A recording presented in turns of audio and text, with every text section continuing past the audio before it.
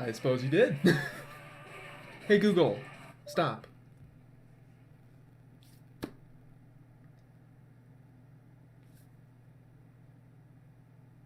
Hello. Hi. It's pretty good.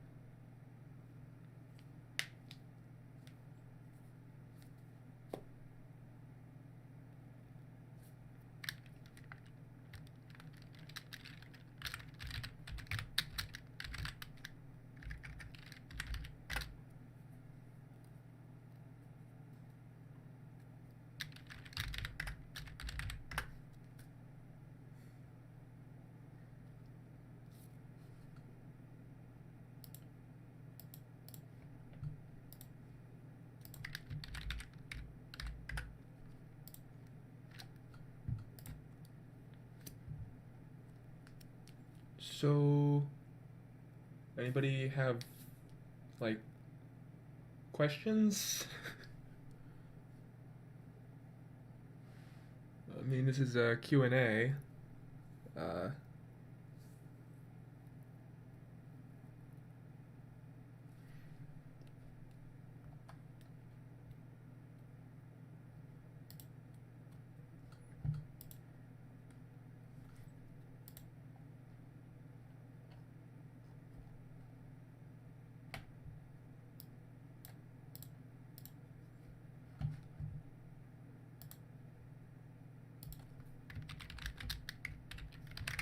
Okay, so for the... well, they kinda go hand in hand. Basically, I made these enumerators for the cameras slash locations that the animatronics can be.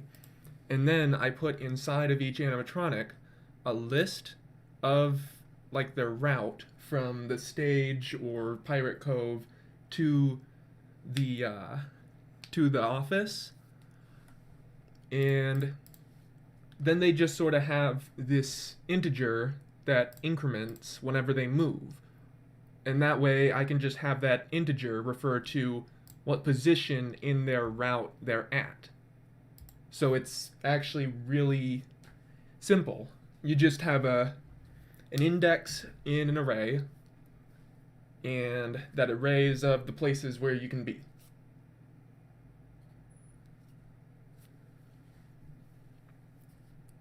Technically, the only real AI part of it is just this try move function, which is really just picking a random number and then seeing if that random number is over their level, or I guess under their level, then they are allowed to move. And if it's over their level, they are prevented from moving. However, there's also this other class interface right here, which allows, like, Foxy and Freddy to not move if the camera's on them. No, it's going to be entirely like the FNAF 1 map. This whole game is just going to be a parody, I guess, sort of the original FNAF. Because, again, this is for the video, that's just how I imagine Scott made the first game. So it's just going to be jokes about, like, oh, I bet that he did this.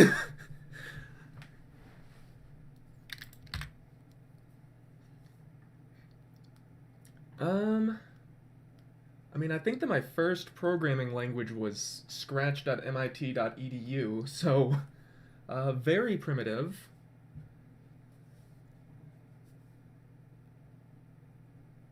Block-based.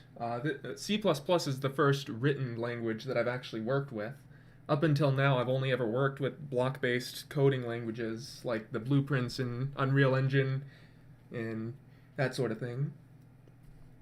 Thank you.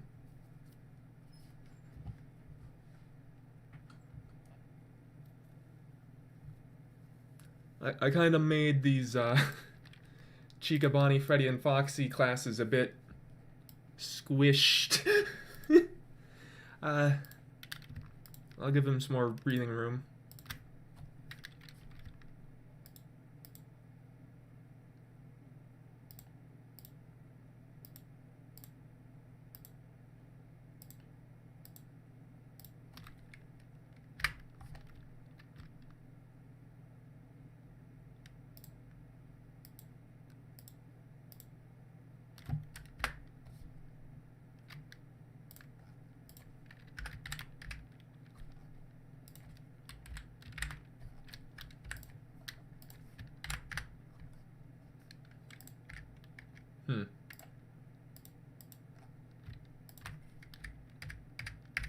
There we go. That should be more readable.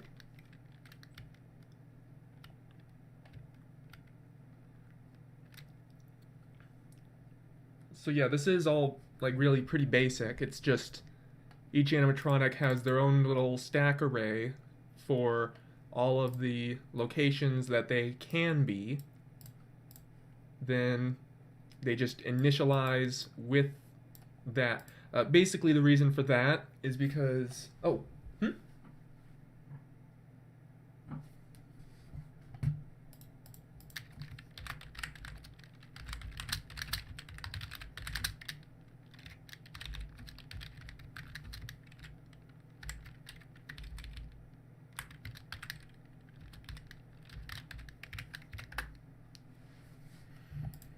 So as I was saying, right here I actually have a pointer to a place, and really the pointer to place means that it can be basically just anything which well, no, that's okay, I'm being a bit vague about that. So don't think of this one as a pointer. It is a pointer, but technically all arrays are pointers. So by initializing this pointer with a stack array, I basically am telling it this right here is this. Just replace any mention of this variable with this one. Just any place where it is. Because they are basically the same thing. And then inside of the animatronic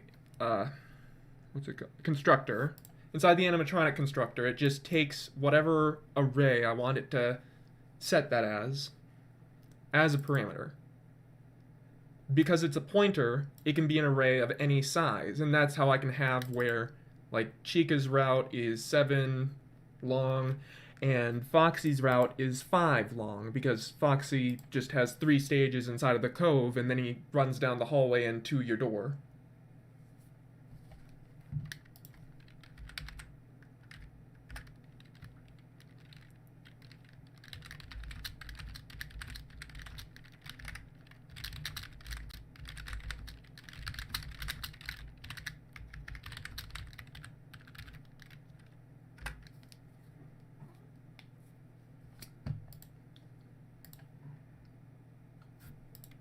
Must have missed this one. There we go.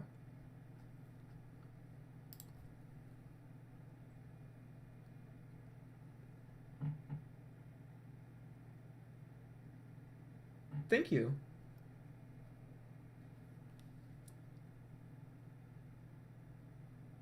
So, does anybody else have any questions, or should I just keep talking about the code that I just have on the screen? Hello.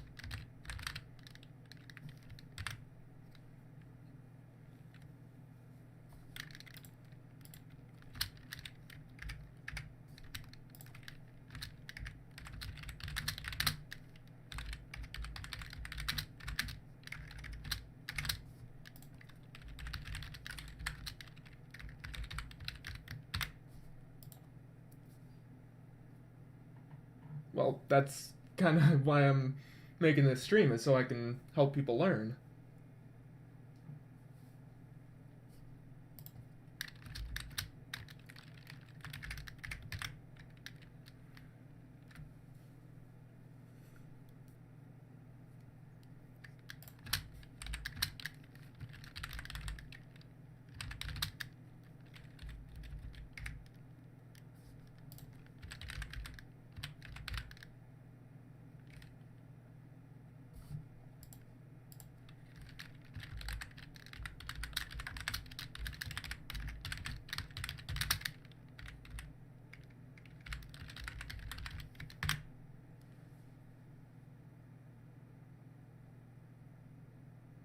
C++ is the first language that is not block-based that I've learned. I've learned other languages, but they've all been block-based. So, like, the blueprints in Unreal Engine 4, or scratch.mit.edu, and whatever language it is that they have in GameMaker Studio, too, those are all block-based. C++ is the first and only one so far that I've learned which is a typed language.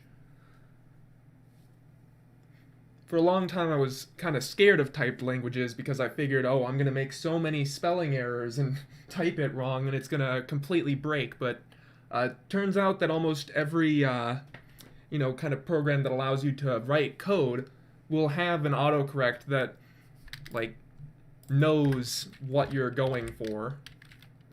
It's full of all of your existing functions and like variables and everything, basically. So there's no real worry of misspelling as long as you're using something other than just regular Notepad.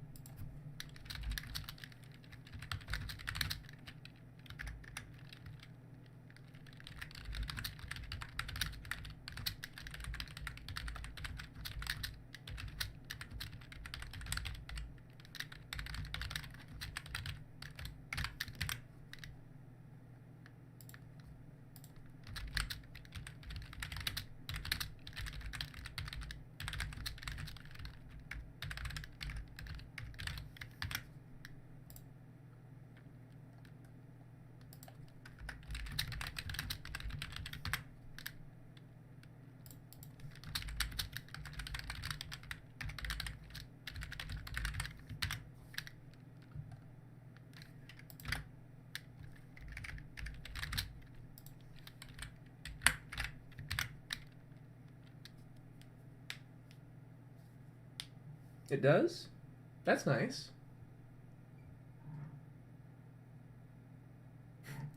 Yeah, I imagine almost all programmers would have that worry starting out. It's not really something that people really say very much about. I imagine because they just work with it so long that they assume that it's just a given. And so they don't bother to tell anybody, that's not a concern, don't even worry about it.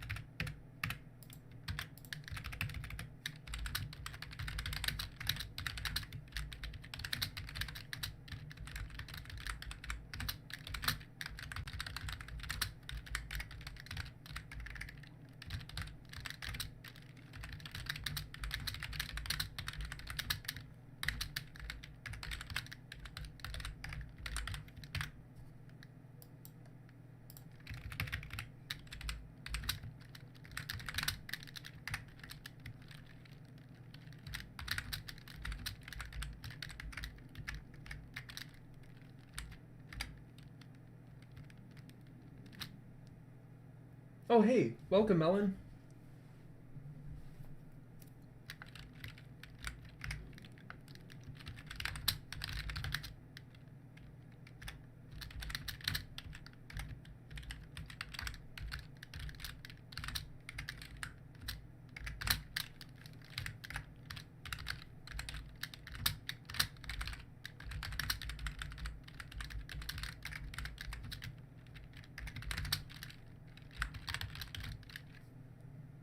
Oh, there's actually two ways to do that. One way is to just click in one place, Control Alt Shift, click another. Wait, well, no, sorry, not Control Alt Shift. It's just Alt Shift, and then you click another place, and then that's essentially the same as just a wide area selection. You can just edit all of those places at once. But then the other way is to do Control Alt, and then that just selects a very specific position without having like a selection box. And then you can have multiple selection boxes that are in different places, not connected to each other, and then edit all of those at the same time. It's a really fun feature that I use all the time, and I really hate any kind of coding, I don't remember what it's called, environment that doesn't have that feature. It's just too helpful.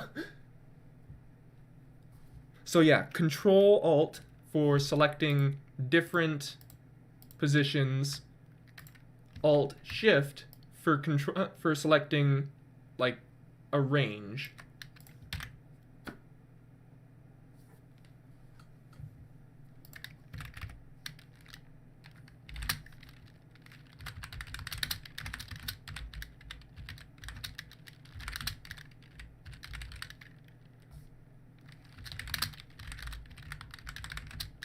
You're very welcome. Thanks for asking.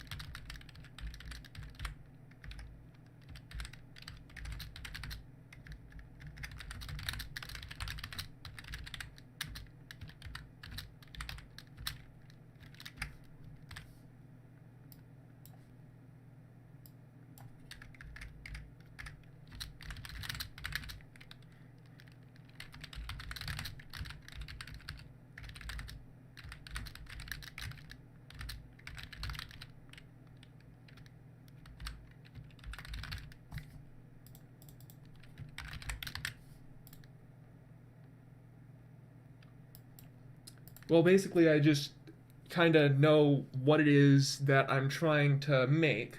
So, like, I have in my head an idea of this is how I think that this should go. And that's basically what an algorithm is. And then I also have the knowledge of what each keyword or function or whatever else it is, type that would do the things that I would want it to do to make that algorithm happen. So, like for example, let's say that I want to make a function that will just increase a number by 1 except for when that number is equal to 5, in which case I want it to reduce that number by 1. Then I would just, first I would say the return type of that function. So let's say that I want to return what the new value of it will be. Then I would just write a name. It doesn't really have to be anything meaningful. It can be whatever I want it to be, which I really like about typed languages. It can be literally anything that you want. and then you would put in the parameters, which in this case is just going to be the integer that I want to increment. So I can come up with a variable name, which again, whatever I want, doesn't have to mean anything, but usually it can, and it's best practice if it is, you know, somewhat relevant / readable. And then for this case, I'm going to write, okay, that's just really long. I'm just going to make it I. Really easy to type. Okay. Well, first off, because it has this integer return type, I have to put in a line that says return, and for now, just as a placeholder, we're going to put in 0. It's not going to return 0. I mean, it will if this is the whole function, but in the future, it's not going to. So what I would do then is and because I know that plus plus will increment that number by 1, I can write I plus plus. Plus plus is an operator that increments an integer by 1 value. But technically, operators can be overloaded to mean anything that you want, but that's a completely other discussion.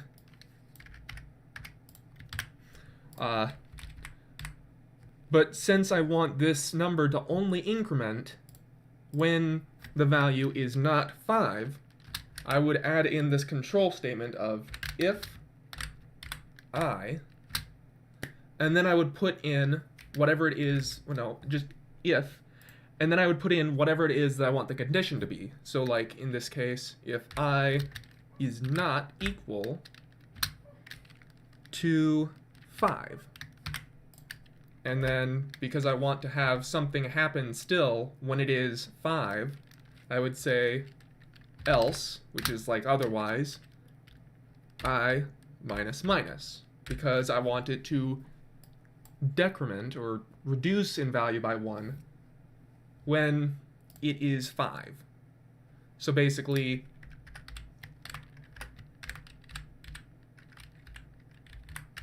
I'm just going to write out a real quick state machine, or not really a state machine, that's the wrong term, just a graph, I guess, of table of all of the, okay, so if the input is 1, then the output will be 2, because 1 plus 1 is 2. If the input is 2, then the output will be 3, because again, 2 plus 1 is 3. But then if the input is 5, then the output will be 4.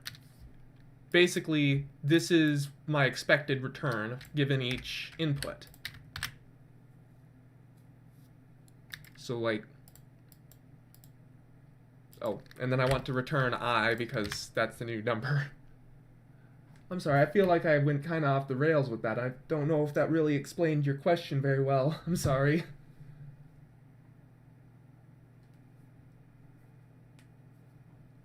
Yeah, C++ is like really fast because it's basically just a wrapper around machine code, or assembly, I guess.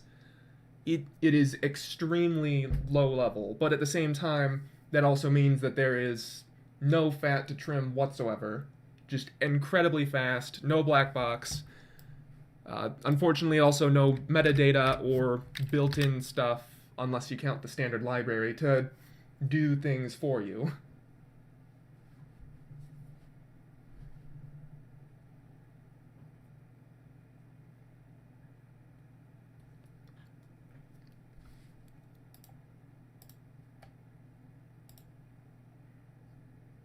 Technically, though, you can still write any piece of code in any language.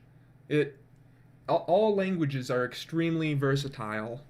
It's just that some of them are faster or easier to write that same piece of code in. So like, for example, when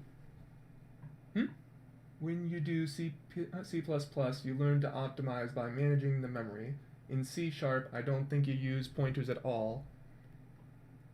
Well, for one thing, I know that in C#, if you do allocate memory, it automatically deallocates it when you're done using it. It's very smart like that. But in C++, you have to remember to deallocate that memory when you're done with it. So there is that added layer of, if you forget, you might break some stuff. And when I was starting out in C++, I broke a lot of stuff. My computer blue screened every single day. Every day. It was a very bad time.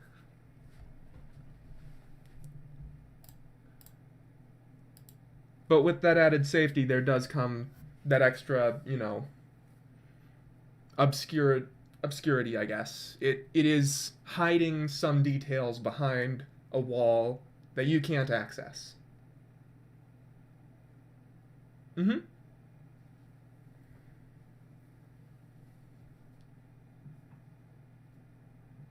C++ is a little bit more complicated.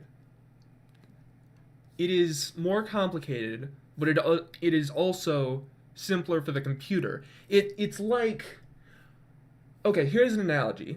C++ would be more akin to if you were to first translate something that you wanted to say to somebody into their native language, as opposed to telling them the thing and then having them translate it to their language themselves. It just removes that extra step of them having to translate it. That's what makes it so much faster to compile and faster to run, is that it's already in the computer's language. It already has the full understanding of what you're trying to say to it. And you've explicitly said to it every single word of what you want it to do in exactly the way that you want it to do it. But at the same time, that also means that you have to know what it needs to do a little bit better. Forgetfulness can ruin a lot of things. Or, I guess also not understanding completely can also ruin some things. Fortunately though, in the debug window, you are in a safe space, so it won't permanently ruin anything unless you're, like, really bad at it. But then again, if you're that bad at it, you're probably also sticking forks in toasters, so you kind of have to try to break a computer to make that happen.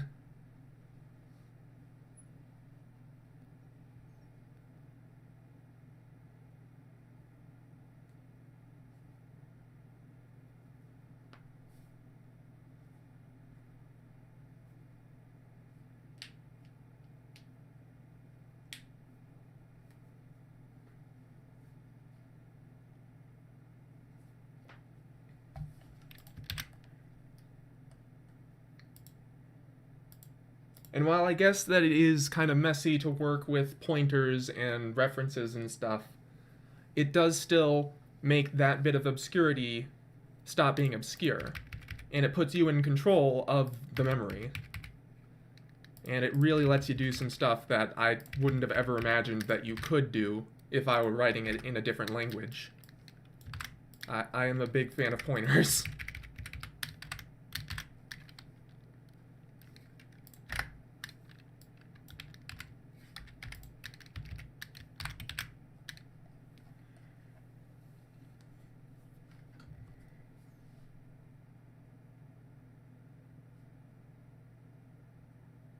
Oh, absolutely. It takes like less than 5 seconds at most to compile almost any of my programs, so that's a really huge step in the right direction.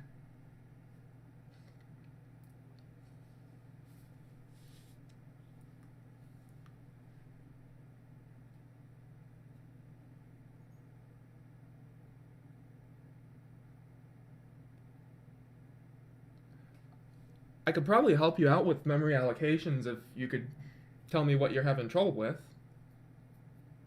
Well, pointers and objects are in no way mutually exclusive. You can have pointers to objects. An object is completely separate from a pointer. A pointer is just saying, here is the location of anything in memory, well, it's not just anything, unless it is a void pointer or an any pointer, but those are specific. Basically, a pointer can be, here is a location in memory, go to that location and do with it what you would do with a copy of it. And you can modify that original location. You can read it, modify it, do whatever you want with it, and that will happen to the original memory.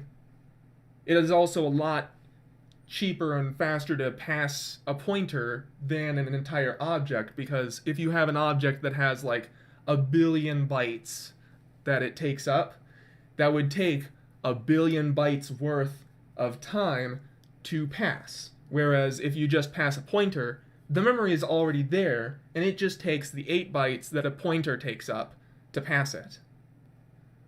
So that makes functions run faster, and it really reduces your memory footprint.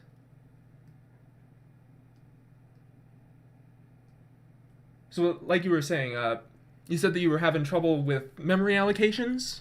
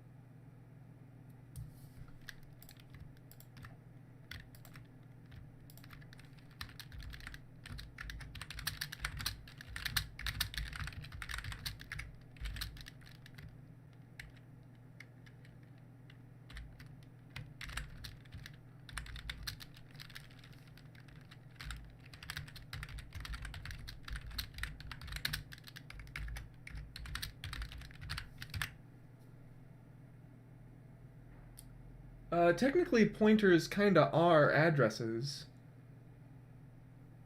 What exactly do you mean when you say address in a not pointer way? Uh,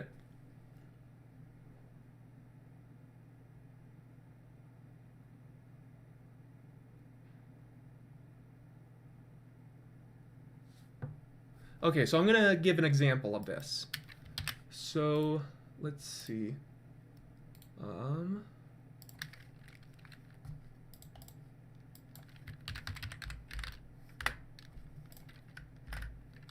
right, so let's say that I have a structure of planet, just for example, and that planet type has okay, vector3, I'm just gonna say this right now, is not a part of base C++. Vector3 is itself a structure which is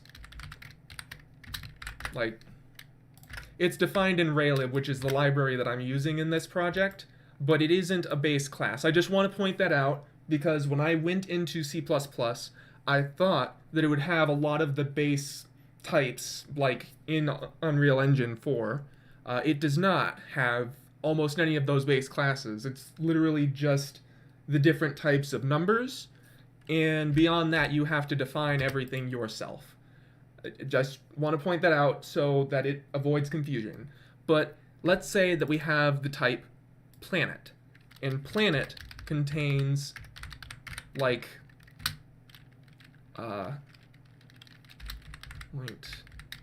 let's say that it contains 1, 0, 2, no, that's not enough. Let's say that it contains a bajillion points. Oh wait, no, that's not in, okay, so it is in Raylib, but I didn't include Raylib. Okay, so I'm just gonna define vector3 real quick, which is going to be a float of x, y, and z. And that is what a vector3 is. So it's got a bajillion of those.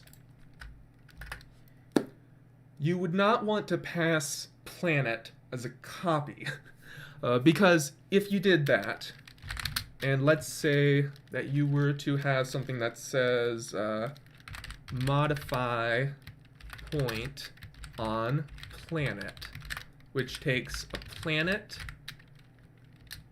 as a parameter, as well as an integer, which is the index of the point that you want to modify, and a vector 3 as the parameter for what you want that point's new value to be. If you were to do that,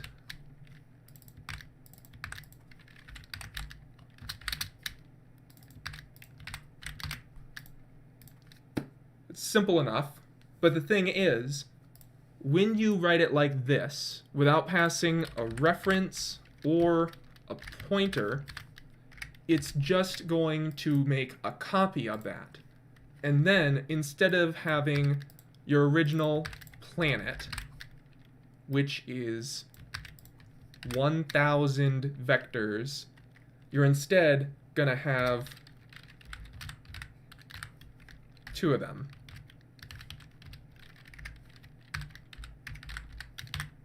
And that is going to really suck, because now, instead of just having 1 bajillion, you've got 2 bajillion points. So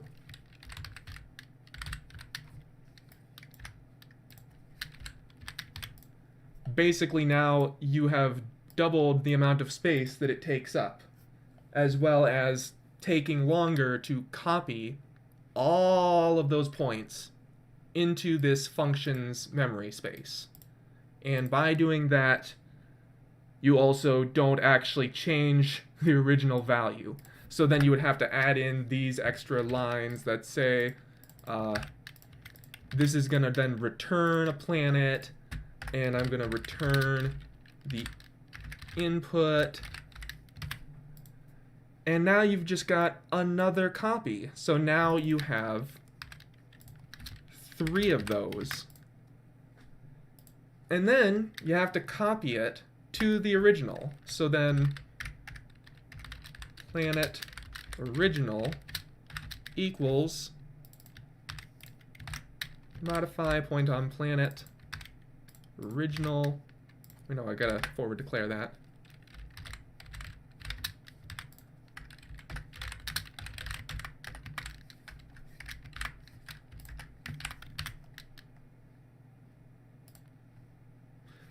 Okay, this is a bit confusing. Okay, so we've got planet original equals planet, because that's just going to construct a planet. Then the original equals the modified version of the original. I'm going to modify point 0 to be random numbers.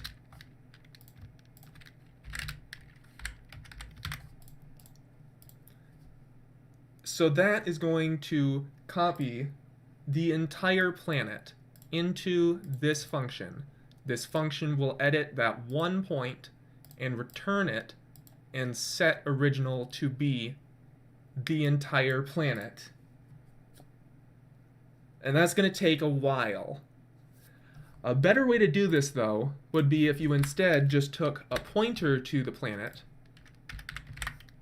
and then you wouldn't have to return planet. You could just modify the point.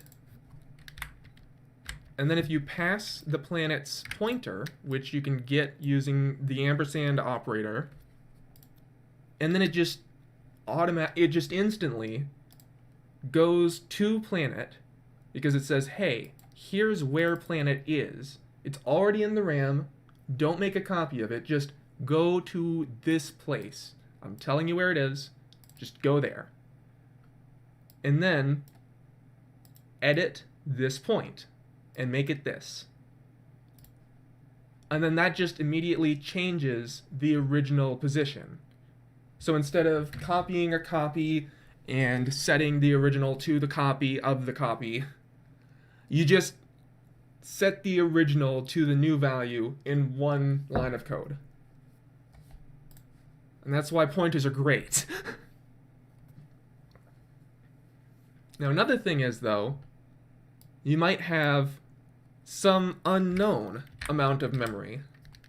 So maybe it's not a specific bajillion number of points that it has, but it can be any number of points. And that's where allocation becomes useful. You can just say, this is going to be a pointer, and then when you construct the planet, just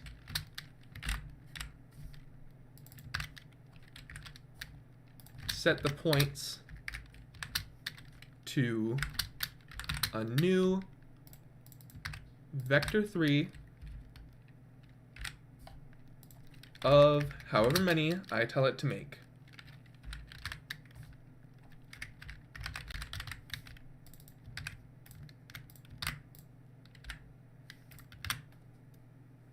And that right there, or you could just use new in planet,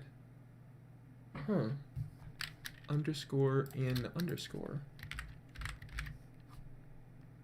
No, I'm not seeing underscore in underscore. I think if you've taken a look at the standard template library, they do use it a lot, but that's because it's a macro that they have defined themselves.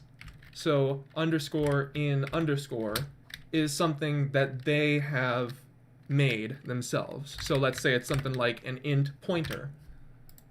Then if I use that as the in, it would just replace in with an int pointer. And so then I could pass in a pointer when creating this. But then that would mean that every time that I want to do this, instead of just passing in, I want 7,543 points, I would have to say specifically, I'm going to make a new integer pointer, which is going to be a temporary variable equal to the new allocated memory, which I'm going to have to remember is of type vector 3, and I want it to be 7,543 of those. Then I pass that in, and I still have temporary now taken as a variable name, and then I have to block that out so that then I can use temporary again elsewhere without it using this. Basically, I just kind of prefer myself, that's just me, I just prefer to have my new call in the constructor, and then I can write a destructor, planet destructor, just delete all of the points. And then that way, I don't have to remember to delete it when I'm done using planet, because it has reached this end bracket. It just erases the memory. Well, not really erases, it just frees the memory. It gives the memory back to the operating system because I'm not using it anymore. Object has been deleted, free the memory.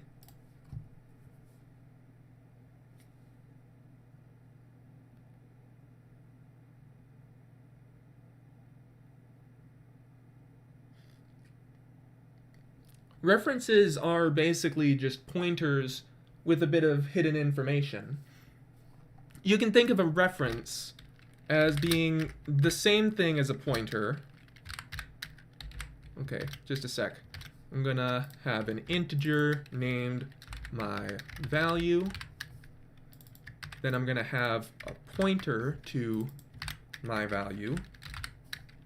And then I'm gonna have a reference to my value. The thing is, though, reference has to immediately be my value. I can't wait until later and then set it. However, this one, the pointer, can just be nothing. And then if I try to read it, it's just going to be a null pointer, because it hasn't been set yet. Although then again, because it hasn't been set yet, there's also the possibility that it could be just some random number in memory, because computers do that. If you don't initialize the memory to equal null pointer, it'll just be whatever number was already in that memory position. But basically, a pointer will give you a lot more versatility, because then you can change it later on. A reference, however, cannot be changed. And that's the main difference between them. That and the fact that every time that you want to do something with the reference, you can just do a dot instead of this thing. And I mean, that does make sense in some cases. Those are cases that exist. It is nice to have that bit of abstraction, but at the same time, a pointer is more useful for more things. I usually just use references rarely. Another thing is that with a pointer, you can have a pointer to an array. So let's say that I have an array of integers, my array of all these integers, and then I can have an int pointer to my array pointer equals the pointer to my array. Oh wait, no. I forgot. You don't have to have a pointer to an array. An array is itself already a pointer. So by just having this without naming any of the elements, you can just have this is the pointer.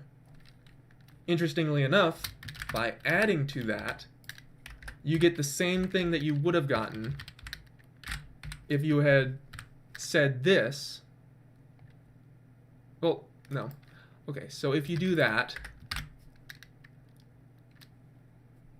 how do I explain this? I remember a reference is just a way to call your variables another name. It does the same thing as calling the original variable. Kind of. That is what the abstraction is. Technically, when you do this, it's not actually making another... It's not actually the same as if you were to say type def int my int. This will stop existing once the program compiles. This is literally just, every time that I say this, it's an int. There is no my int, it's just int. I'm just naming it differently because I want to have an easier time. There are other reasons to do a type def, but that's the basic version of it. The thing is, though, a reference is not a type def. A reference is a pointer.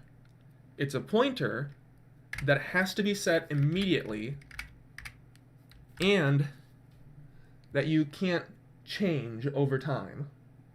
So really, every time that you make a reference, it is still creating a new 8-byte integer that says, here is where in memory this variable is, just go there when I want to use it.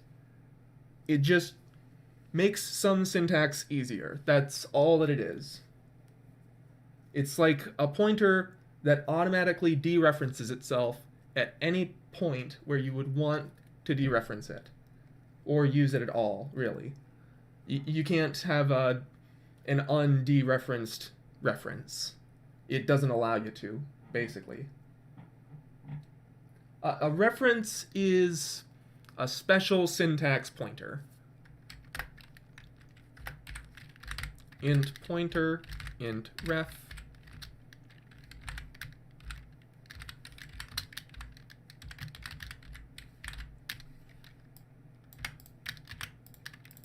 This will do the exact same stuff as this, but it will automatically turn this into this. So if you wanted to get some member of, okay, struct my type,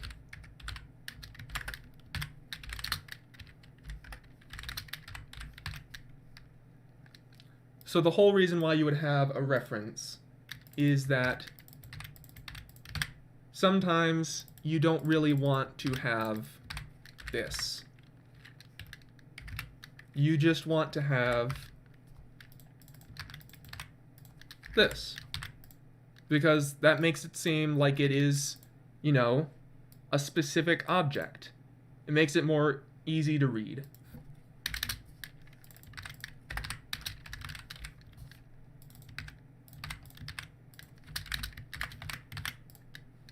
Some people just prefer to have this syntax where it automatically just dereferences.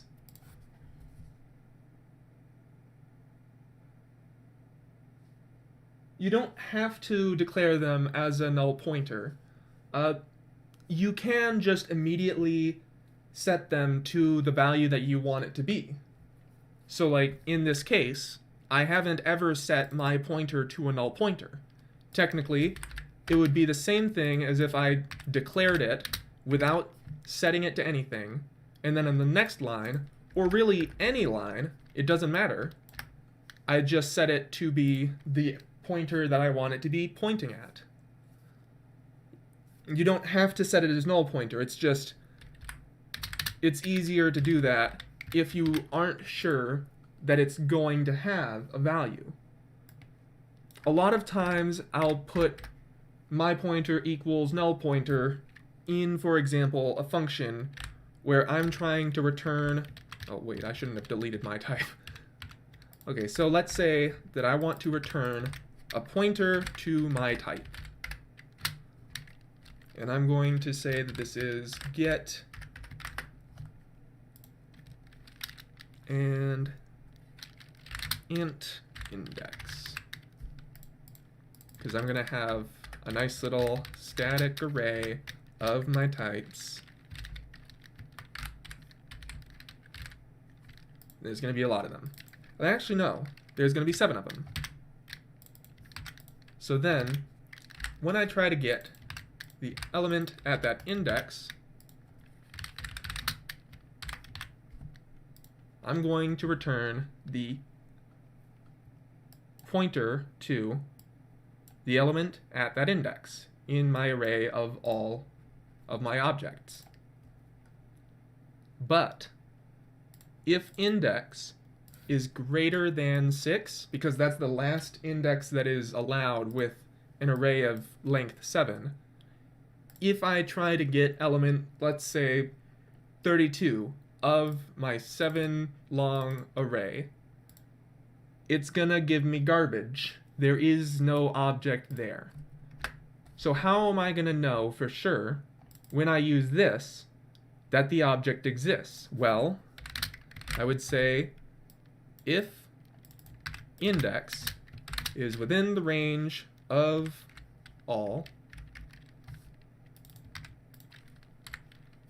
if index is less than 7, because that means that it is within all, return this. Otherwise, return null pointer, because it is nothing. And then I could say get element 35,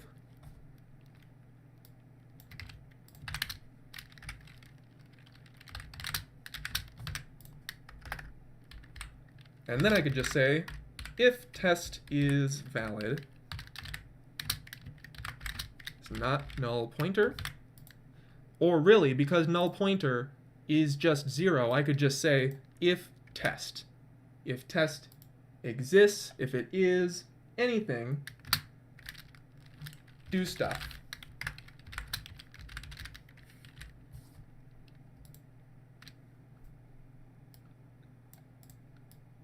And then that's basically how I would know test did get a valid thing. If test is null, don't do the stuff, but if it is, do the stuff.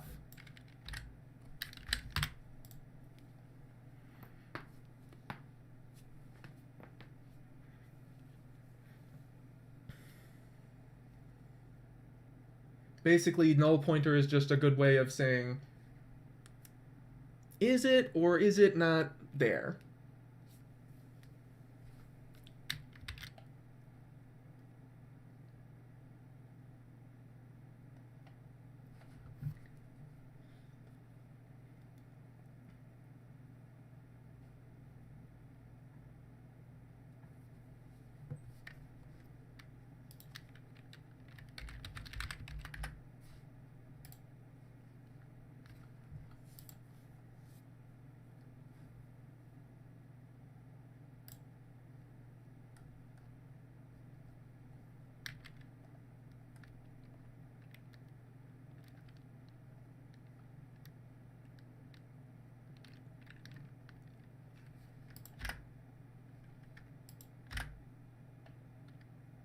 Thank you.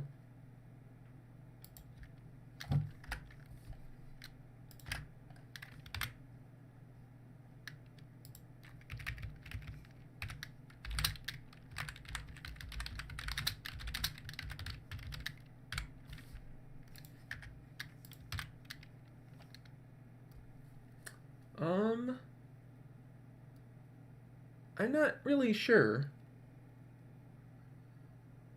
I mean, I feel like I'm live streaming.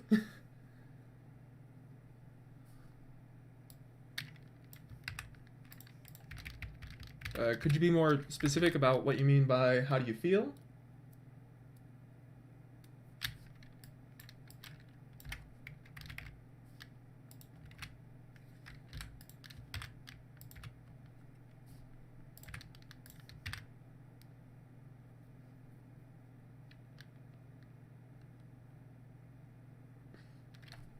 When it's just the variable and not a bool. Ah. Okay, so a fun thing to know about if statements is if anything, it doesn't have to be a bool. It just has to not be 0. Interestingly, negative numbers are still positive, but 0 is false.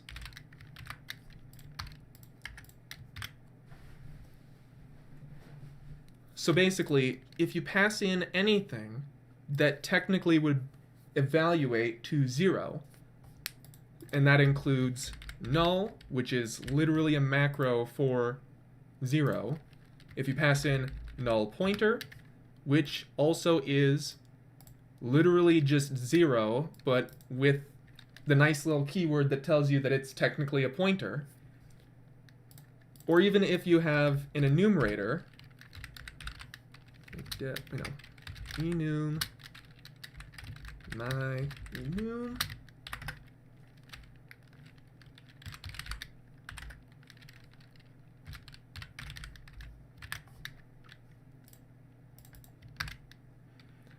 if you were to even have that, you could have that be 0, because 0 is 0.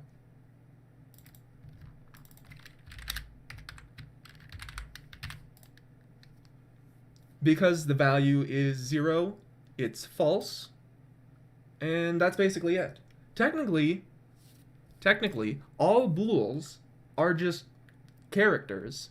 So like, when you make a char, which is a value between 0 and 255, or technically when you just say char, that is technically signed char.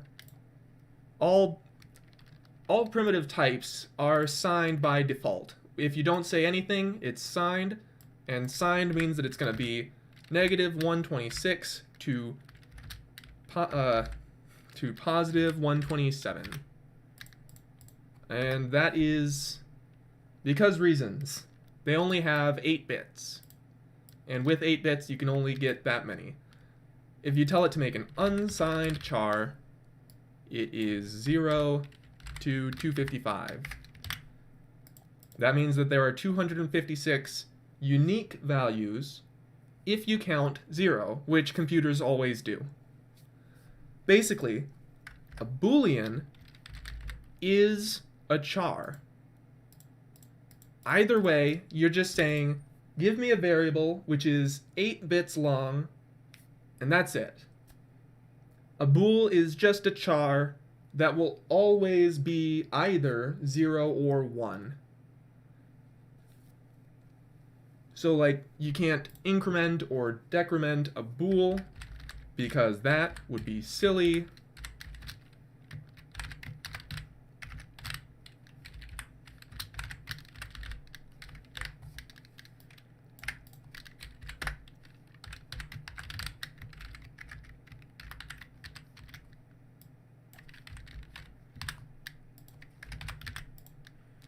Can't increment or decrement a bool because that is not allowed. It's illegal. You may not do that. It's silly. Don't do it. It doesn't work. And that's because what does that even mean as a boolean? It's either true or false. You can't do true plus 1, because what's that even mean? It's still true, or is it false? Does it wrap around? Does it just stay true? It doesn't know what to do with that, so it just doesn't let you.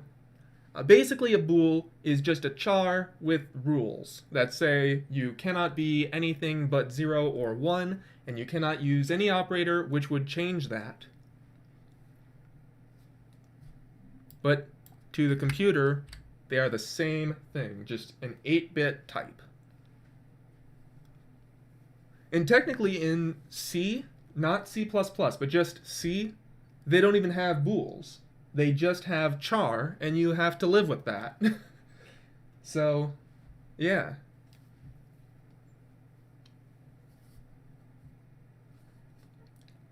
Although they also don't have operator overloading, so I hate that, and that's why I use C++. By the way, operator overloading is just so much fun. I love it.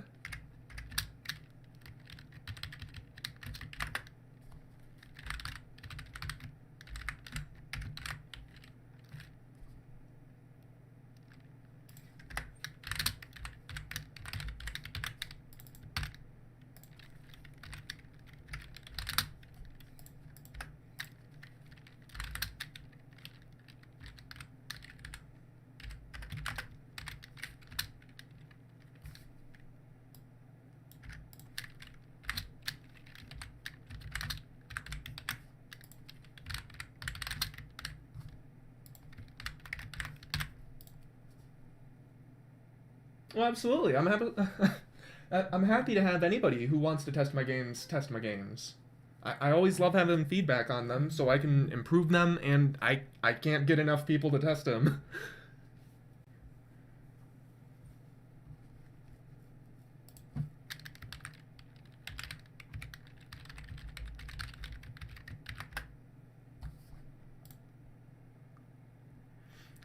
So as I was saying, though, the fun thing about operator overloads is that you can overload any operator. So if I wanted to overload the subscript operator, for example, if you're insane. Actually, you don't even have to have it be just an integer. You can have it be anything you want it to be.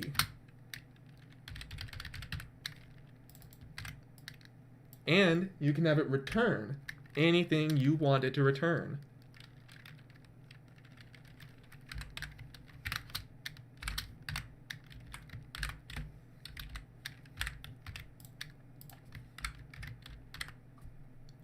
And what's really nice about that is that you can then really simplify things that would otherwise be confusing. So let's say that the only way that I wanted to get a value at a position is by dividing this number. I could just do that, or rather this, and it just would always get that one. In fact, I could actually implement that right now in my animatronics, if you'd like to see that, which is the idea of overloading the operator for subscript, which is get element in array.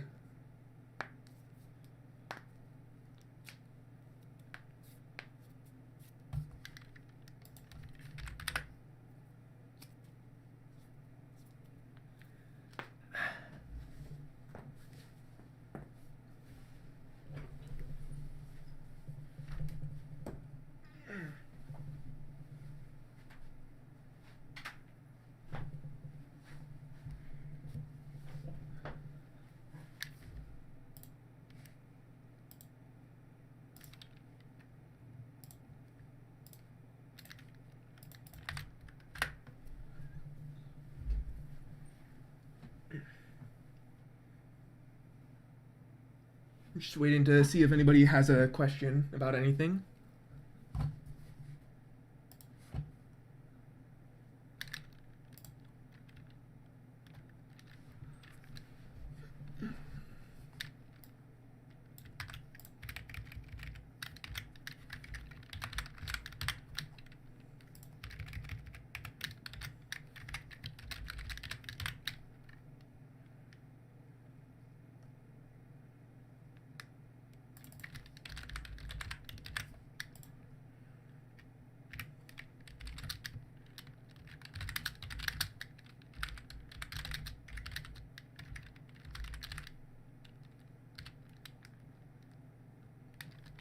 You never used overload.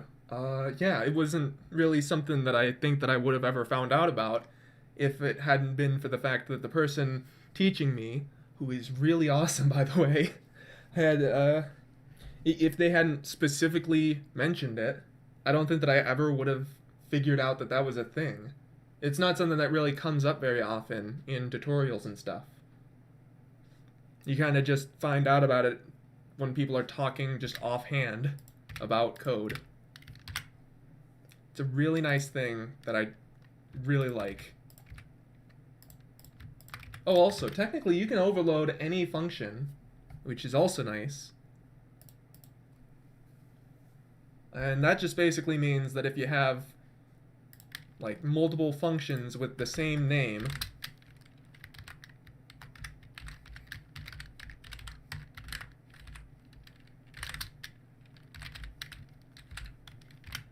then you can just change the type and have it do the different thing for the different type. And so then let's say that I want return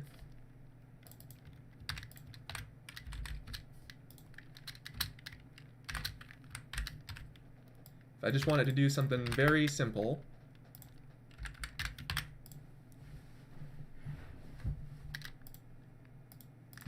oh, there we go. So then I can have multiple different things that are doing kind of different things based on the type that they take in. And so then if there are different types that require different treatment, like for example, vector 3 is going to be different from an integer because it's got 3 different parts. So if this is, let's say, multiply, I would want to have the vector 3 multiply by 2, and to do that, I will need to have vector 3, val.x times 2.0f, and then I would do that for each of the components of the vector.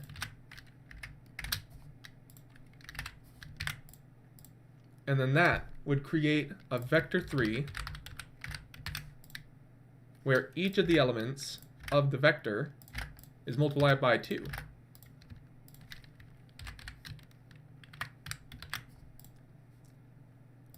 And then what that means is whether I'm passing in an integer or vector 3,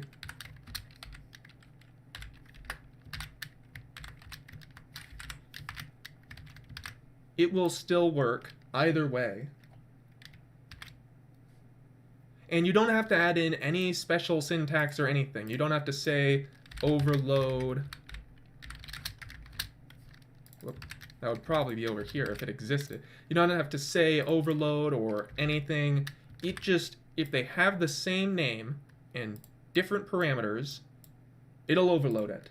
Any place where it has this for one type and this for another type, it'll figure out which type it's meaning and just replace it with the corresponding function. And this is effectively the same as just having 2 different ones. That is effectively the same code, but maybe you just want them to have the same name so that then you know it better. Just because it makes more sense to you that way, or you want to have multiple different versions of technically the same exact function.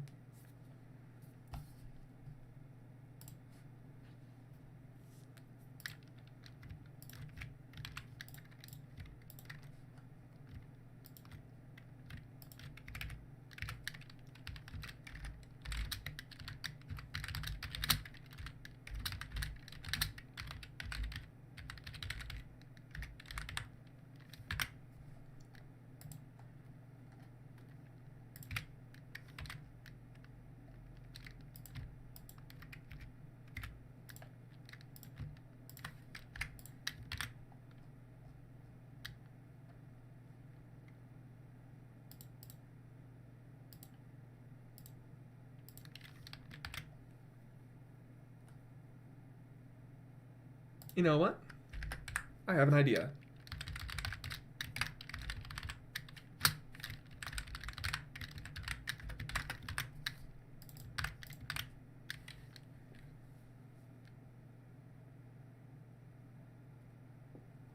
Yes, I did learn both of those things in school. I did not learn C++ in school, though.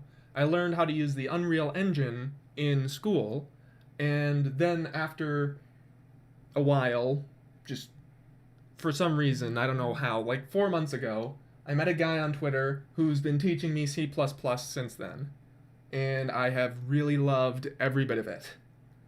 But yeah, modeling I definitely learned entirely in school and through practice. Thank you, by the way.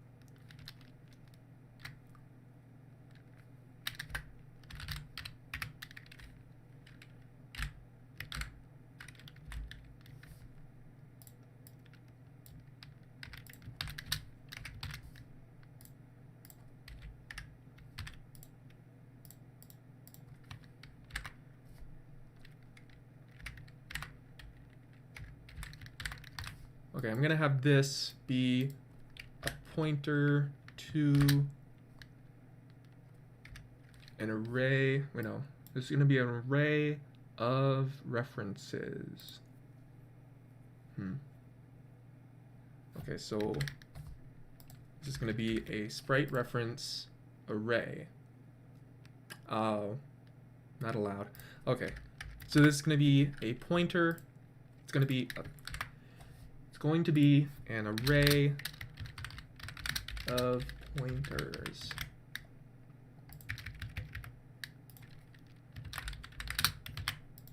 And then this is going to take a place, and I can overload it with a camera.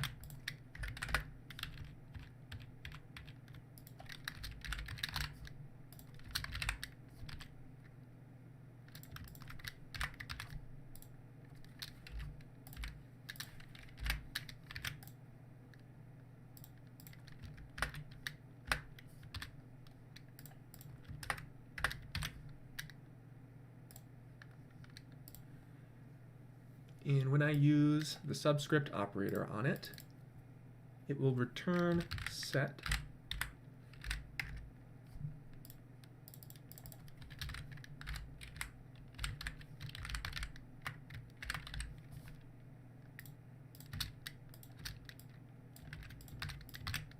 and I will figure that one out in a bit. Alright, so let's say that sprite is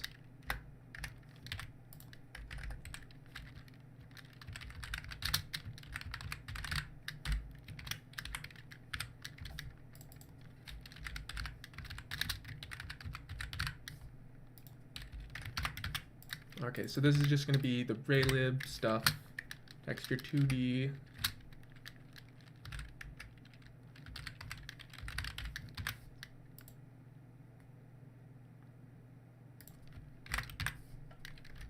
it's going to be a reference to a texture. When it is constructed, it has to have the texture given the reference.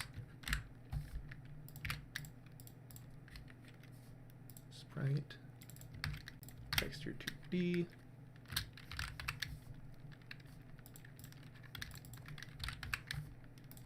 underscore text. Texture is the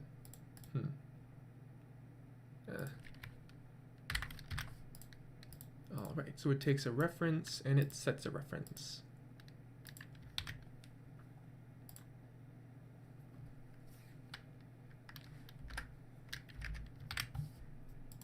And then this is going to be an array of pointers. Actually, it's probably cheaper if I don't have them be pointers to sprites, because a sprite is effectively just a reference to a texture. So, then again, maybe I want to have an array of textures.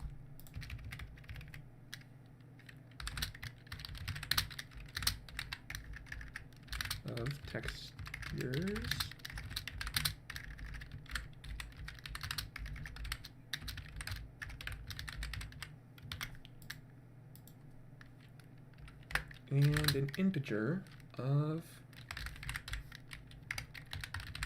how many textures are in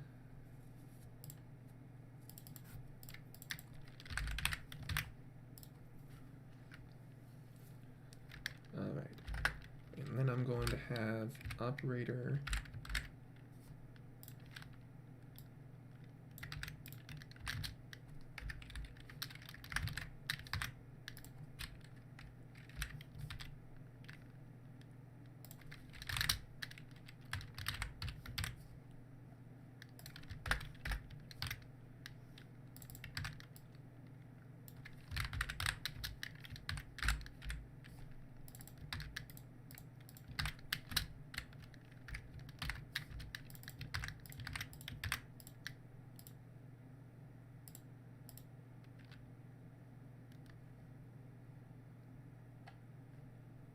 oh, right.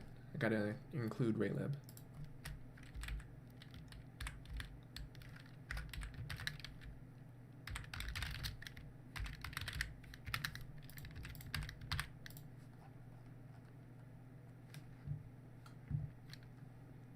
If there's anything that I'm doing that isn't making sense to anybody, just say it and I'll explain what I'm doing. Alright, so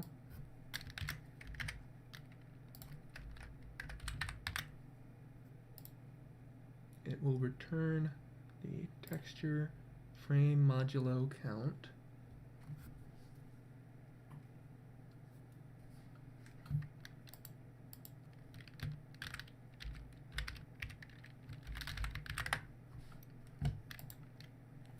Alright, so place.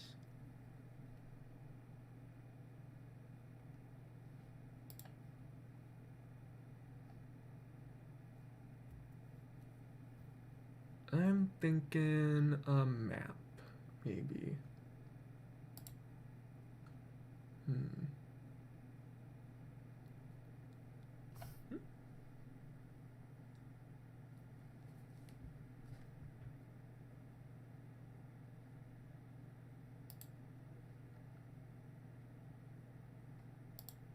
That's odd.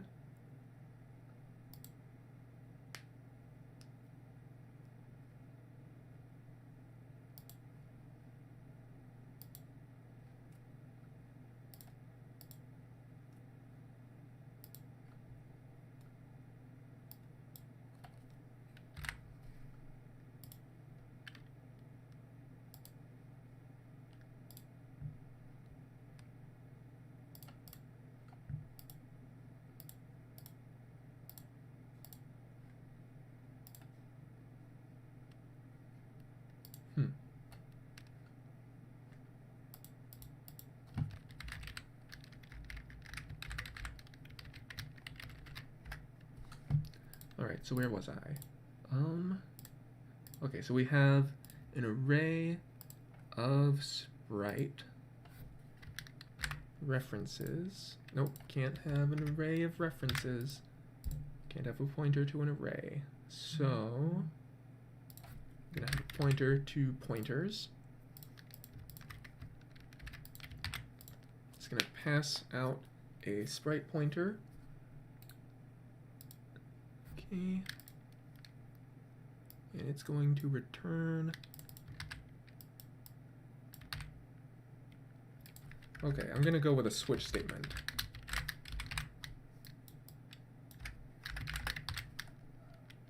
Oh, hey, kitty.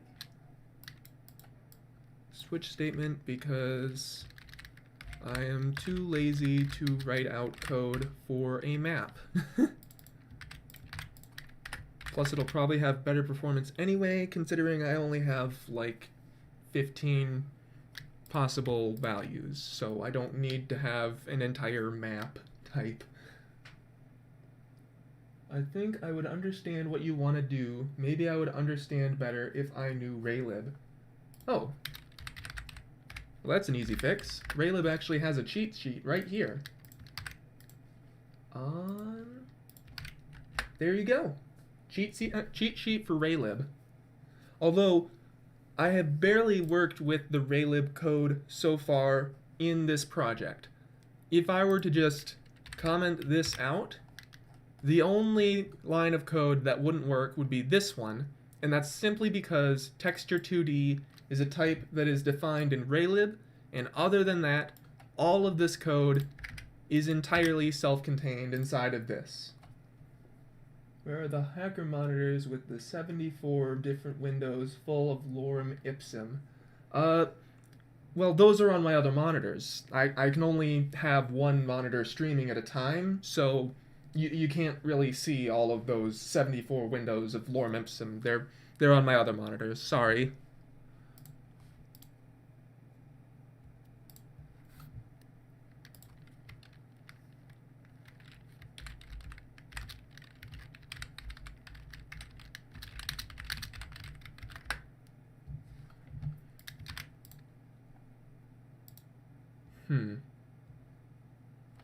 And again, maybe it should just be a texture2D pointer.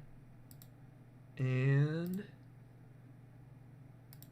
I'm gonna have an array of pointers because yay, pointers, pointers, pointers. Actually, no. I'm just gonna have the array of the array of textures. That's probably plenty. Maybe I shouldn't pass in an existing pointer, because like I said, I kind of prefer to, well, then again, I kind of do need the textures to already exist, so yeah. Yeah, that's probably better. Alright, so, operator is going to return the pointer to the texture, so I can just pass the offset, since it's still going to be a pointer anyway. There we go. Yeah, that should work. Yeah. Alright, and for the sprite set, that's going to be a bit tough. Because camera, maybe that's not the way to go. I would have loved if Unity had the same thing, but they have no volatile documentation with undescribed/hidden methods that your Indian YouTuber that makes tutorials knows. Well, I suppose that Unity is a lot more complicated than raylib, so there would be a lot more stuff to put in that documentation. It would not be just an easy little, like, 5 pages of reading. It would be hundreds of pages. Raylib is not an engine. Raylib is just a little wrapper for the code that, interacts with your computer hardware. It just talks to your GPU, it takes input from your keyboard and mouse, and that's all that raylib does. So, since Unity is doing much more complicated things with, like, rendering and well, no, they both have shaders. But since Unity has a whole ton of built-in functions and shaders and so many things, it has all this built-in stuff. That would be so much more. They wouldn't be able to just put it into a single-page cheat sheet. It would be hundreds of pages of documentation.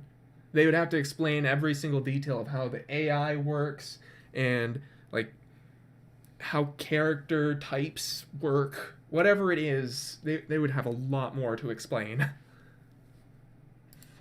Now, let me just think through how I want this to work. So a sprite set is going to be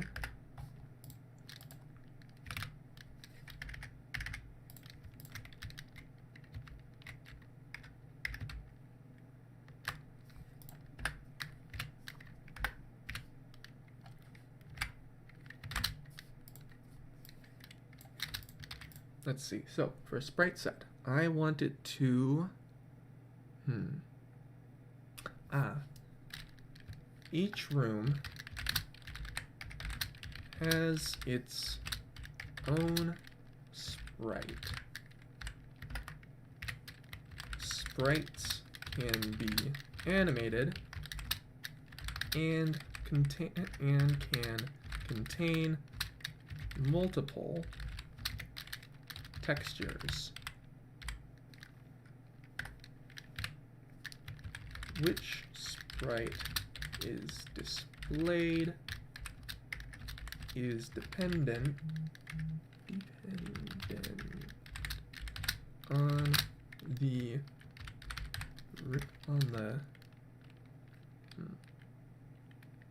place,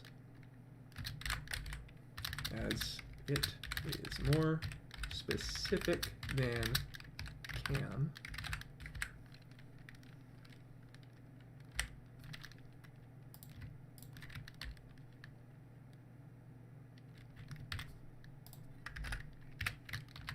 Each animatronic will have their own sprite set with sprites for all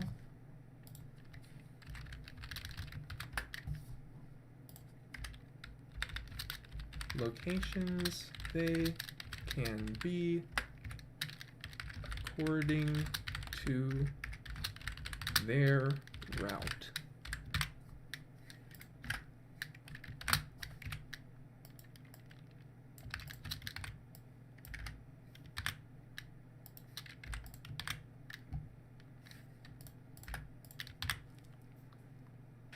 So to make that happen, I'm going to have an array of places.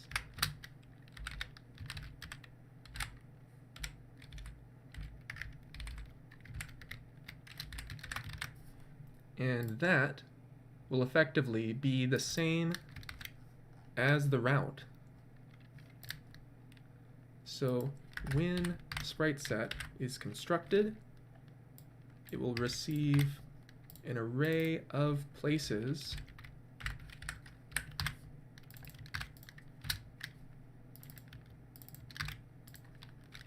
and places will be initialized with that. Whoop, I wrote that wrong. So places will be initialized with the input places, and the sprites will be initialized with an input array of sprites.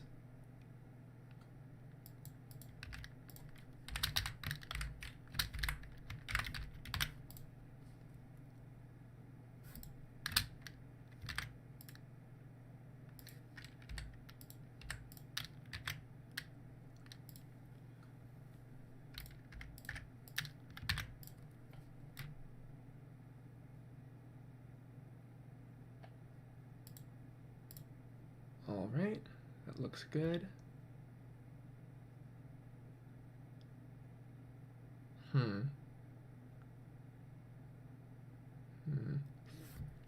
Then again, maybe since they aren't going to be used for anything other than that specific animatronic, I don't have to have a pointer to a pointer. I can just have a pointer to the sprite, and that should be, actually, yeah, I can still return that. Okay, so then these don't exist anymore. All right, okay, I think I know what I want to do with this now.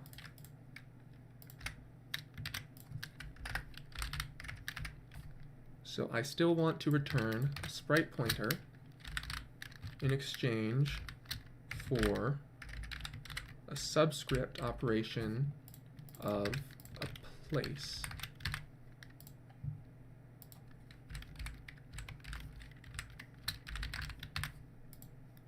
So when I input a place, it will give me back a sprite pointer. And to make that happen, I will basically say for each place, which is P, in places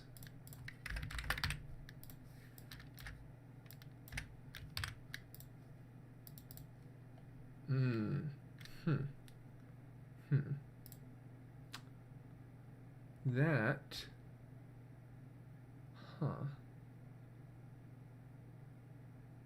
oh, I know. I can make a template. Oh god. Okay. Integer of size.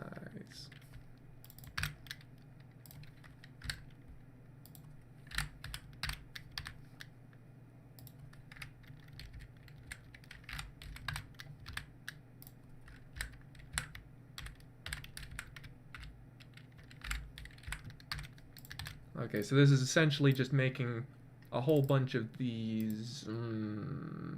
That will make it less than ideal, actually. Never mind. Never mind about the template thing. Okay.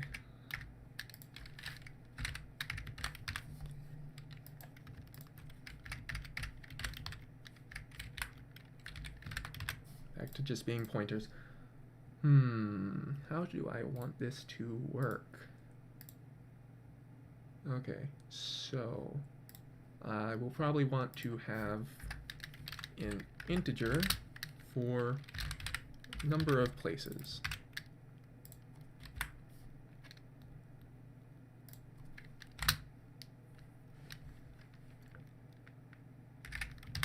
And I can set the count to be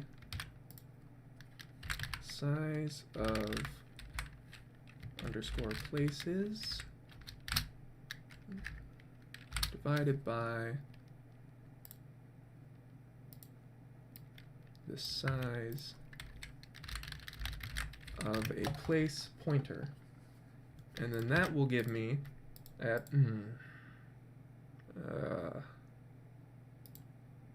it's not gonna be a pointer, I promise. Ooh. It's gonna be a stack array, please. Oh. Okay, okay. Wait. Would this work? Would it? No, it doesn't. Oh, but I could template the constructor. Yes, that could, yeah. Oh god. Okay. If you don't know why I'm laughing, it's because templates are usually frowned upon. Okay, so the count is going to be size. We're going to take a reference to a stack array of size, and places is still just a pointer. Oh, right, count. I still have count. Yep, that's the whole reason why I made that. Oh, gosh. Okay, for int I equals 0, I is less than count plus I, just increments I. Okay, so then if place is the same as places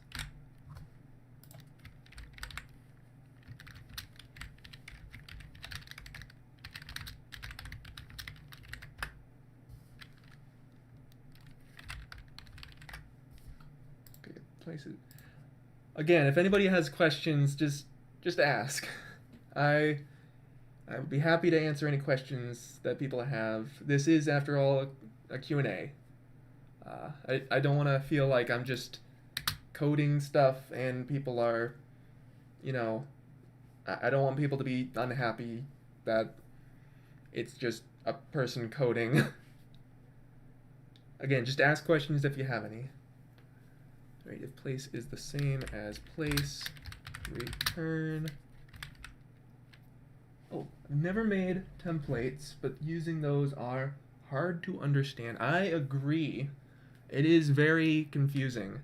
One thing that I learned that was very important was the fact that when you use a template, It always has to be in the header file. You can't have them in the CPP file, or at least it doesn't work right. Okay, so let's create an example. Example.h. Okay, so let's say that I want to create a template of type name t for a structure named my type, and my type is just going to contain a pointer to t named object. So let's say actually that this is a validator, just to add some context. Validator. Oh gosh, fingers, come on fingers, work with me.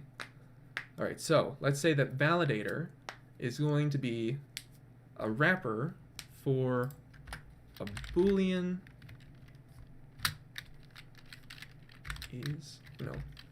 underscore valid, and a pointer to my object of type t. And let's say that I just want to know bool operator. Operator bool. This is going to be an implicit conversion to a bool. So when I am just trying to say, like, if my validator is true, then that means that this is true. The thing is, though, because this is a template, I can't have that semicolon and have it be explained in example.cpp. I have to have it defined in my header. Otherwise, it breaks stuff down. So return the underscore valid and operator t pointer return objects. So what this will do is, if I make a validator, okay, I'm just gonna make a fake main just so it doesn't give me red squiggle lines. So I'm going to make a validator of an integer. And what that is doing is it's basically copying and pasting this code, but now its name is int, and t is replaced with int. And that's what this is now. And it's just going to be my int validator. That's basically it. It's just making a copy of this exact code, but replacing t with int, because I told it any place where you see t, which is a type name, replace it with whatever is inside of these. Just put that there, replace that with my type, and it replaces these. That's all that a template is. It's just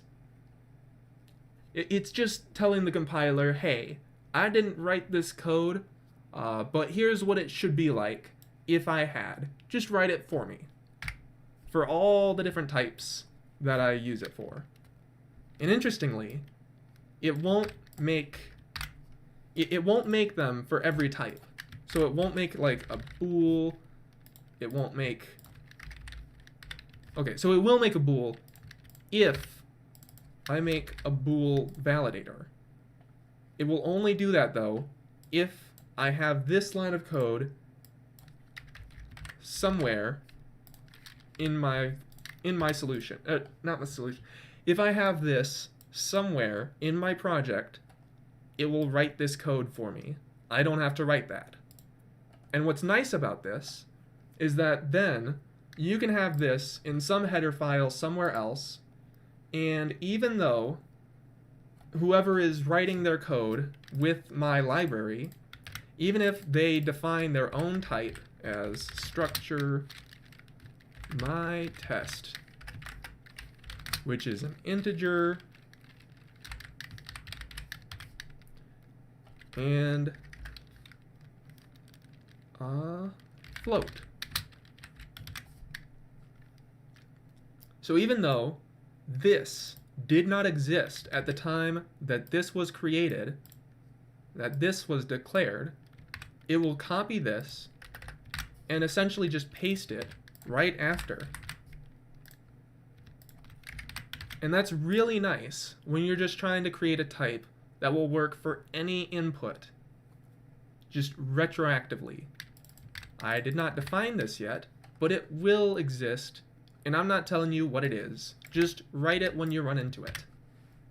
That's all that it is. That's all that a template is. It's really not that hard to understand.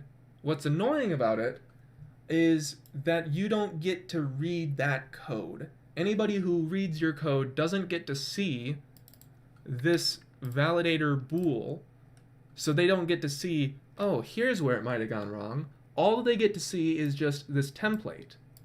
And so everything is going to be super abstract about it. And errors are very ambiguous when you get an error about a template. So a lot of places will just prevent you from using a template outright. But at the same time, a template can also be very powerful, because you can template basically anything. So if I have a template and it takes I, or val, and I have a static int out, what I'm doing right here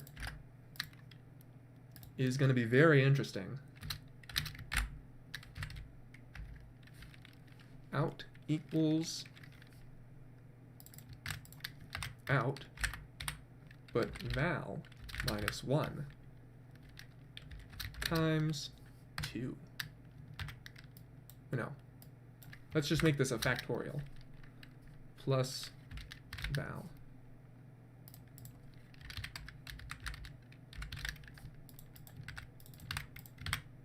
So what's interesting about this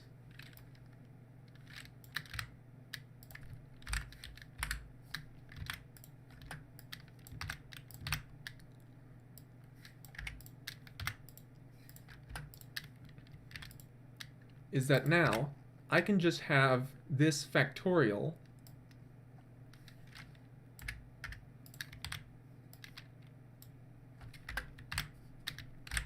and I can just say any number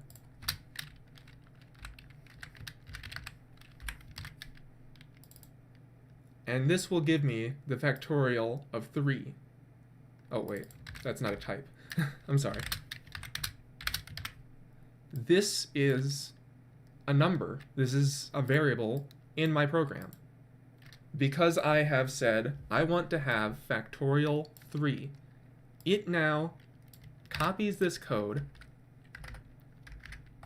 and says I want to have the factorial of 3 minus 1 plus 3. And that means that I want 2 plus 3. Oh, but 2 doesn't exist yet. So I'm going to write it right now. Or the compiler will write it right now. And that means 2 minus 1 plus 2. But hey, that's 1. And 1 hasn't been written yet. So we're going to write 1. And 1 minus 1 is 0. Which means we're just going to copy this right here, which is 1, and add 1 to it. And then we're going to add 1, or we're going to add 2 to that. So then technically, it's just effectively said, I want 1. 1 but plus 1. That,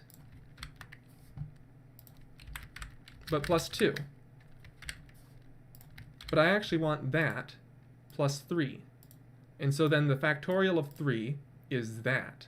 1 plus 1 plus 2 plus 3. I don't know why it's giving me the red squiggles. I think that it's because I don't have template in front of all of these. Yeah, that's why. So technically this has been written just now. And so when I say this, what I am technically saying is this.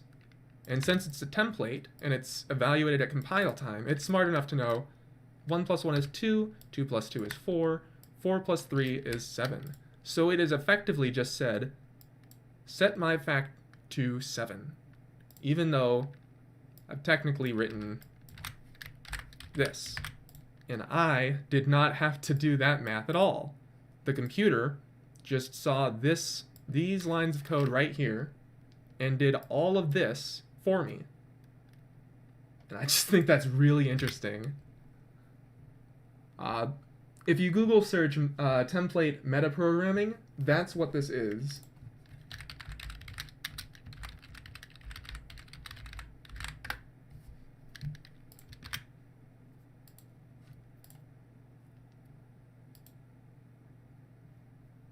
Okay, return. Okay, set. Return set plus, no, yeah, plus I. There we go. Yep, and that will still be a pointer.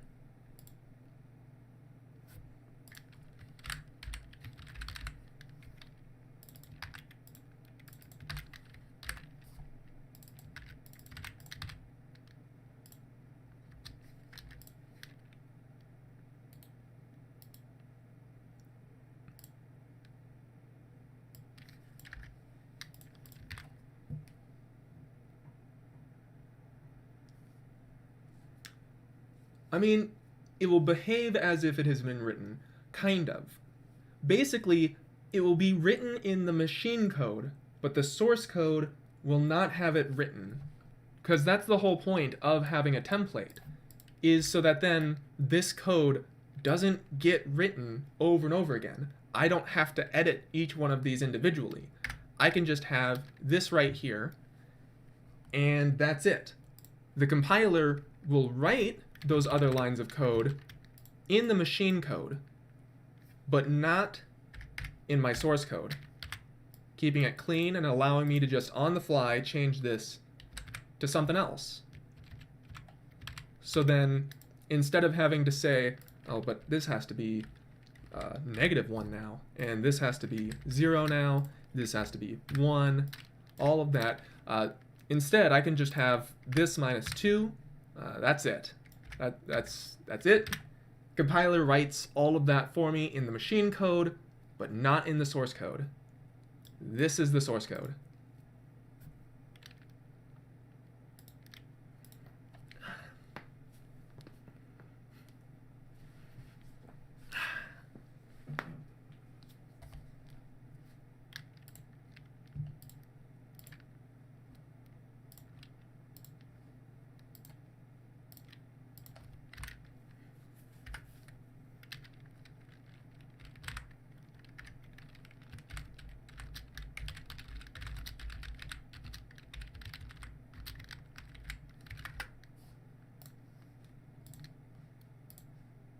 Yes, it will be written to the executable. Although it won't be written in the executable. I mean, okay, so it will be written when I press Control-Shift-B. That builds the project. It will be written then and put inside of the executable. But when the executable runs, it won't have to recompile that. The executable just runs without any extra having to write in that code on the fly. And I make that distinction because, interestingly, GPU code is actually compiled at runtime, not like at compile time, which makes it really versatile. I really love how versatile the GPU code is. You can insert and swap out lines of code just on the fly. I actually kind of want to show you this other project that I am doing that with. Let's see, which one is it? Shader tests. Set as startup project.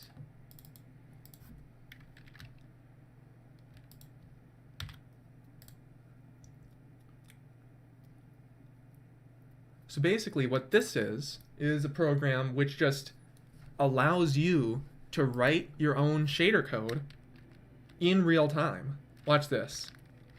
Color.r equals 1.0 semicolon. Instantly just compiles that code as I write it.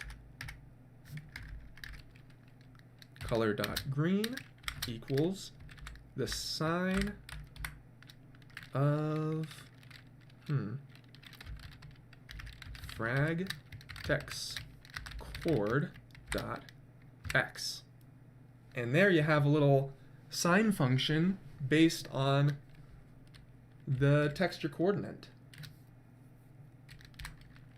Although that doesn't really look very much like a sign. It looks more like just a gradient. But that's because I need to multiply it by radians 180.0. And now it's starting to look like a sine function. If I multiply it by 360, then I get the whole 360 degrees of a sine function. But you know, that doesn't really show me the negative numbers. So if I add plus 0.5, actually no, plus 1.0, and then I divide that by 2, or no, times 0.5, because GPUs prefer, well, really, computers in general prefer multiplying by decimals over dividing. It's much easier for them, and they can do that in parallel. So I definitely recommend multiplying by decimals wherever you can. And then, here's a fun little thing that I added myself. You can have color.rb equals vec2 of time. Okay, but I want the sine of the time. And there we have a nice little pulsating texture. Yeah, it actually does. Old schooling, it does. I actually had to like prevent it from doing that. And the way that I did that is by having it be where if the program detects that you're trying to write while or for, it will just not allow the program to compile. Because when I was testing this out, I tried writing a for loop, and it compiled before I was done writing the for loop. And so that meant that there was no exit function. There was no condition under which it would break the for loop. And the only reason why my computer didn't just completely break down and force me to like completely shut down is because, thank God, Visual Studio has a built-in feature that detects when you need to exit a GPU loop. If it had not done that, I would have had to force shut down my computer. And it did freeze, like my whole computer, because it was telling my graphics card to wait until something happens, and that something never happened. It did not know what to do. It was terrifying. So yeah. Oh, also I got this nice little vec2 rand frag text chord. And yeah, that just generates random noise. I mean, it's not very random, because, you know, it's just the same texture always, but that's because it's based on this specific random function. Anyway, the actual GPU code is right here. Or actually, that's the vertex shader code. It's right here. I have this raw string right here, and that is the code. I have right here a %s. And what that means is when you're executing this, look for this and insert whatever it is that is passed in as AMP code. And the reason why it's called AMP code is actually because this code right here is ripped straight from another project that I'm working on, which is basically supposed to render out your music files using your GPU. Because I've noticed that writing music, when I want to have that rendered out to, you know, like a WAV file from a project file, it takes forever. So I figured, why not just tell the GPU to do it? That thing is fast as heck. So I did. And that's how it works. It's just this base code, and then you just insert into here, oh, I want to have it do this thing. And it does it instantly. It's incredible, and I love it.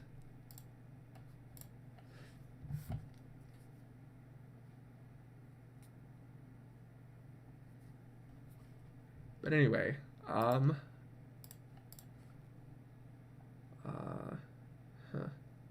here we are.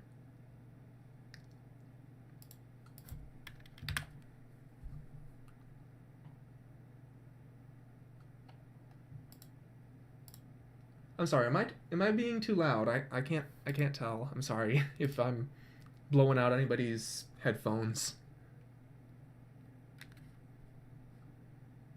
Okay, so what this will do is, yes, that is what I want it to do. Also, fun thing about return, when you put in return, that actually ends whatever it's in. So if it's in a function, it will just break out of all of the things. So even if I have something like while true, wait, no, I have to have a function first. Okay, so I have integer my func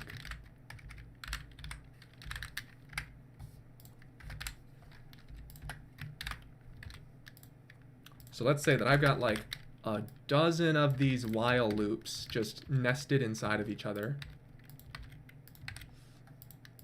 If I just put in a single return 0, it will instantly just go, oh, get out of here, get out of here, get out of here, get out of here, get out of here, return 0. Our value is 0. That's what we are.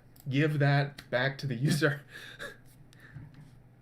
And so if I use that, I don't have to have a break or wrap up anything in any way. It just, having return just wraps up any unfinished business that the function has, and it just immediately exits with this value. So even though it has all of these while true statements, that one line of code says, nope, get out of these. I know you're doing stuff, but just get out right now. That's what this line of code right here is doing. So technically what this is saying is cycle through every single one. Okay, so what this is saying is using this variable I, which starts out at 0, cycle through every number that is less than count, which is a variable which is set inside of the constructor. Also, templated constructor. Basically, I just didn't want to write out all of the... This constructor, I kind of like it, actually. I'm going to show you what it looks like. I'm sorry, I am jumping around really randomly.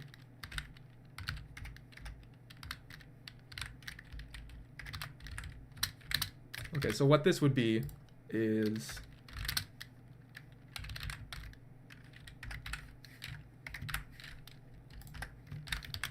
Alright, so...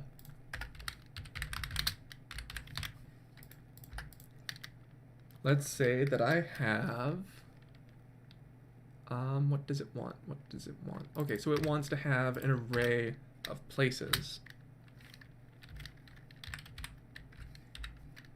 And I've got 5 places in my array.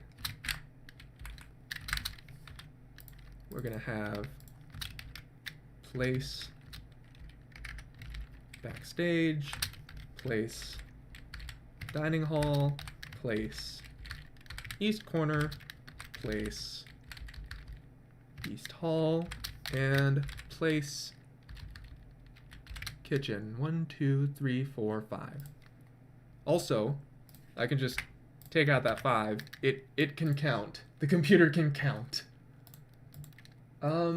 Wolfie makes stuff. I have been coding in general since I was maybe like 10-ish, maybe. I was very young at the time. Back then, though, it was just scratch.mit.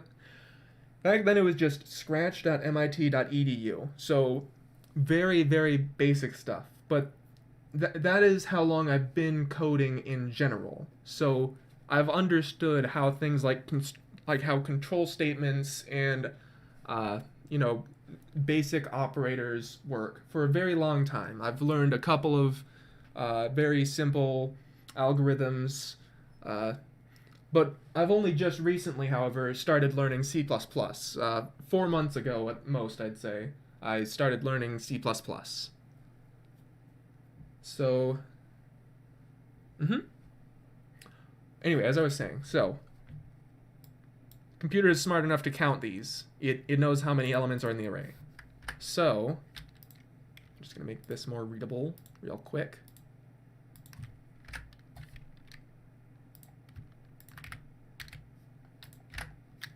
Alright, so that's my 5 elements.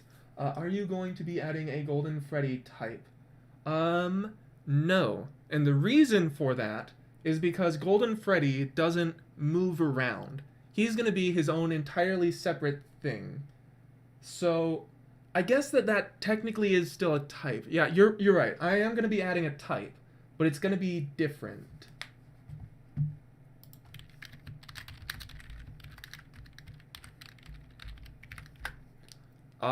Basically, it's not going to inherit from the animatronic base class. It's going to be its own separate thing. Golden Freddy will have his own code. In fact, he might even just be a function. I don't know yet. I'll get to that when I get to it. But in essence, he's not going to be of the animatronic base class, but he will be a type. But not yet. First, I got to figure out how that's going to work. I'm thinking maybe it's just going to be a function that says if the player is looking at this camera, take a chance of like 1 in 1 billion, and if that chance succeeds, then just draw Freddy and crash the program. You know, it's actually super easy to crash a program in C++. All that you have to do is just try and read memory that isn't yours. That's all you have to do, and it crashes just immediately. Another thing that you can do is just delete memory that isn't yours. Basically, anything that has to do with memory that you don't own, that will crash your program. So if you're trying to crash the program, you can do it really easily. Although, I recommend that since you know ahead of time that you're going to crash your program, I would strongly suggest that because you're intentionally crashing it, just deallocate and free all of the memory that you have and then crash it. That way you don't have a fatal kind of crash that you have to like reboot the computer from or have a blue screen occur. Just safely crash the program so that then it closes without the user telling it to. Basically the way that you would do that is just to say like I have an int pointer to my int ptr, and that is null pointer. Actually, no. An even better way is just don't even initialize it. Just get that number. And let's see. What do I want to do with it? What do I want to do with it? Oh, I know. I'm going to dereference it and set that value to 1987. Yeah, it's uninitialized. I know. That's the point. All right. So now, oh, sprite set. No. Oh, I forgot to make this. I'll do that later. Oh, right. That was a thing that I was trying to show you guys. Okay, where was I? Okay, planet. Oh, right. I'm also doing that. I'm just going to clear all of this because it's just examples. How to use .lib. I don't know how to use .lib. What is .lib? Like, actually, what is it? What are you referring to? That could be anything. .lib is a library. I know that much. And you would want to include it in your program. Is that what you're talking about? Do you want to just include a library? Is that what you mean? Daisy Y4?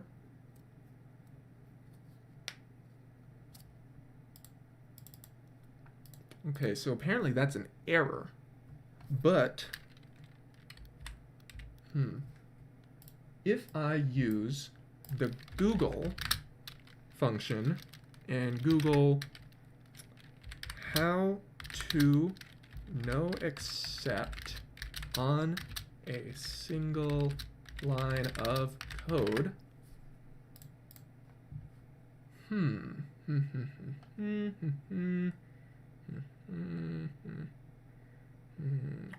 here we go. No except that. No except that. And basically, that allows me to just say, do it anyway. I don't care. I know it's gonna crash. Just do it. Compiled library. I still don't understand that myself either.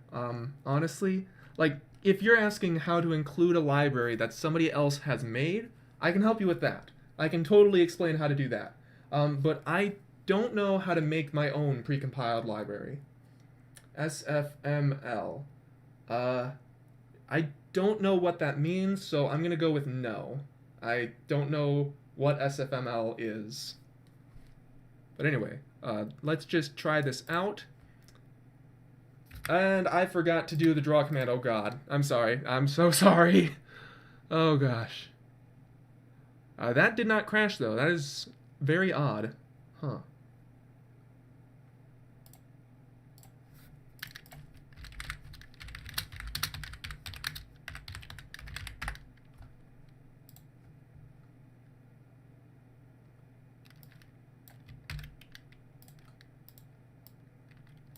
There we go.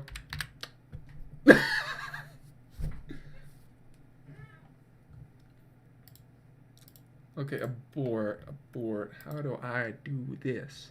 This is going to be in std lib hashtag include std lib.h, and that, yep, abort crashes the program. There we go. Oh, but that gives a really dumb looking crash. Ew. Anyway. Easy audio library. I mean, Raylib has a built-in audio library, if that's what you mean. So, I'm definitely going to recommend Raylib for basically anything that I can. I really like their software. It's, well, not software, but their library. It's, I can't find any good in 1 hour. Again, Raylib, just,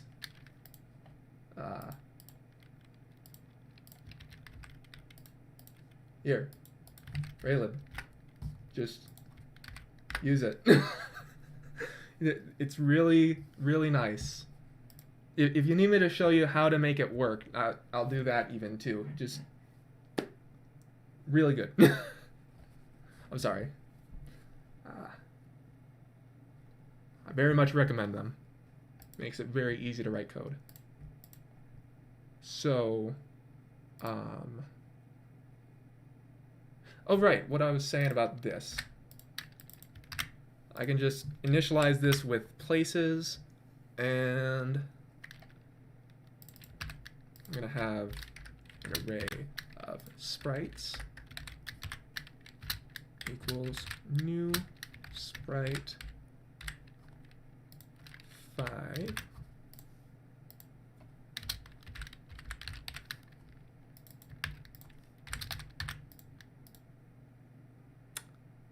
Oh.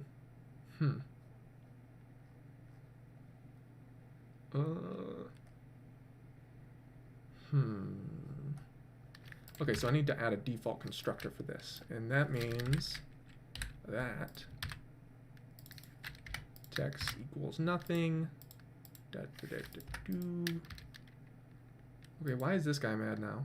Sprite count is on. Okay, there we go. Count. Let's do another one of these doodads. So we're going to have for any number. Oh, by the way, if this part right here doesn't make sense, this is the syntax for a pointer to a stack array. Or not really a pointer, but a reference to a stack array. So let's say that you have, an array of ints, my array, and it is 7 long, and I want to pass that to a function. Let's say my function, and my function is going to take this array, but how do I pass an array that's on the stack to a function? I mean, I could just pass an int pointer, and that would work. Just param, return param 5. Okay, let's say that this is a function that get last of. Now, my array has 7, and this is going to get 5, but I want it to get whatever this number -1 is. So to do that, what I would want to do is take not the pointer to it, but rather I want to take the array itself. But then how do I get the size of this array? Because the size of it is very important to this. Well, with a template.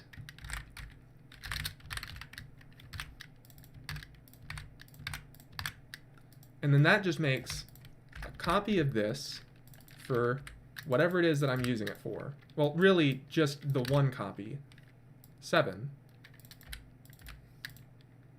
And so then if I get the last of this, then it just gives me whatever the size is, minus 1, which is 6 in this case. So then this right here is getting overloaded with this. And so then that means that last will just be whatever my array 6 is. So anyway,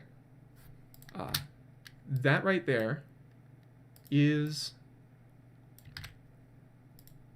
that is the syntax for a stack array reference.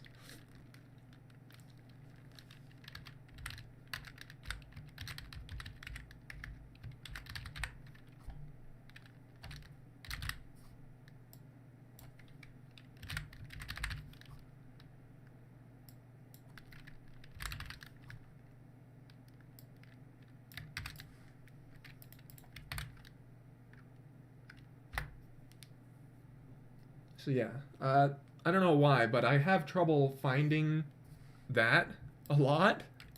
So I'm just gonna explain that to you guys right here, because I kind of like it. It is nice being able to pass a stack array as a parameter, because stack arrays just intrinsically have whatever their size is. And so then if I just pass in a stack array of a size, I don't have to have like a second parameter for, oh, but this is 7 long. I can just pass in the array and it knows 7 on its own. Very nice.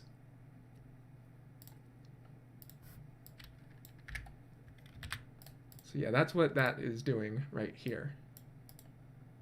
It is templating this function, create sprite, with whatever size of texture array I have. Just whatever I pass in. Okay, so default constructor, right, count.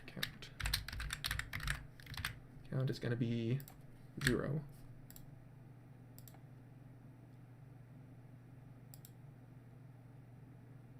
Count is uninitialized, but it's right there.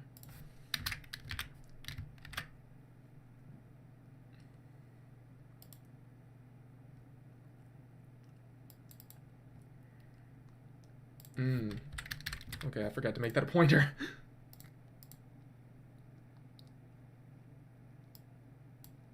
Okay, so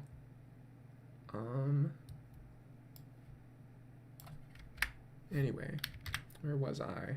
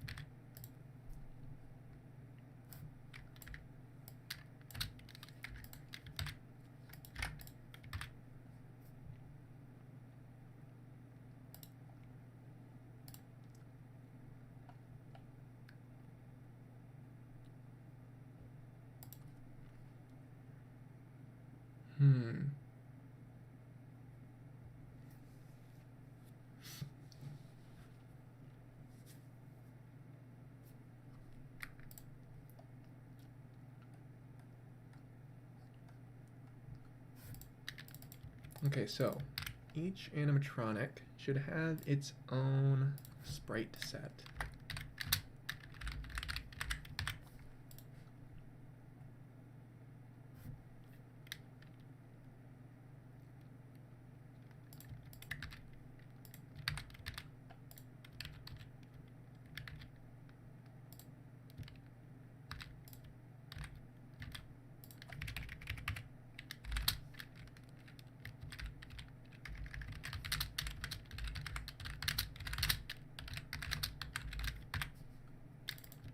By the way, for those interested, I'm going to be posting the GitHub for this once I'm finished with it. So anybody who wants to look around inside of my code can once the project's done. You know, just if you're interested.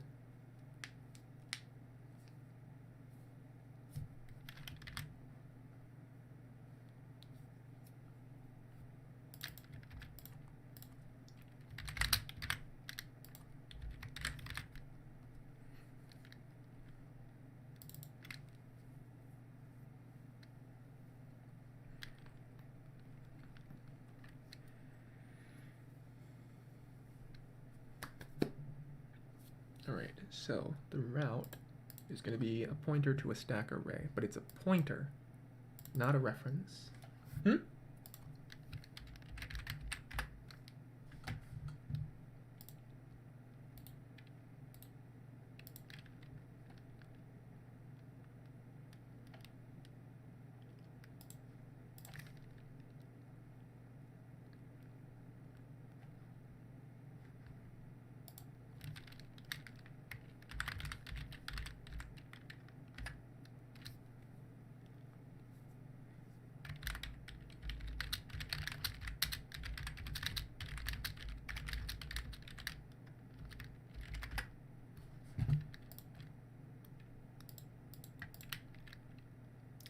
Once again, time for templates. Oh gosh, I'm so sorry. I'm probably teaching you guys so wrong right now. Okay, template of int size. Yeah, we're gonna have this be yet another reference to a stack array. It already is anyway. It's just that it didn't have the size in there before. Okay, so we're gonna have, all right, sprite sets. Sprite sets is places. Okay, so that can just be route, comma, sprite.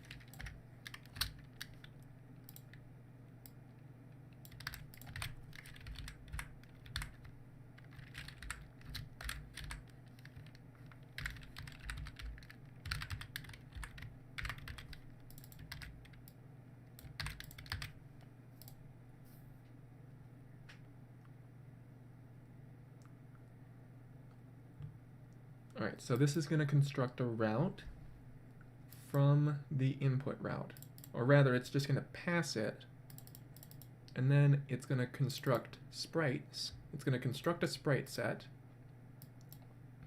from the route combined with the sprites.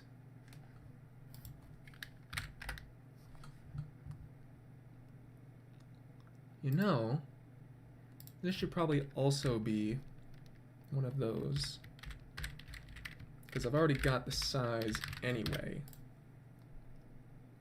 Yeah.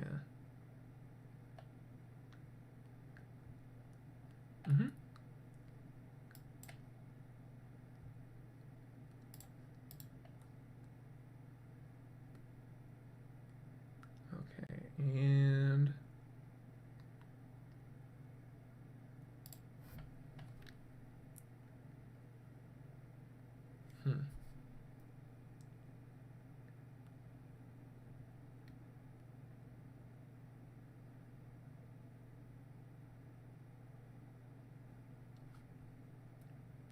what do I want to do next?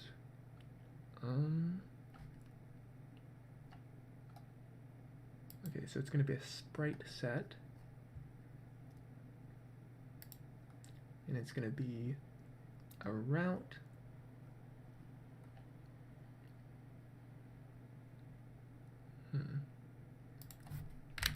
All right, so we've got Chica's route followed by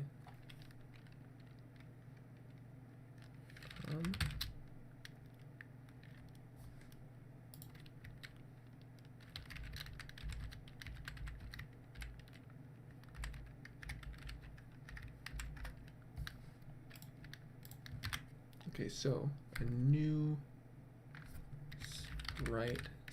Wait, no, we don't need a new sprite set. We need a new sprite.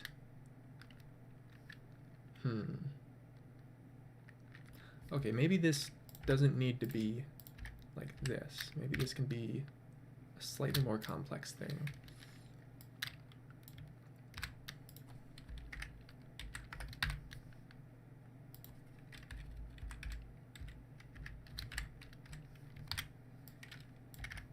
I'm not sure if this is the right way to do it, but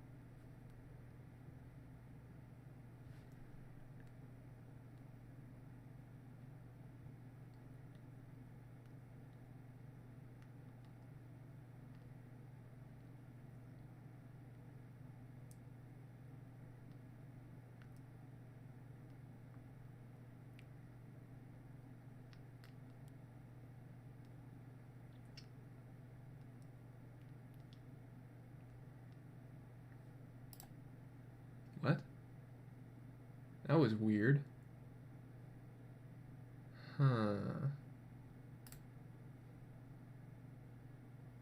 Odd.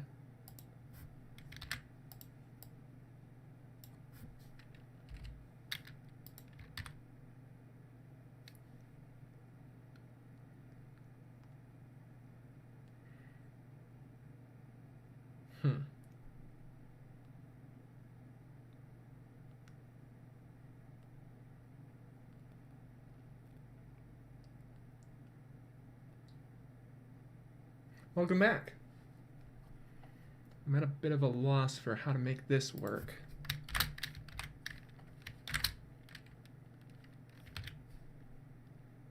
Okay, so I'm thinking maybe this, and then we're gonna have a new sprite. But then how am I gonna keep that? Oh, I know.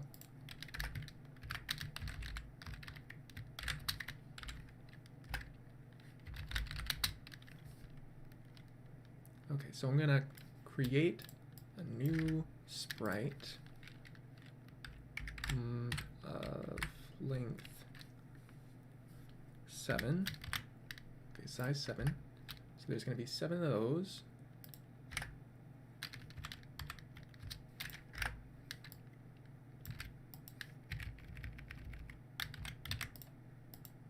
And then what that will do is it's going to create 7 new sprites.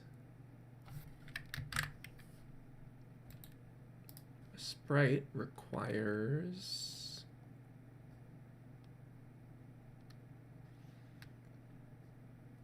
nothing. Yeah, there's a default constructor. Okay, cool.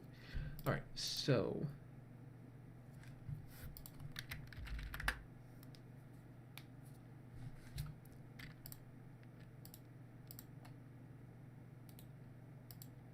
so this takes, okay, that is Okay, so I can't do that. Maybe I can just overload this again. Or I can just... Boop. There we go. Yeah, that can just be a pointer anyway.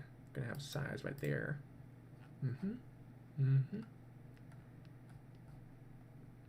All right, and that's gonna be the default constructor. And my animatronics sprite set. Okay, what's it called? Sprite. Okay, where is it? Where is it? Animatronic sprites. Okay.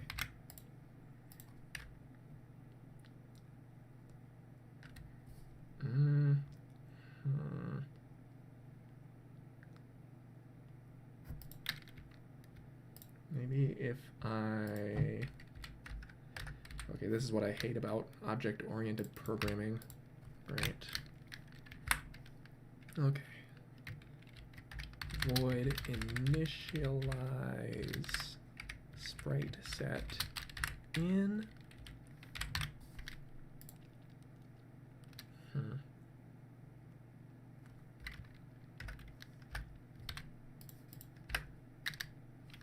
And we're gonna have sprites equal in, and that will just copy that to that. And there's that. And initialize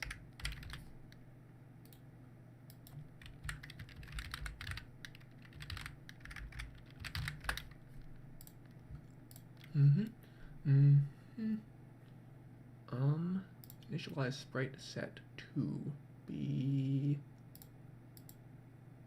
Hey Google, play some music. Playing some music on YouTube Music.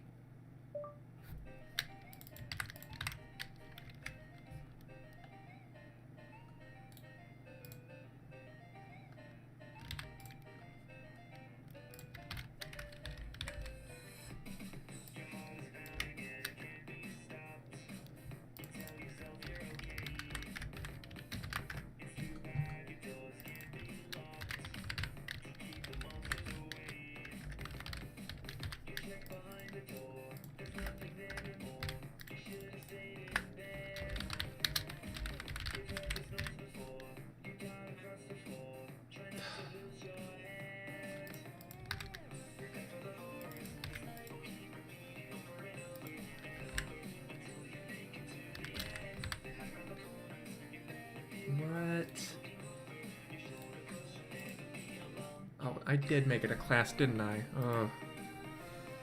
Okay, okay. Public.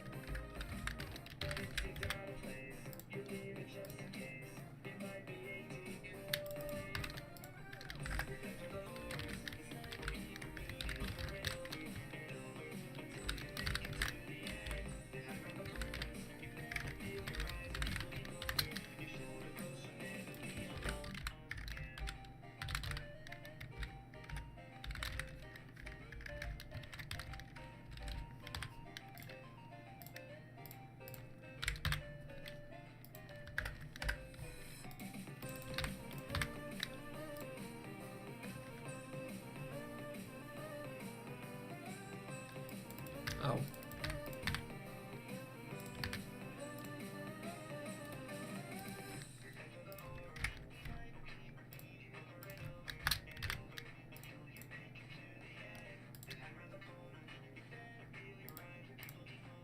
Initialize sprite set. Free sprite set.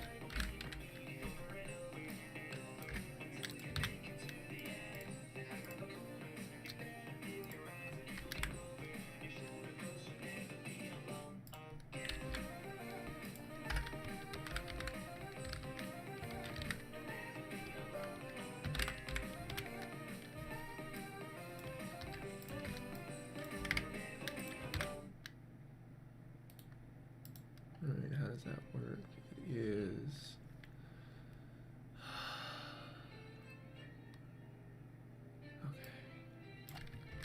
sprite.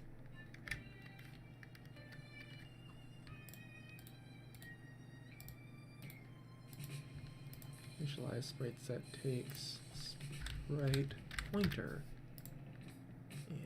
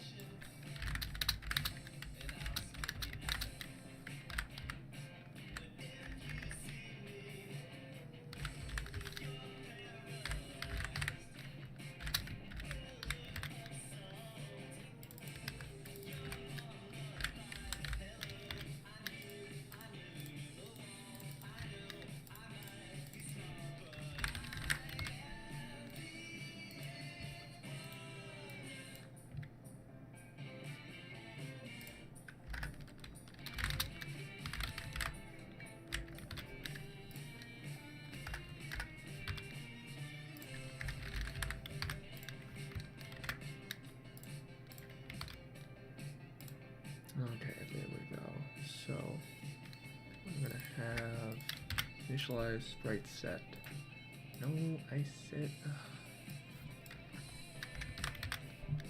Okay, so there we go. Sprite pointer in. And that is going to be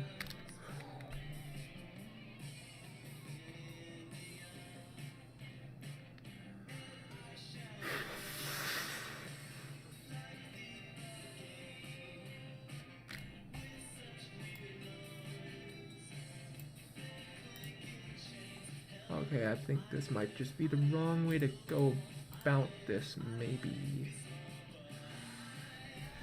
Oh, gosh.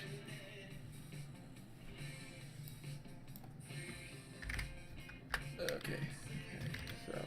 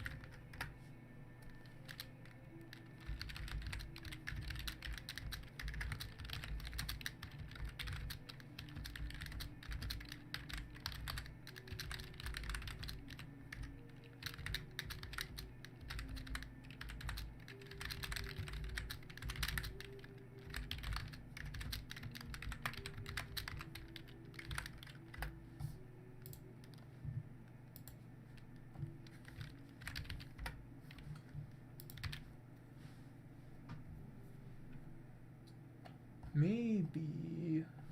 Okay, maybe I need to just make this less abstract. Okay, sprite. That is going to be a set of sprites. Set of sprites.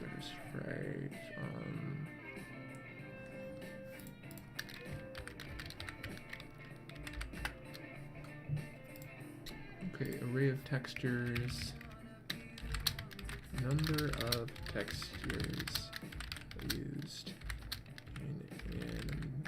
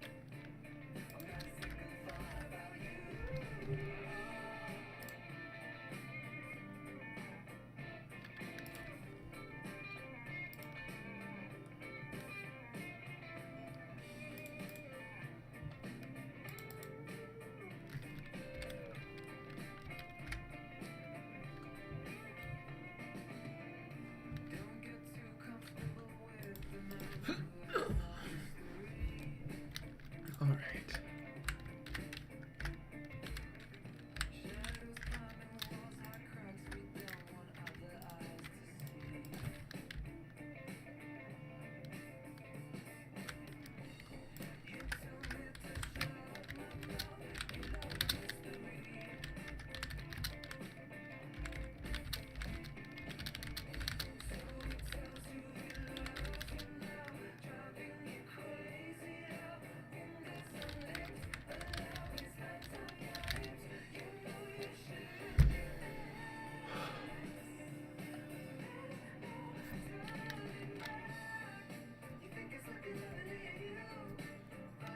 I'm just gonna write this in function, just function FP, function oriented program. Oh gosh.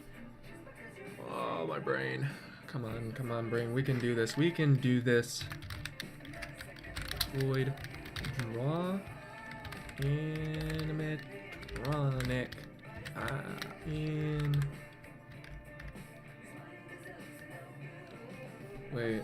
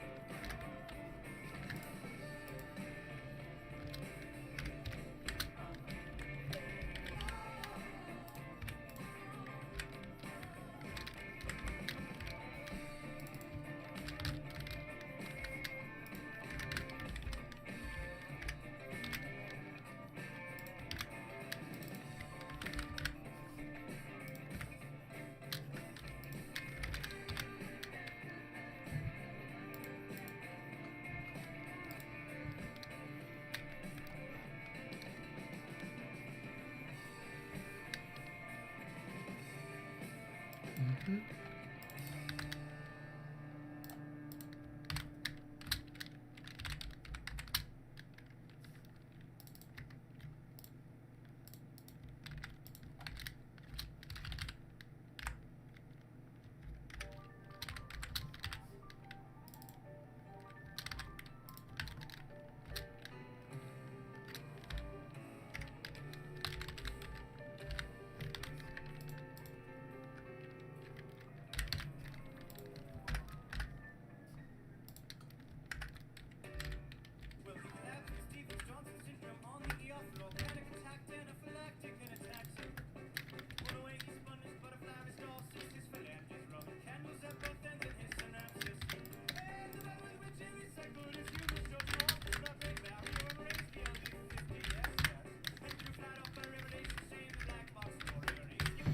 Okay, just take a second. I'm just gonna get my blood moving. Oh gosh.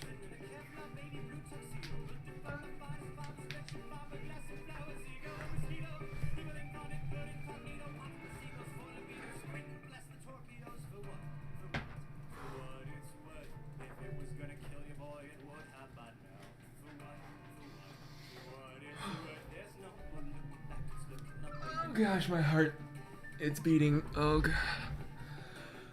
So that's what it feels like to have blood inside of me again. Okay.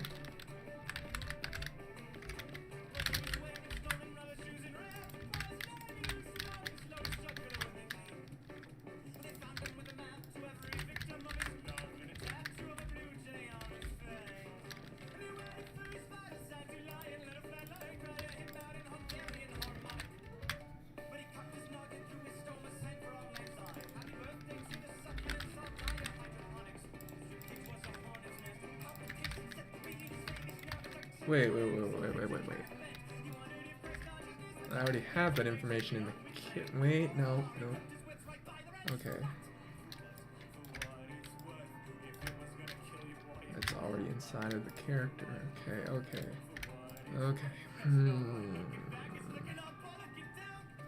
I know. Okay, so I'll just make a series of sprites. And this will just be a set of pointers to those.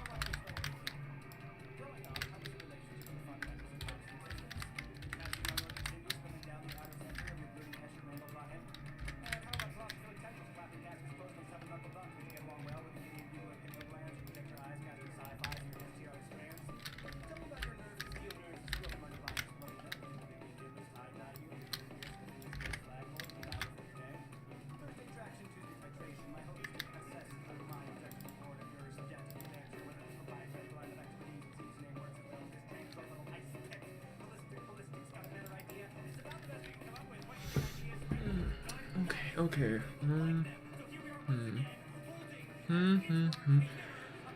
Okay, I'm just gonna do this the easy way. Hashtag include map. Alright. Map of texture 2Ds.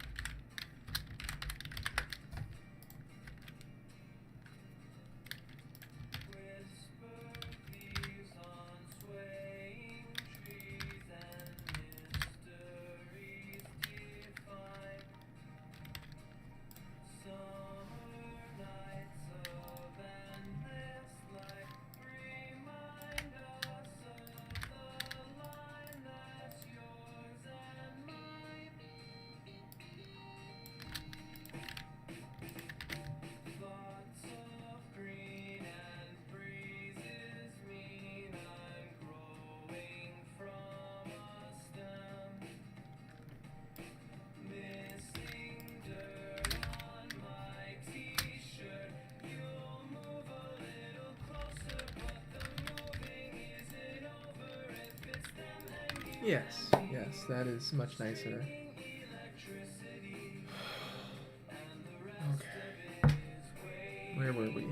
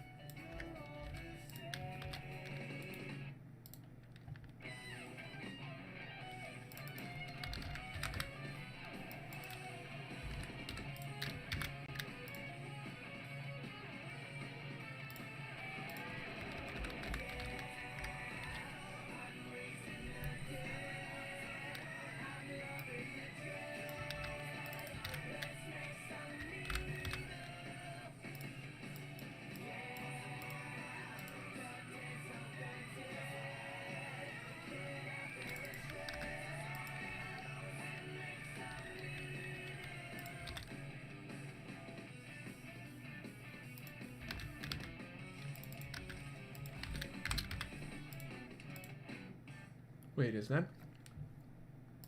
that legal code? What? Wait, what? Is that?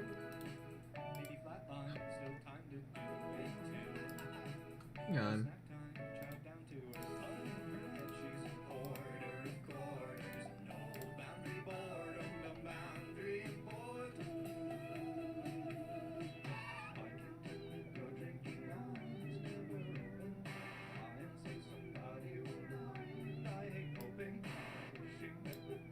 Huh.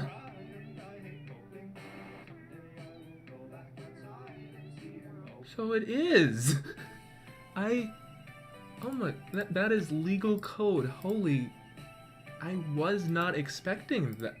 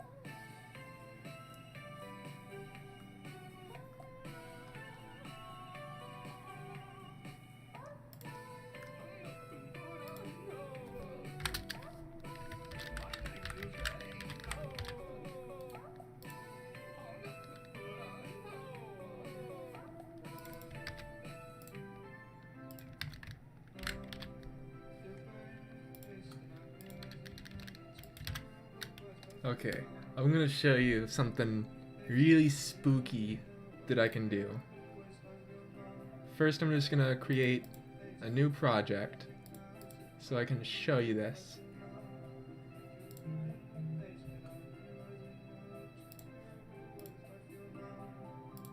Okay, just gonna be an empty project. Hey Google, stop.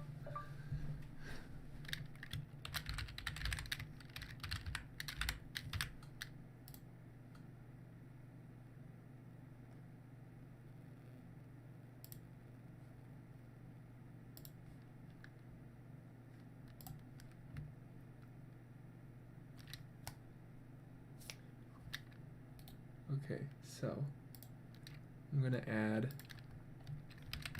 main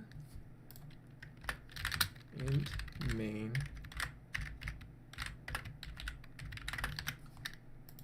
I'm gonna include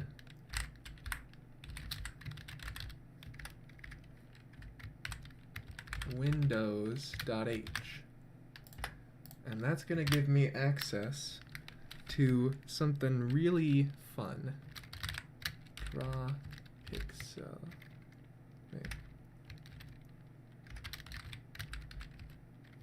Okay, where is it?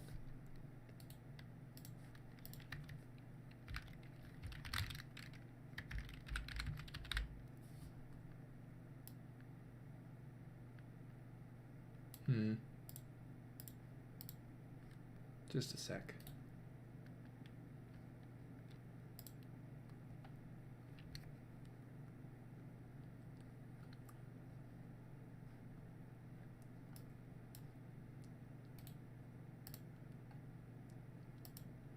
Okay, so that is the correct include.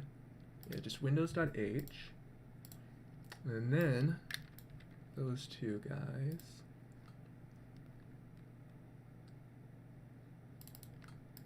Which are these. Alright, so then, what's the code for drawing a pixel again? Rendering h, draw draw pixel, which is, set pixel. That's what it is. I got confused. All right, set pixel V. It's gonna be in the HDC, comma, okay, let's make this a for loop. For int x equals 0, y equals 0, y is less than 1920, wait, no, 1080, plus plus y, x is less than 1920, plus plus x. We're gonna set the pixel at x comma y to RGB rand comma rand comma rand. We're gonna set all the pixels on the screen to a random color.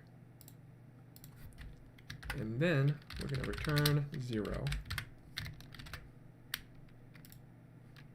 Now, that is if I want to cover the console with this. But that's not spooky enough. I got something even spookier. 'Cause you can actually get you can get the DC for nothing in particular. And what's interesting about that is that when you do that, you get the desktop HDC. And with that, you can draw pixels outside of your window. You cannot tell me that's not absolutely terrifying. Like, seeing that happening outside of your program window, like, you move around the window and it is on the desktop. That is terrifying, and you can't tell me otherwise. Can you imagine the spooky crap that I could do with that power? I don't know why they would give me this.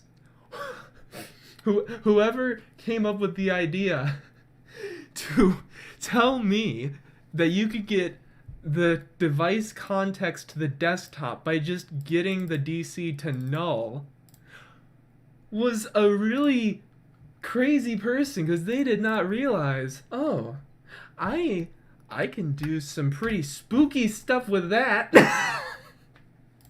Okay, so let's see. What is the bitblit? BLT example C++. Okay, so if I do a bitblit to the HDC,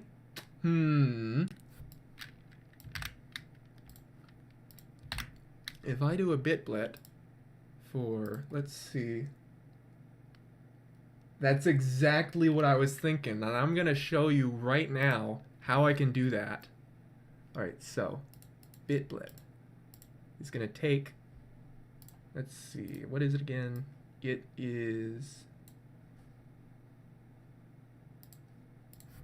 takes the HDC, so that's gonna be the desktop. Then it's gonna take an HDC source. I don't have one. I'm just gonna also have that as a desktop. Probably a bad idea, but I don't know. Okay, handle to the device destination. Yep, that's gonna be the desktop. X is gonna be the X coordinate of the upper left. So 0, 0. CX is width and height. So 1920 by 1080. The height in, okay, the handle to the source device context. Again, I'm gonna just make that HDC, I don't know.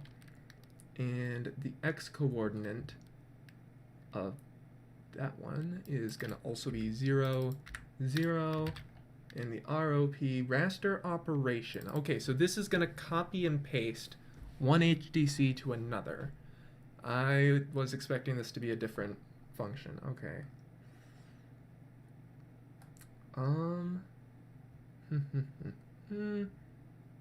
Fills the destination with 0. Oh god. Okay. Includes any windows that are layered on top of your window. What?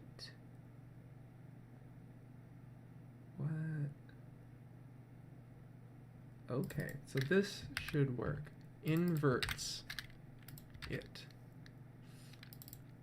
So then, let's see. If I do that,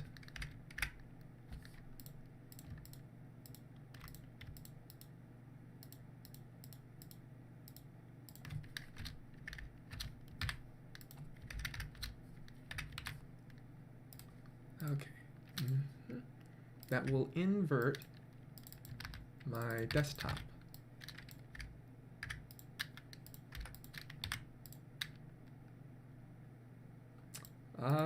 I forgot that it would not last very long. Okay, so what do I want it to be based on?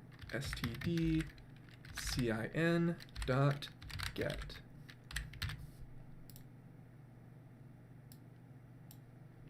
Okay, hashtag include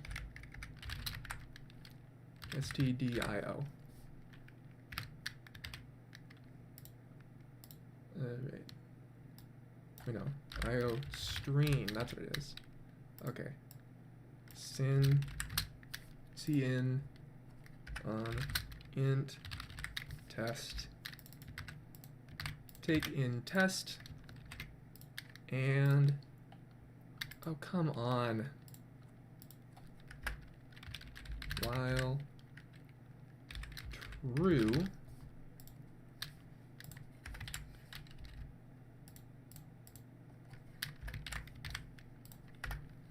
if test break.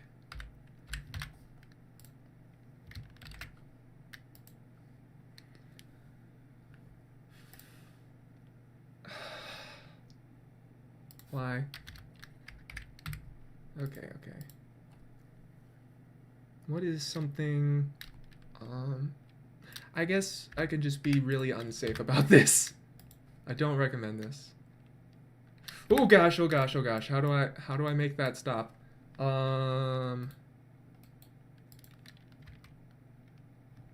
Just a sec, just a sec. There we go. I'm so sorry for that. Oh gosh, I was not expect. I'm sorry about that. Okay, so destination equals not destination.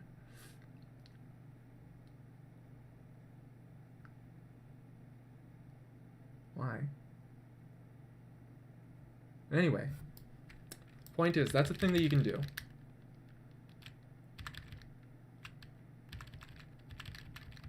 I kind of actually prefer it this way just because, yeah, I'm sorry.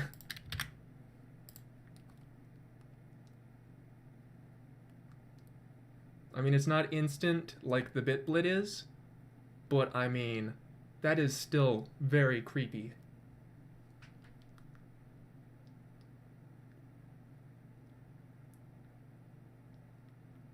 Man, this thing is slow.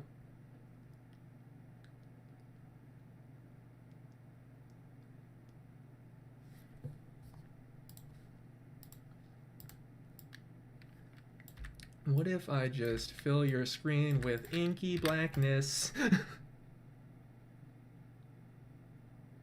Only marginally faster, huh? Okay, how do I... There we go. So yeah, you can draw outside of your program window. Fun! Anyway,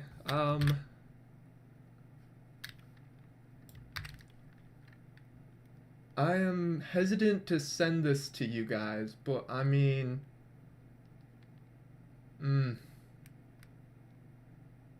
You know what? You already saw it. Oh, never mind. That won't fit. Never mind. Okay. Where was I with the FNAF game?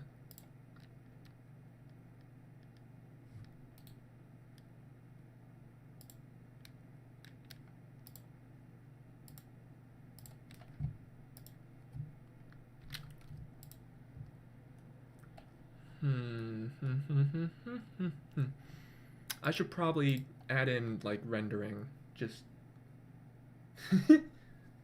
thank you. I think is that response to that? I guess. Thank you. I think. Um. I'm actually not sure.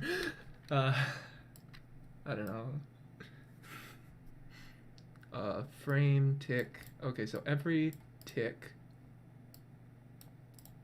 we're going to update the variables. Every frame we're going to render the characters. So every time we render the frame for each animatronic.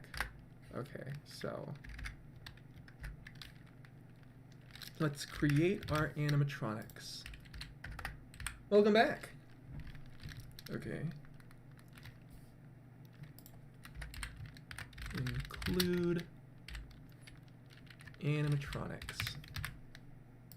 Okay. Alright, that's in the game loop. Okay, so.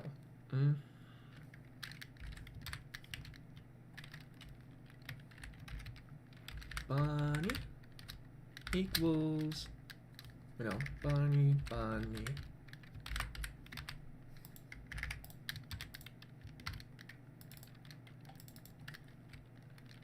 Chica.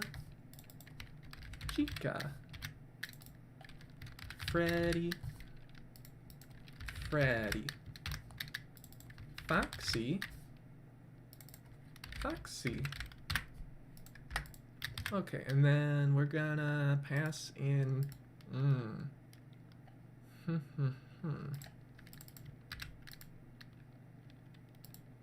Okay, so I'm gonna make animatronic pointer, characters equals Bonnie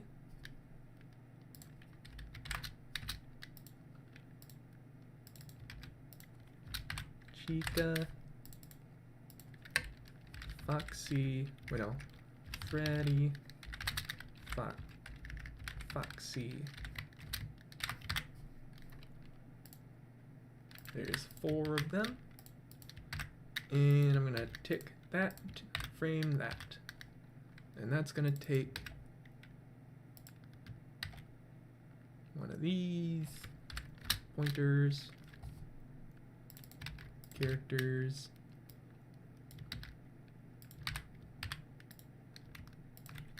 Actually, since it's a static array, I can just make it, I don't know why I love this so much.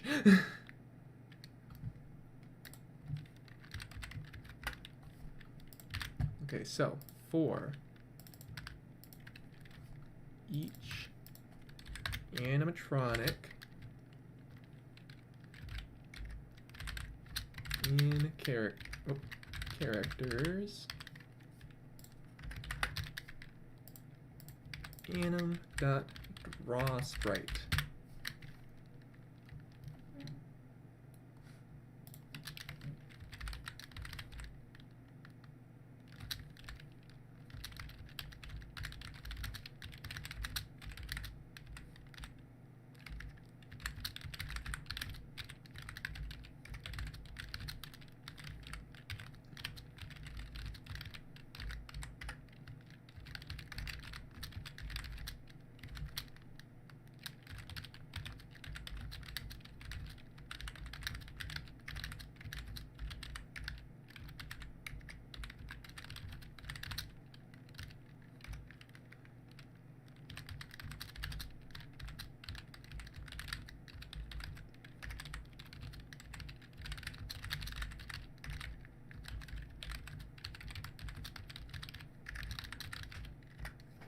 I'm gonna go to the bathroom real quick. I'll be right back. Hey Google, play some music. Playing some music on YouTube Music.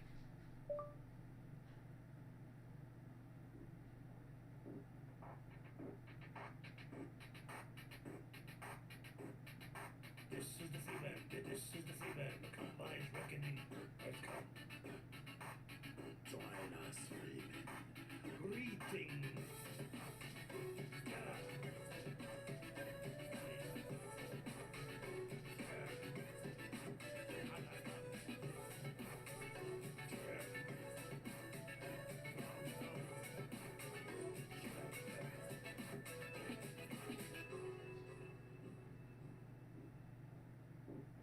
The free man honors us by his presence. The free man shows his excellence in all things. The free man will now be instructed in the use of theropods. The free man must not be busy. The free man will now break out his theropod and toss one in beyond the pit. The free man can also coax his appliance to attack specific targets. The free man again excels in all that. The free man shows his excellence in all things. The free man will now be instructed in the use of theropods. Alright, where was I? Okay, so we're gonna draw all of the sprites.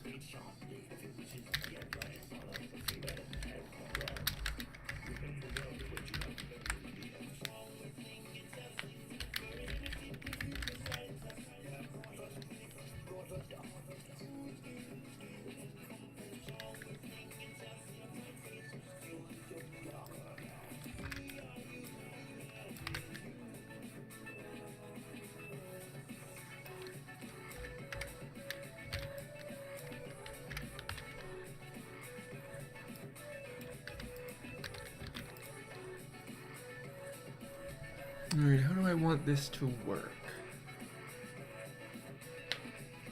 Is it the free man? It is the free man.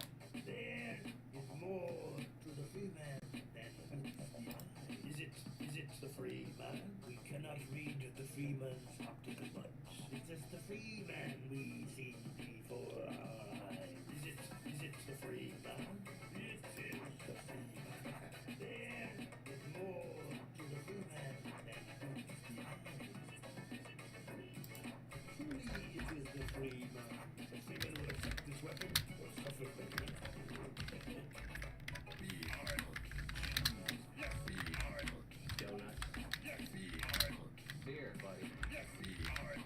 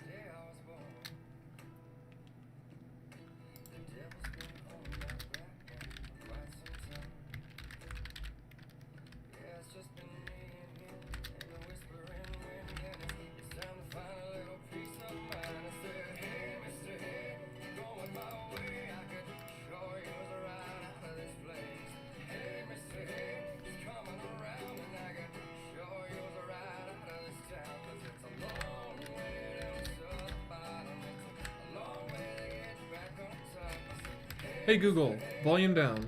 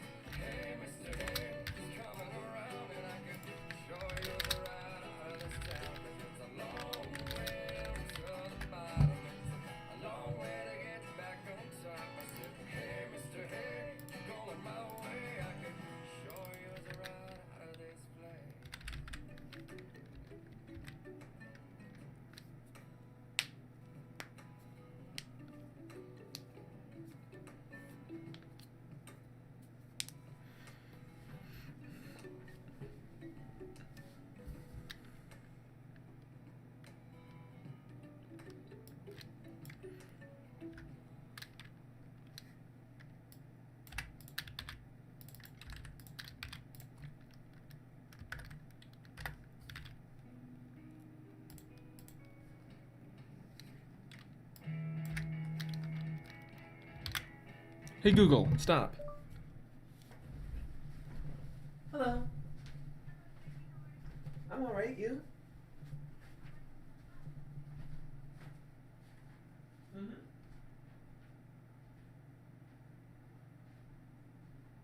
Haven't had any. Well, no, I had a sandwich, but I haven't had anything since then. Should be okay.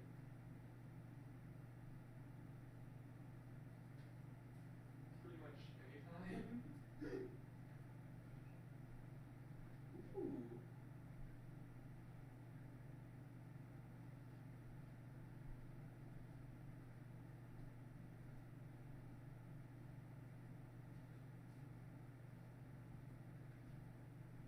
Both.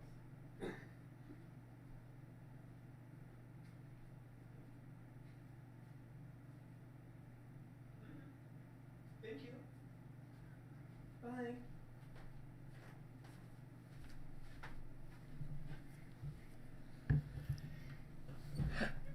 Okay, where was I? Alright, so. Hey Google, unpause.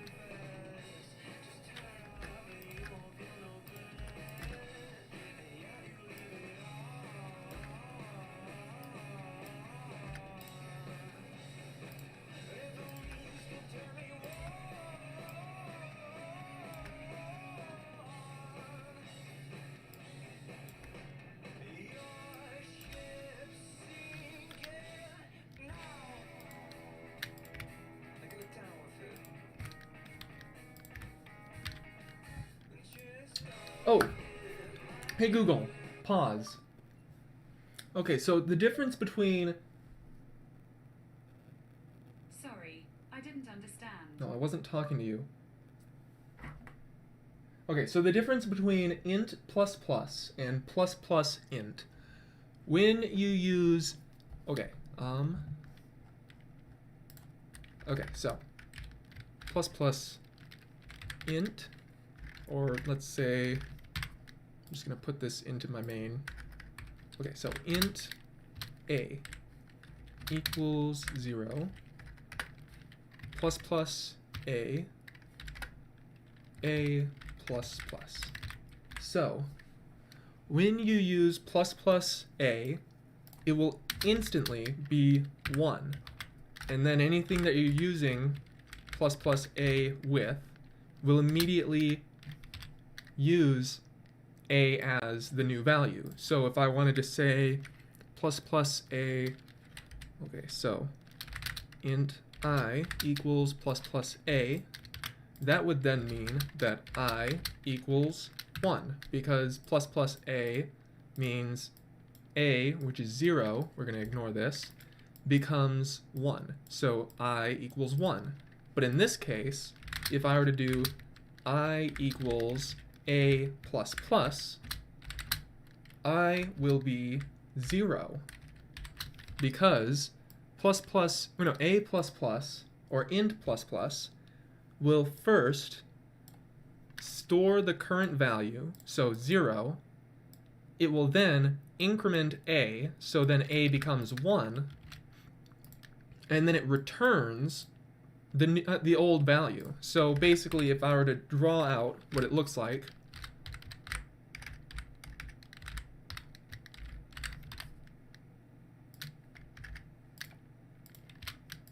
okay, so int reference plus plus. Okay, so structure int. We're gonna have plus plus and plus plus. I really don't know how they make this work.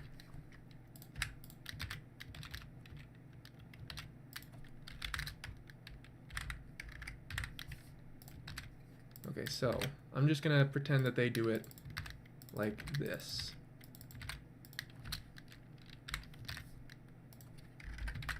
So if you were to look at the code and how it looks, you would see something like this, where, okay, yeah, okay, so int, then plus plus without anything on the right side, so int plus plus versus plus plus int. That's going to give you, okay, what was I saying? Okay, plus plus int versus int plus, I'm sorry. Okay, return int plus 1. Well, actually, it's going to be plus equals 1. Versus int stored equals I.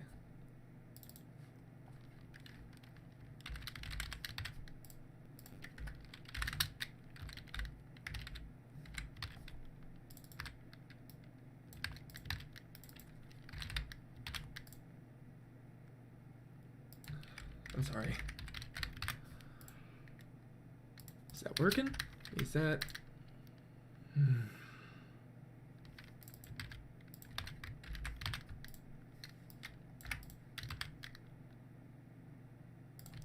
Okay, val equals val plus 1, return val, wait, okay, return this. There we go. That's, I'm sorry, that's what the problem was. And then this one, int stored equals I, but then we take I and then plus, wait, I got these mixed up.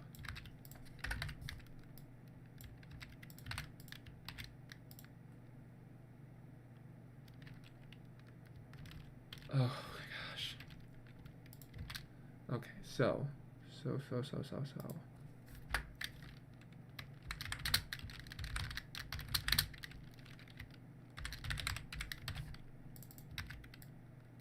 Return stored. And then if I do plus plus I, then that is going to return I plus equals 1.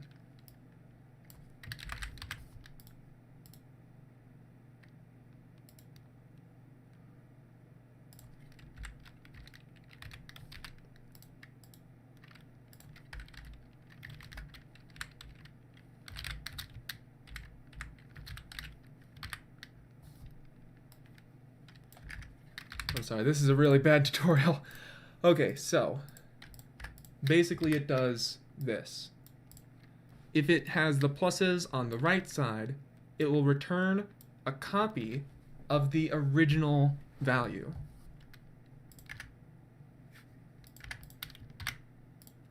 But then if the pluses are on the left side, it will return the new value. Or rather, it will return a reference to the new value. So then I could actually have like plus plus plus plus plus plus A, and then that would be equal to 0, 1, 2, 3.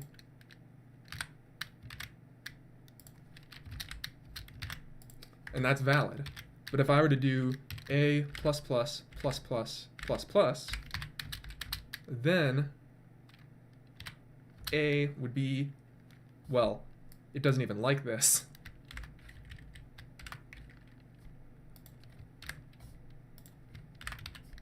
See, that's not even valid, so if I were to do that over and over, it would not like it. But if it did work,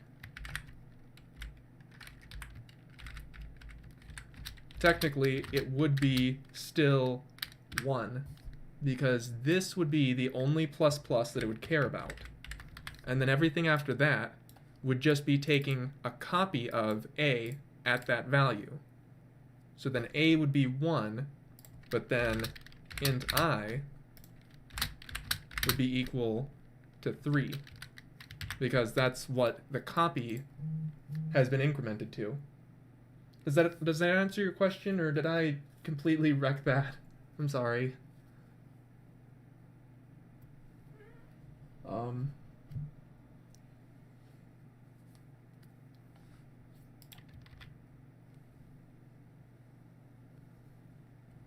Basically, it makes no difference if you just have, like, int my val equals 0, my val plus plus plus plus my val.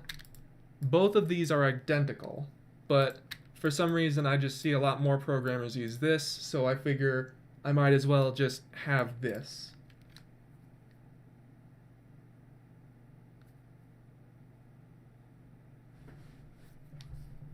Yeah, I like this.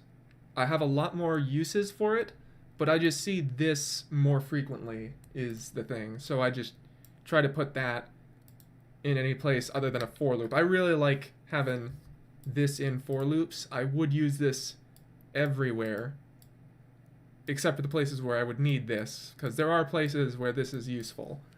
So like, for example, if I have an int counter equals 0, and I want counter to increment every time that something happens, but I also want int previous to be equal to the old one, then I could just write that, and then previous would be equal to 0, while counter would be 1 on the first iteration of this. And so then that would be a good way of getting whatever the previous iteration is.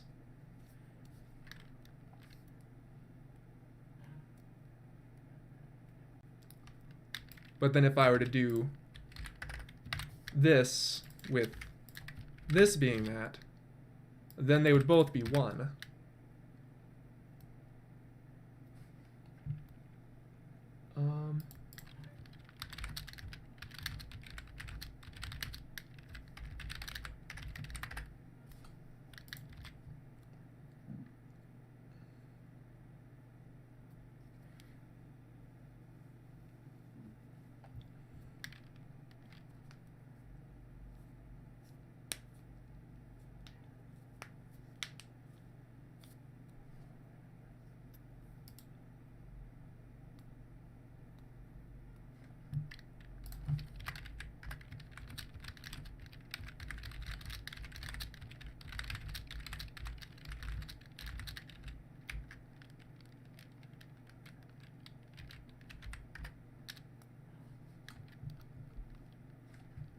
Well, it's not just for counters, it's just that that's the first thing that came off the top of my head. There are, of course, a lot of other cases where you might want to use the counter plus plus in terms of, like, setting another value.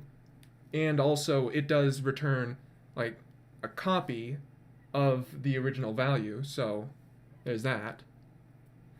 So if you wanted to get a copy of this value instead of a reference to it, because let's say you have references, this would not work. So you would have to use this if you needed a reference.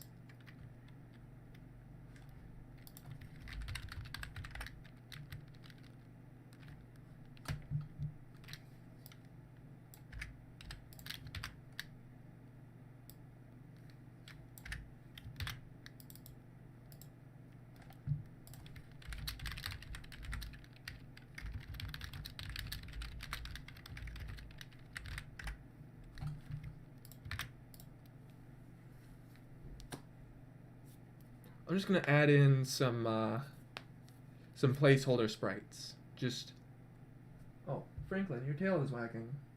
Do you see something? Do you see something, Poppy? Poppy? What do you see? Nothing. So stop that. Stop getting me excited. It's just the mailman, Puppy. Anyway, I think that I'll just add some placeholder sprites just so that then I can have it, you know, compile, just so I can see how it's working. So I'm gonna have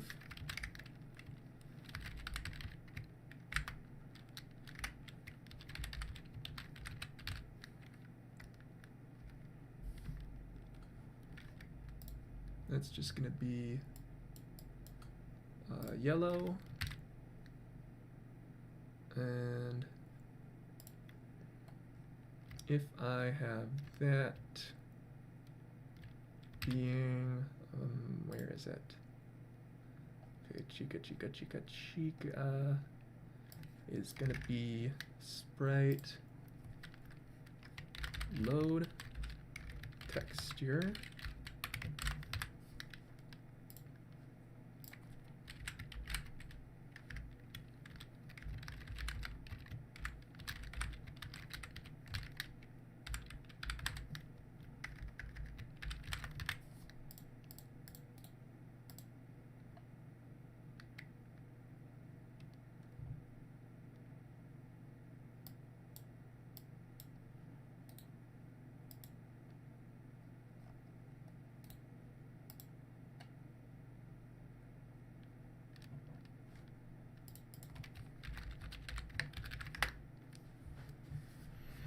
Alright, so I need a, okay, I see.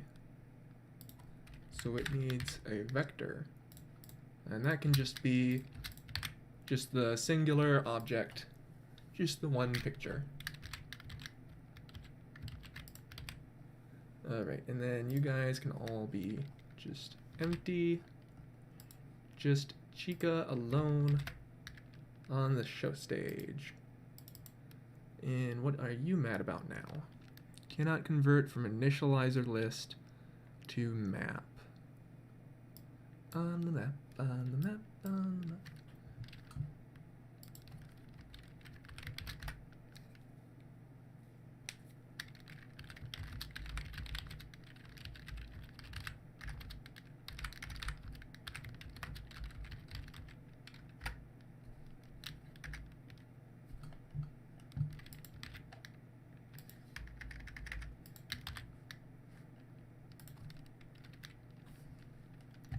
Okay,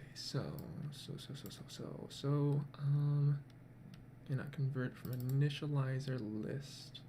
What do you mean?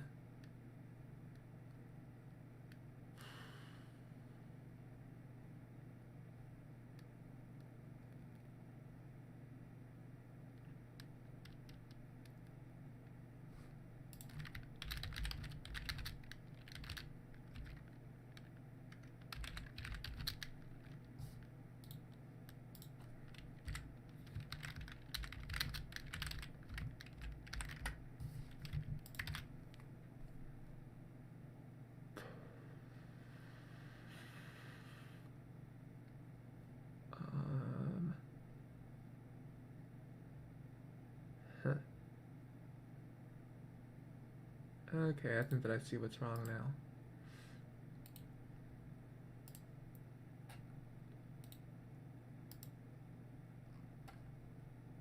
Alright.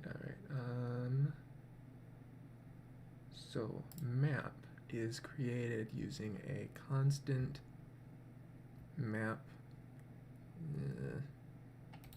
key compare? What is PR? Okay, class PR, class equals less. Okay, so this is the key. What's less? What? I'm so confused.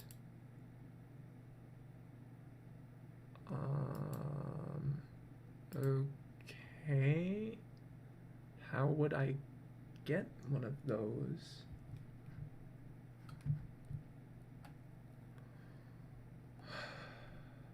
Fine, I'll make my own initializer.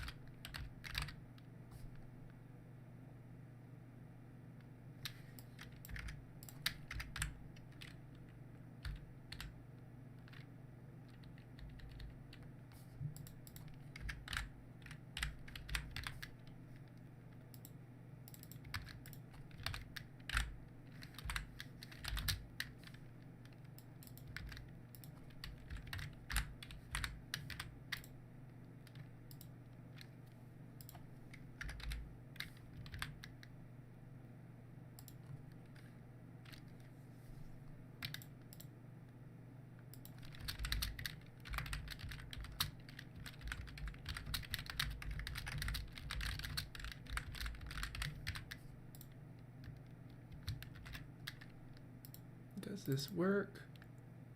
No. Why? Why doesn't it work? Come on.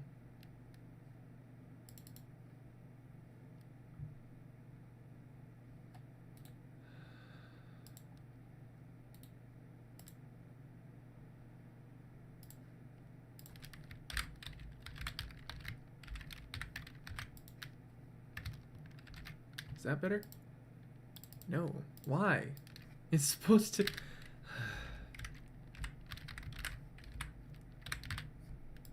Is that? Why? Sprites. Dot insert.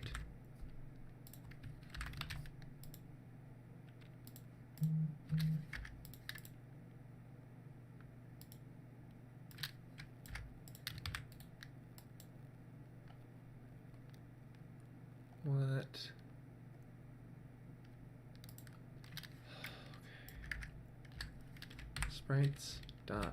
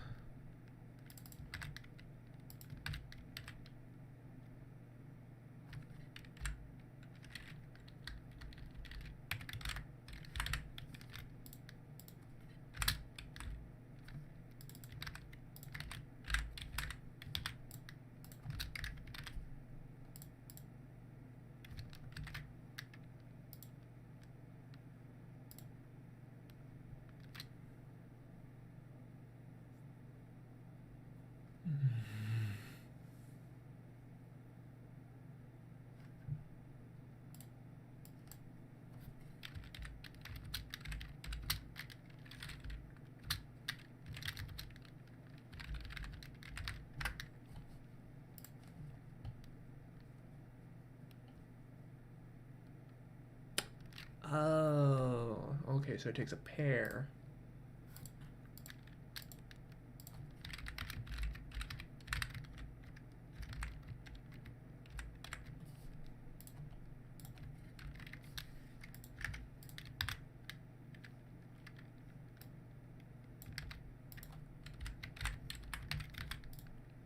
There we go. Okay, that was needlessly difficult. Oh wow, there's a bunch of cars outside. Anyway, where was I? Where was I? Okay, so that's for adding all of the sprites to the map. Okay, so when I want to get the sprite, what happens? Okay, good. So that's all perfect. Wait. No, yeah, that's perfect. Okay, so then does it compile? Yes, it does. Perfect.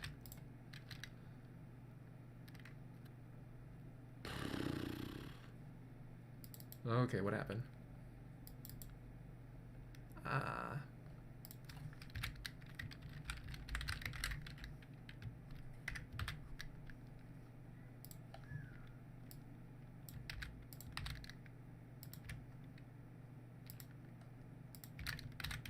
There we go. Let's just give them all the same sprite. That won't mess anything up. All right. All right, what happened? What happened? What happened?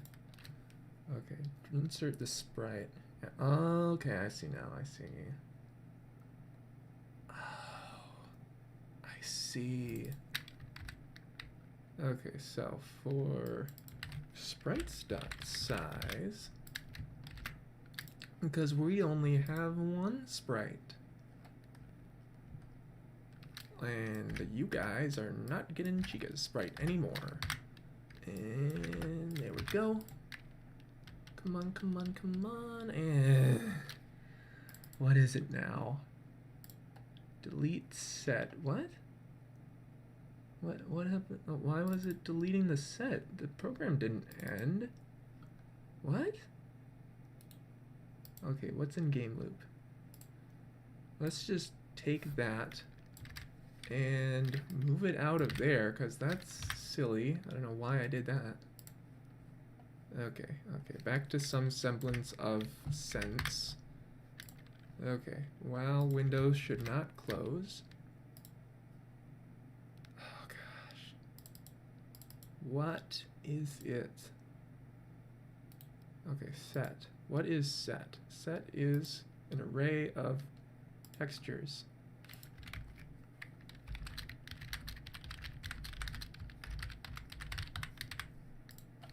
Okay, so what is wrong with that though? Alright, alright. Count is set size. Okay, okay.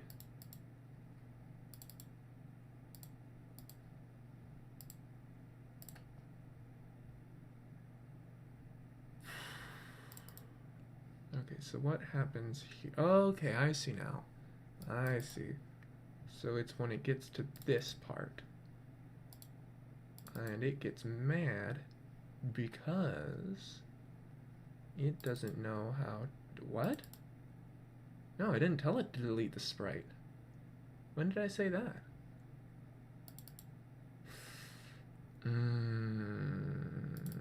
I think I see what's going on here.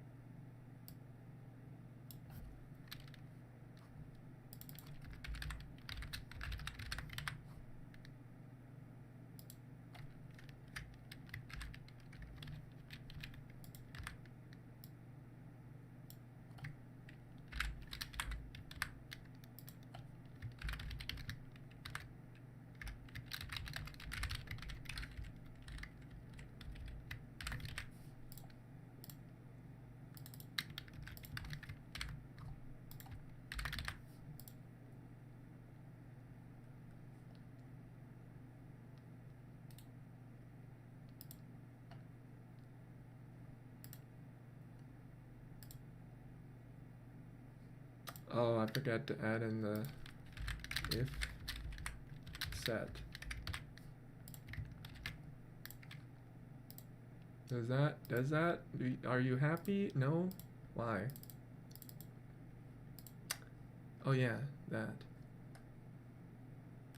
Okay, so now it's gonna be a constant character pointer. So that means no more that. Yep, there we go.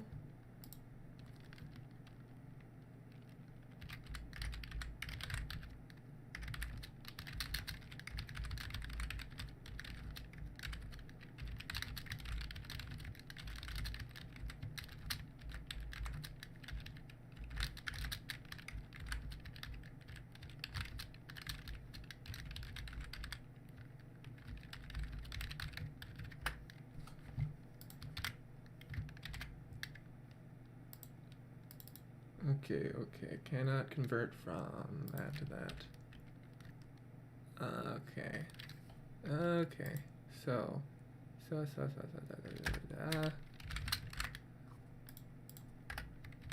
sprite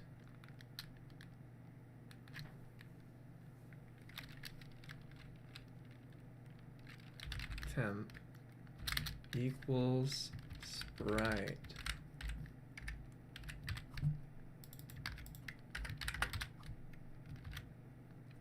dot.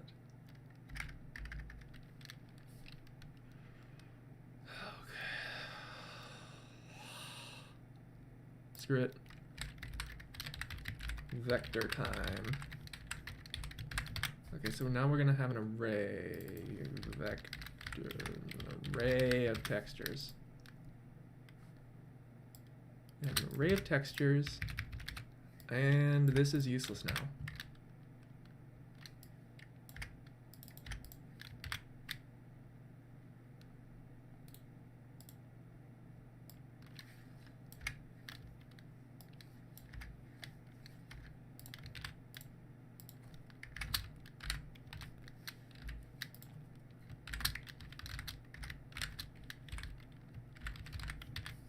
There we go. And don't need that. Standard library to the rescue.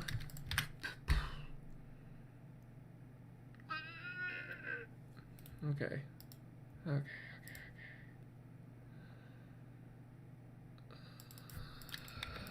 Set dot size. Return set dot begin. Return set dot end, because we want this effectively to just be a wrapper for a vector. Okay. So we're gonna take one of these doodads and get what's it called? A iterator. Gonna get an iterator, and that guy, and that guy, and what now? Oh, right. And there we go with that. Overload these two guys with constant version. Const iterator.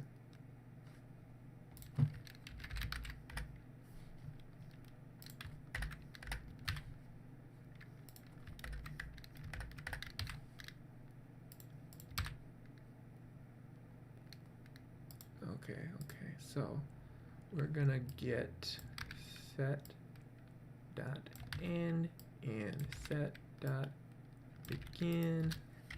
Yay, no errors.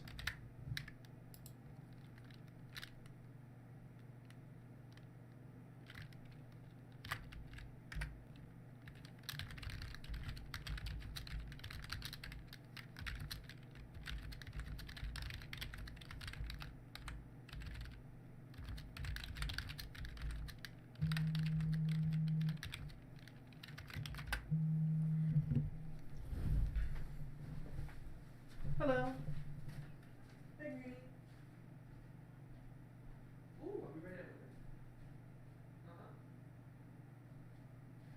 I'm getting them right now.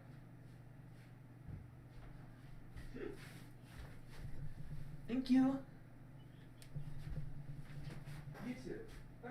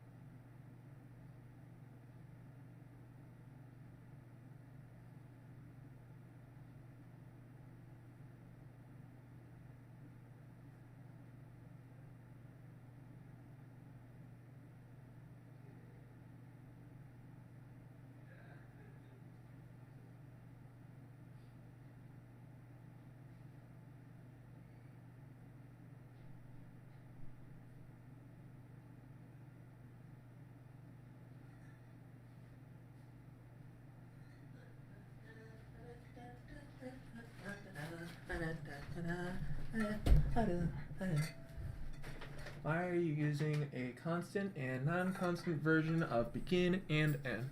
That's easy. It's because that way if I have a constant copy or constant pointer or constant whatever to my original vector or whatever the sprite is, I want to still be able to iterate through the entire list, even if it is constant. But at the same time, if it is not constant, I might want to be able to get an iterator to it that is not constant, so that then I can take a reference to those values and set them as I would with any other reference. That's why.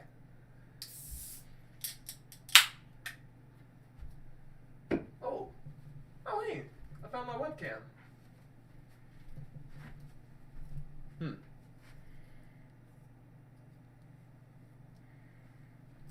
How do I? Should I?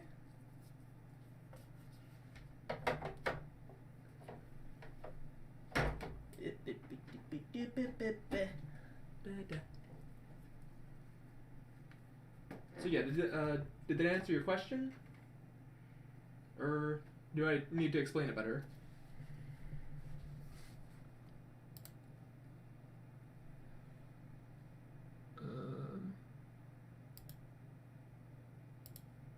Hmm.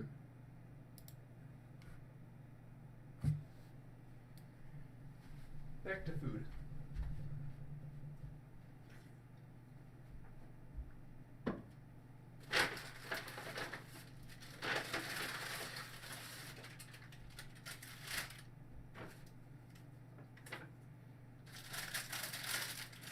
Oh, cookies.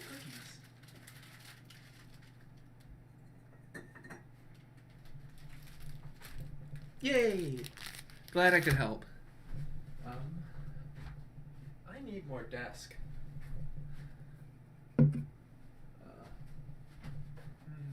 Oh, there's a table.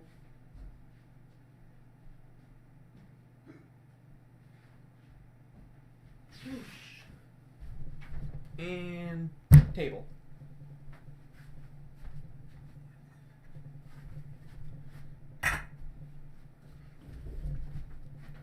Alright, so I'm gonna take a minute and try to figure out how I want the algorithm to work before I write it.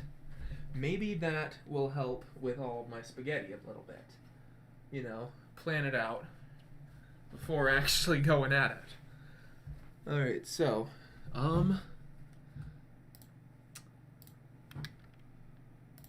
what I have is, okay, so, sprite temporary is, it's a sprite. It has an L value in this context. So, I can insert, I want a copy. Yes, I want to insert a copy of temporary into my map.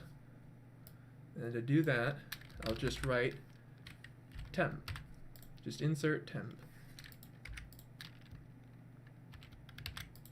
Alright, and then, let's see, for each texture in sprite, or temp, but wait.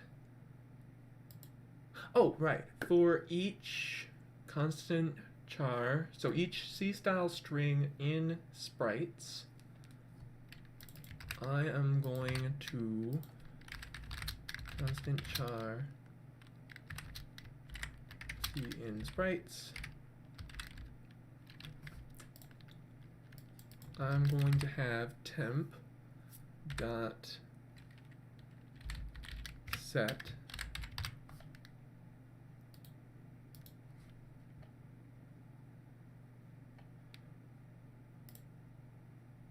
what?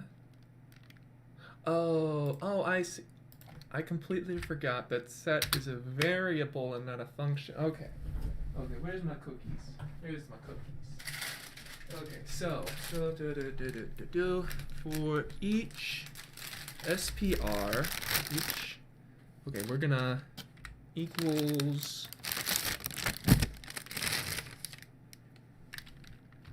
load texture from the constant char SPR.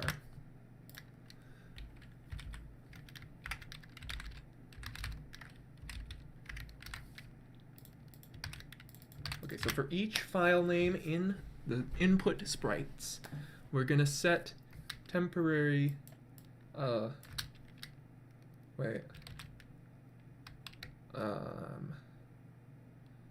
okay, so for int I equals 0, I is less than sprites dot size plus I set I equals load underscore sprites I. Alright, and what that will do is for, let's say that underscore sprites is a set of 5 constant chars. It's going to go 0 through 4 and set 0 through 4 to load texture. Load texture returns a texture. Temporary.set is a vector of textures. So, yeah, that should work. All right, let's try it.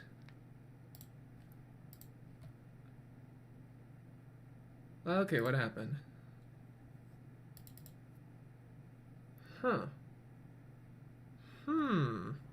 What?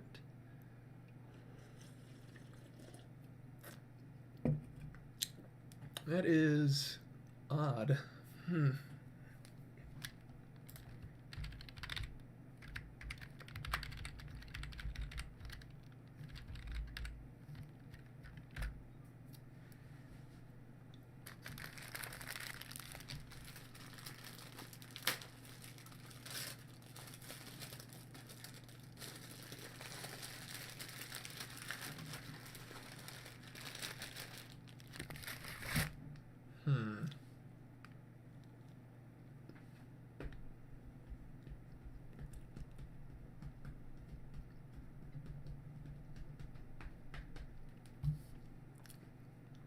What's it having trouble with?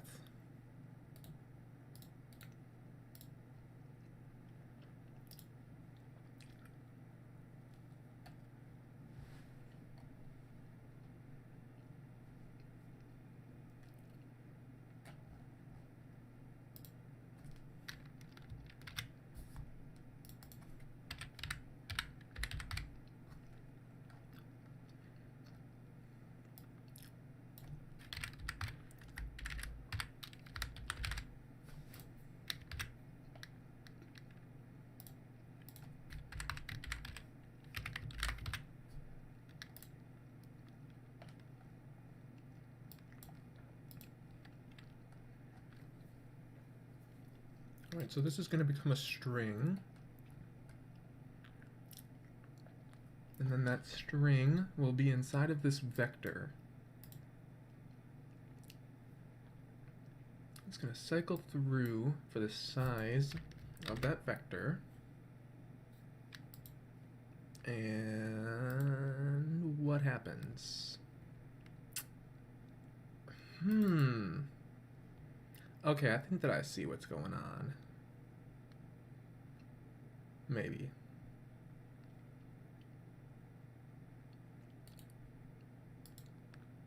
Okay, so sprites is a set of strings. What is the 0 that's going on here?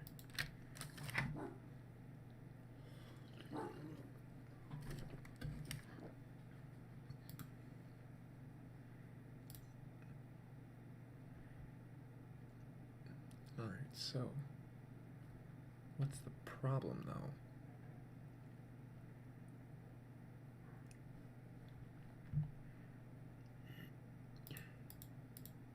Let's try a little breakpoint right there. And okay, so it sees that there's nothing because sprites.size at what? Okay, I think I see what's going on here now.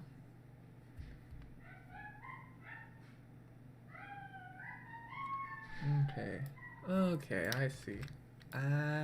I have a nested array, or nested for loop. Why do I have that? Okay, so temp equals sprite load texture from there. And then since it's still an L value, I can put it in there, and then temp stops existing. It's done. We don't need to care about it. Hello. Hi. No, I'm not. He just said it. He's your father.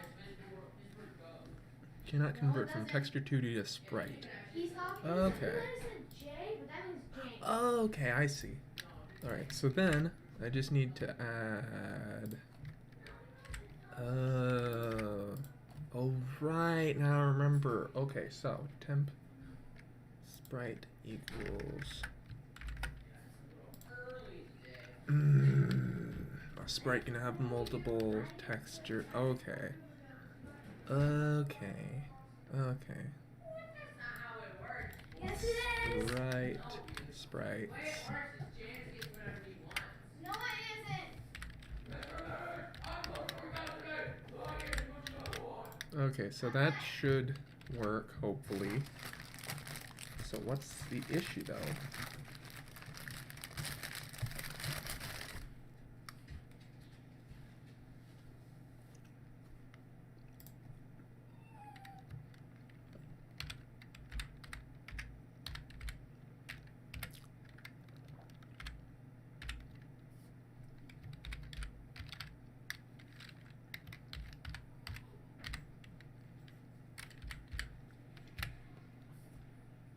Again, if there's anything that's confusing anybody, just ask and I will answer. This is a Q&A after all.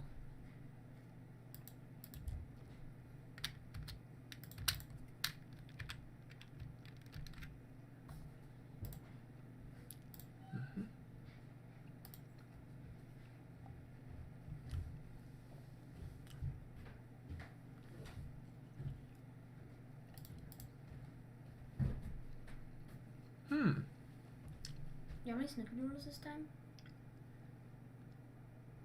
Did Granny drop by any snickerdoodles this time? I mean, yes, but she said that you haven't been asking her for food very often, so why should I give you any of my snickerdoodles? Oh, I haven't been able to. I can't find the iPad, that's why.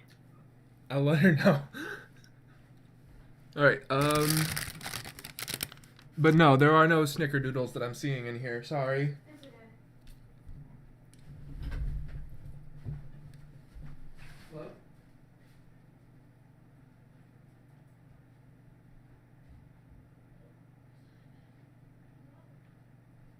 James! I asked where that iPad is.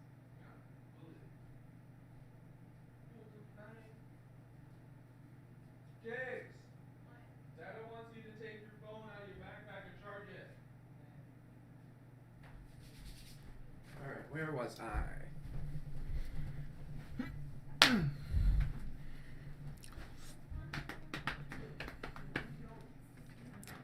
Okay. Right, so that's nice. It is crashing now when I'm trying to draw the sprite, and that's a good sign, because that means that my other code worked. So we're making progress. All right, so to make that not be broken AF, I need to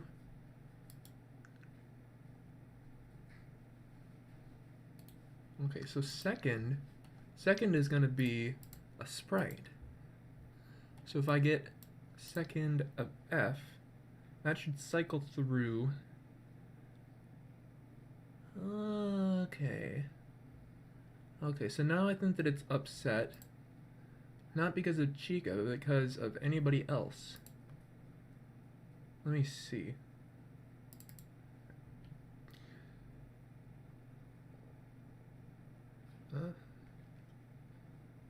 Sprites. Yeah, size is 0, so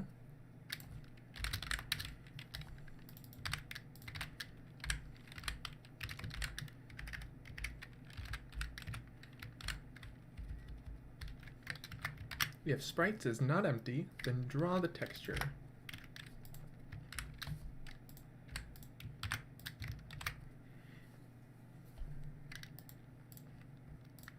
And yep, it works. Okay, so first we clear the background with black, and then we draw, and then woo! Got a texture going. Okay, so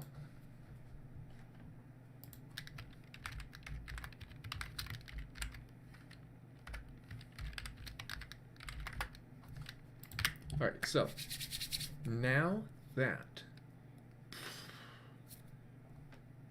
I'm going to make more placeholder sprites. And then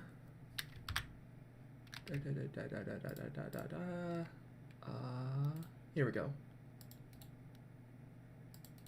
I'm going to add another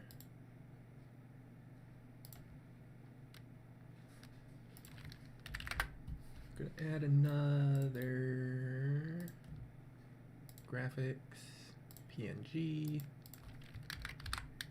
Freddy underscore show stage. He's gonna be brown, just brown. There we go. And then we have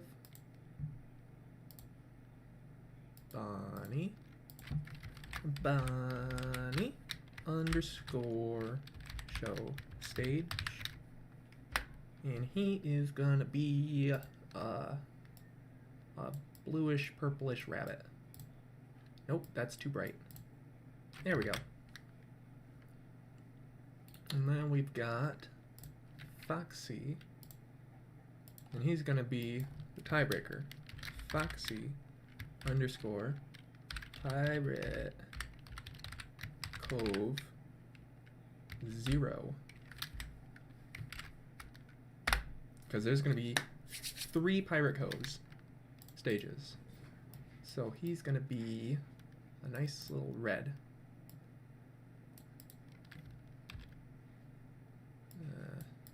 There we go, perfect.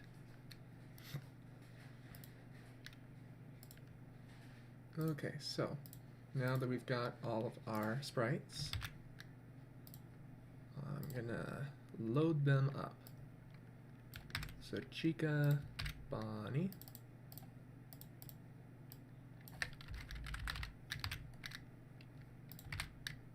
Freddy, and Foxy.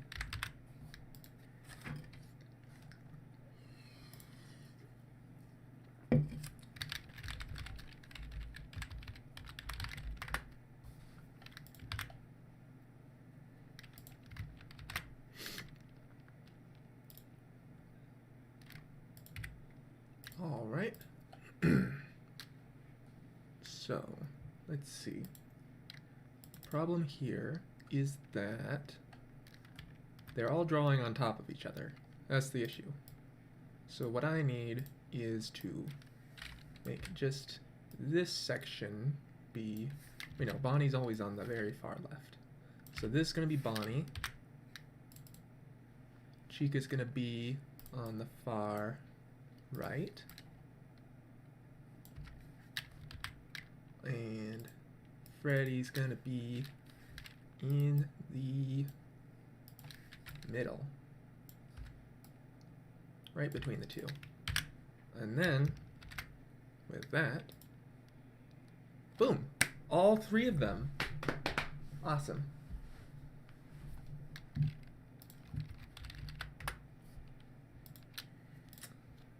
I consider this a huge success. It is... What? Did Freddy just move? Wait. I don't remember. Did I already implement the movement? Oh. Huh. Well, there's that. They're already moving. They don't even have real textures yet, and they're already moving. Oh God. That is awesome. That is absolutely just awesome.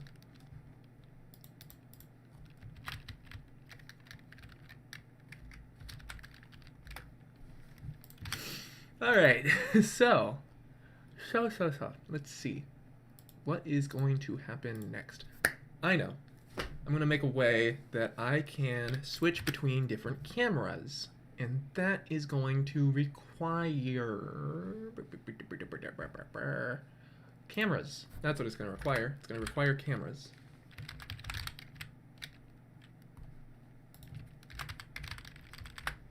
Alright, so I'm going to make a camera.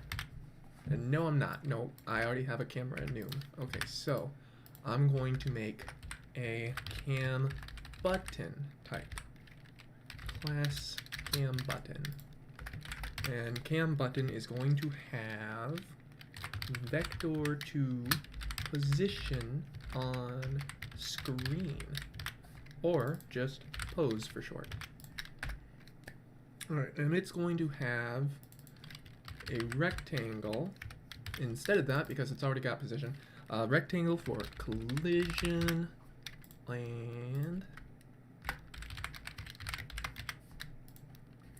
and it is going to need public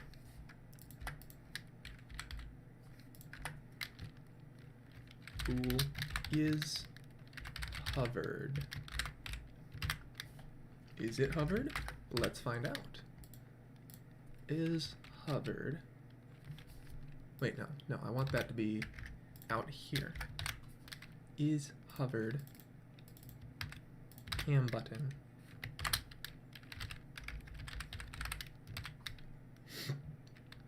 Okay, so if the button is hovered, that would mean return button. Okay. Okay. Let's make this not a class, because I want to do this in FP. Okay, so rectangle collision. Constructor.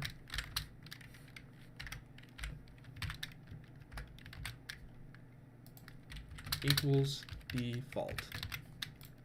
Cam button. Rectangle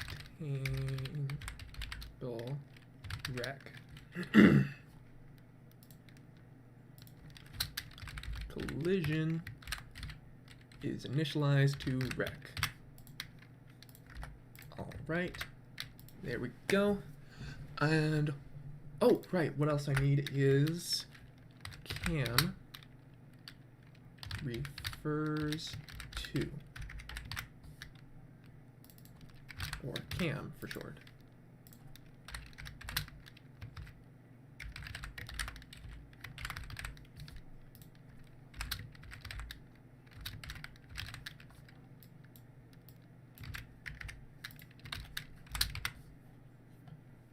Okay, so is hovered button dot collision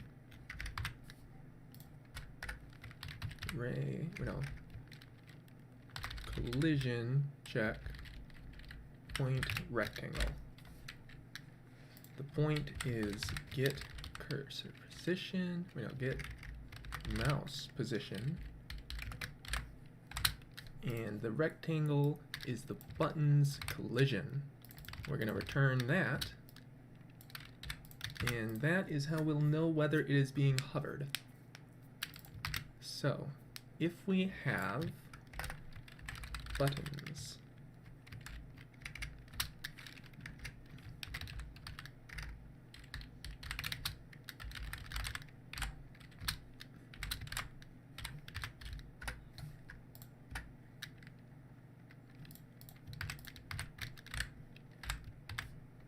okay, so cam button is a rectangle, comma, cam 1a, rectangle. Oh, I also need a draw command. Void draw button. And that is going to be cam button reference button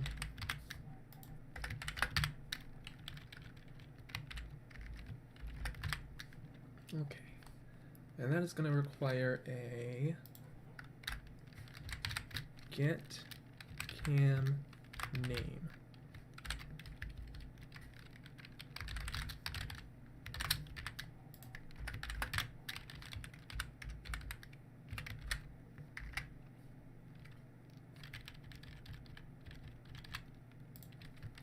cam. Switch on cam.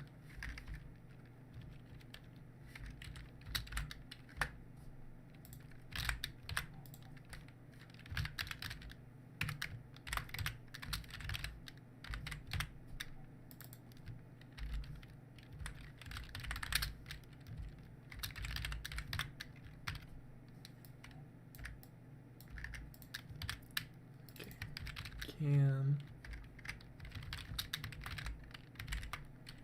1A return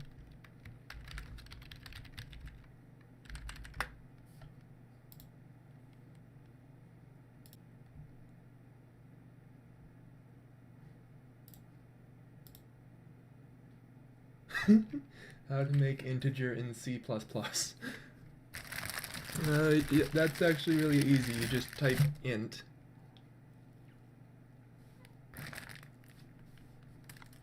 Alright.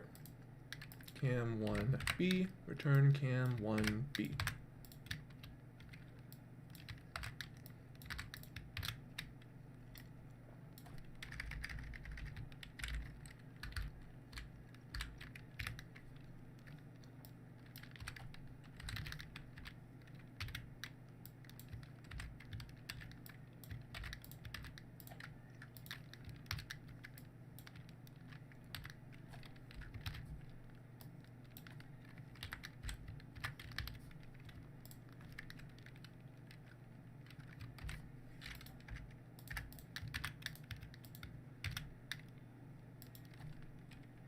Alright, and what else are they again? There they are.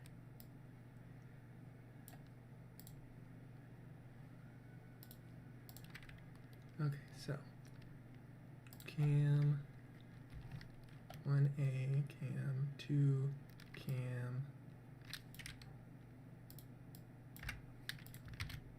3, cam 4, cam 5, 6, and 7. Alright, that's all the camera names.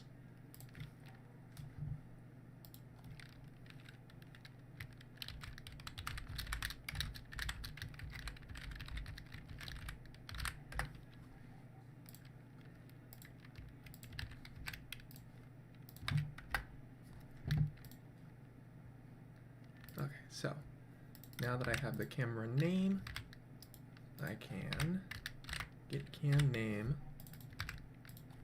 button dot cam raw text.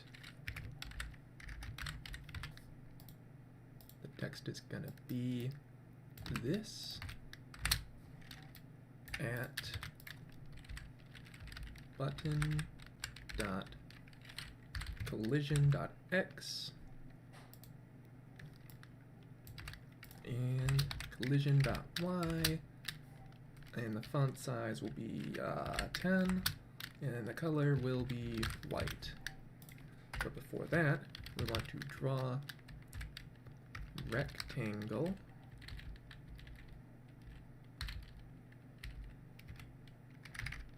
pro.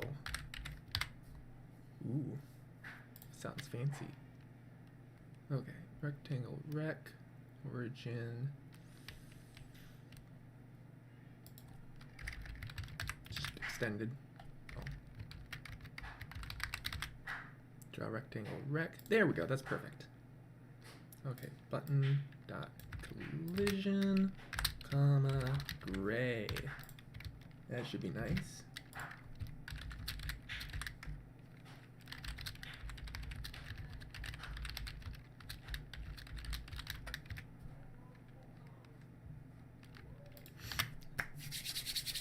Where was I?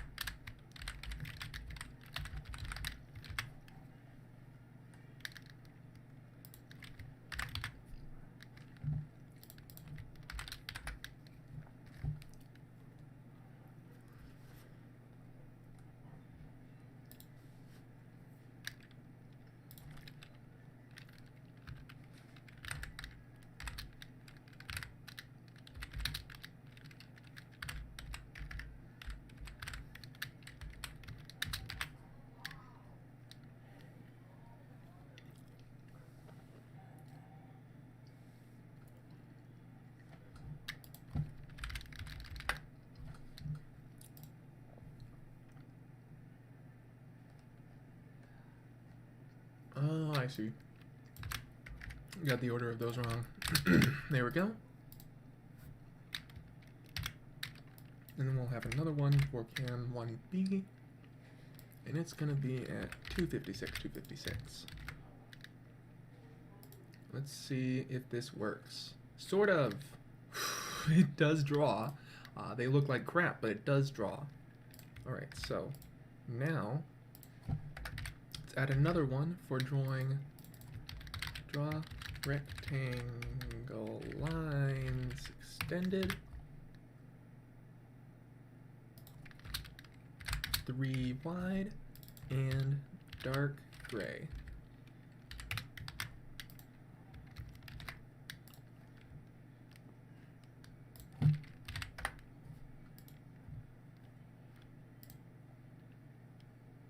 Yes, that is looking nice.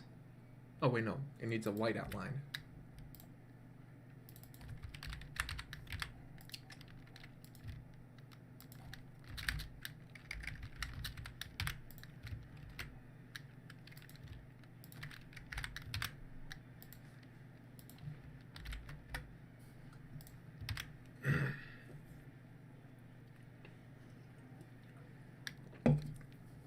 I'm thinking since all of the buttons are going to be the same size, I should probably just take a vector 2 for position.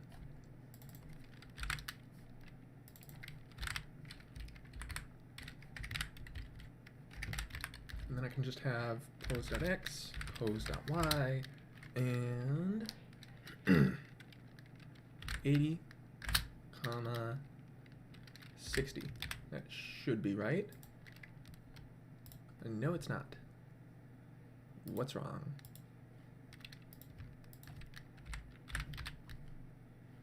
Ow, right. I'm still just passing a rectangle.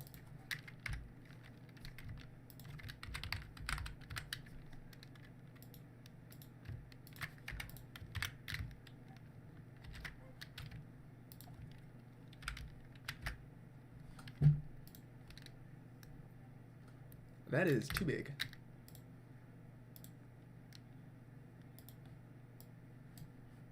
Okay, so that needs to be about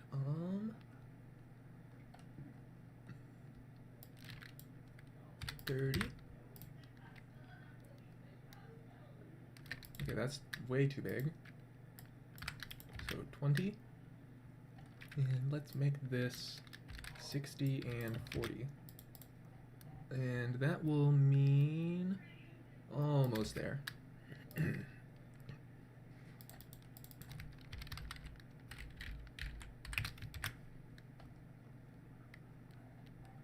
Okay, I think that I see what the issue here is.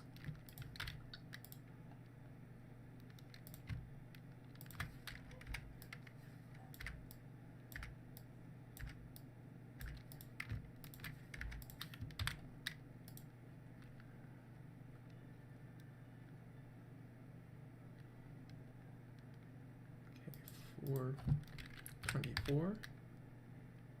And we want the text to be cam, because it always will be.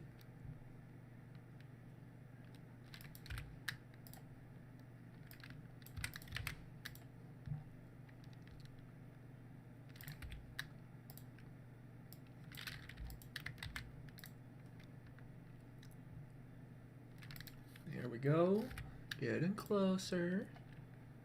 And I want the size to always be 50, I think. Will be almost. Okay, so 48. 44. Let's try that. Yeah, I think that's pretty good. Alright, but then I want this inset to be just slightly more.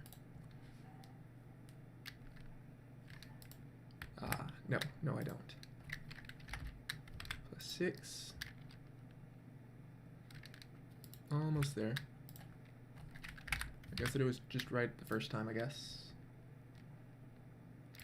Why is it like that? That is weird.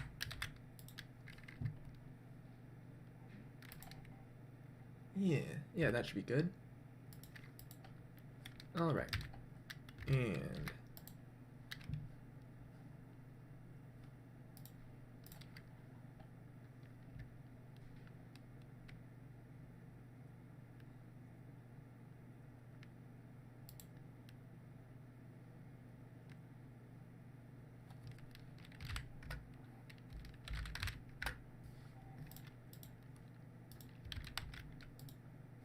again, I'm gonna send this link. Visual Studio 2019. That's how I'm making this code.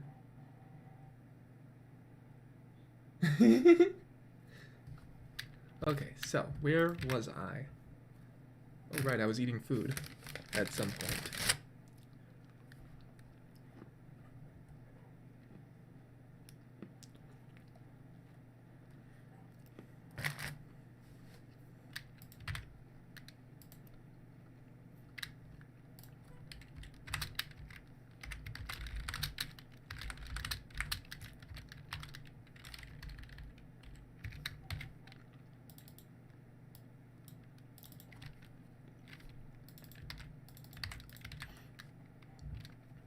Alright, so draw the button.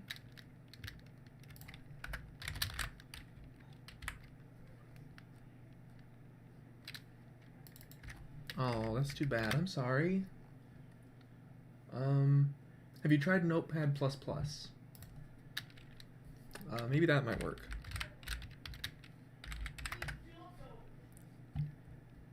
If, okay, dark gray, green,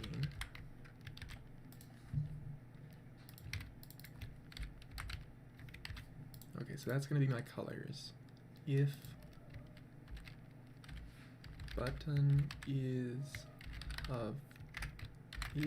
hovered button, draw button green.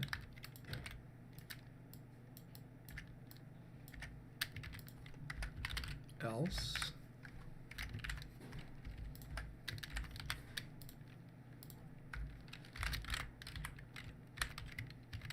active.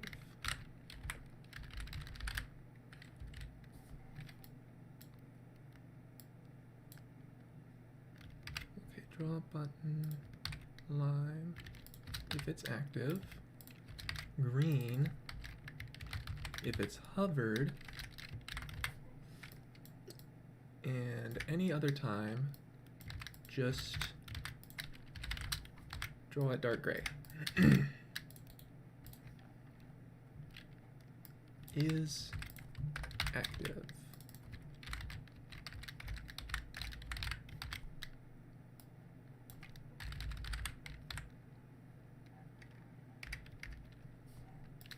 Actually, I'm just gonna put that into here. If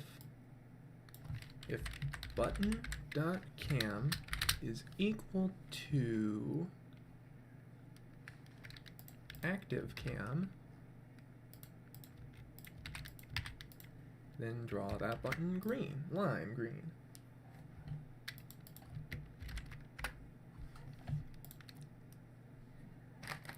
Hey!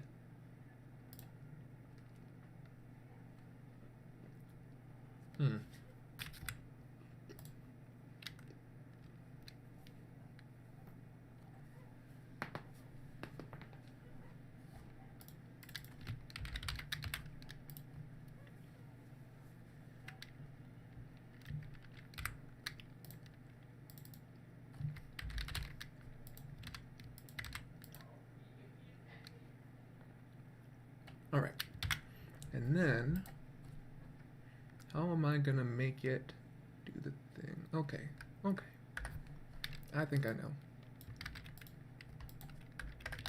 For each button, if button dot, no, if mouse button, wait, no, if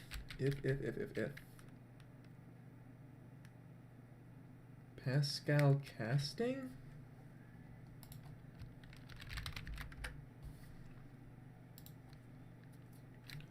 If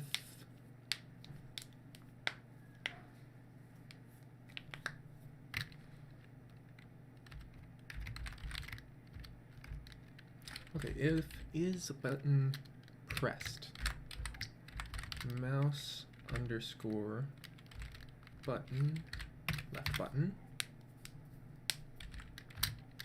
and is hovered button. Actually, if mouse button is down, then we will check. If is hovered, then active cam equals button dot cam and break. And that's how we will know. Yes! Yes, yes, yes, yes, yes, yes, yes. It works. It works. And Freddy's gone again. Why is Freddy always the first one to leave?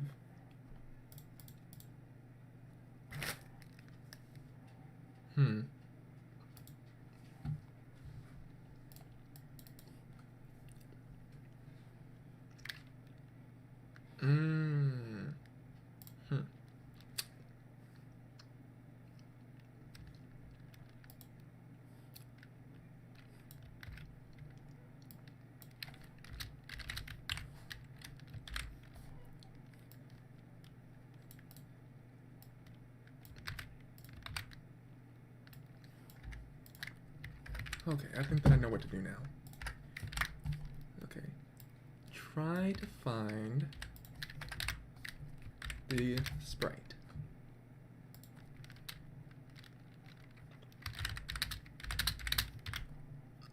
However, if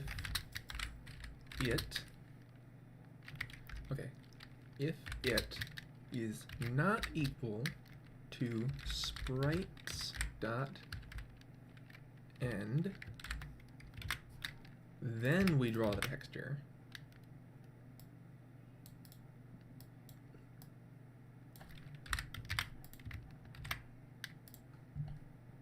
And that way,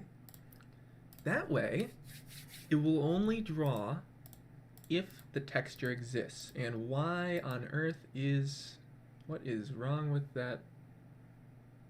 Oh, okay, I think there's something wrong with this collision. It's not matching up with the draw. What would be causing that?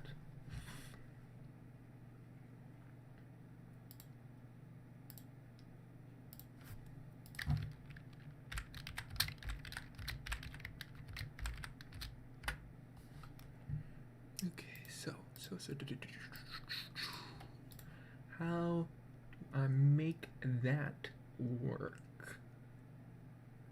Okay, what's going wrong? Draw the button.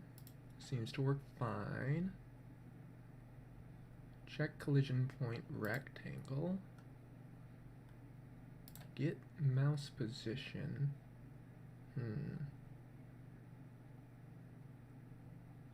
That all seems correct.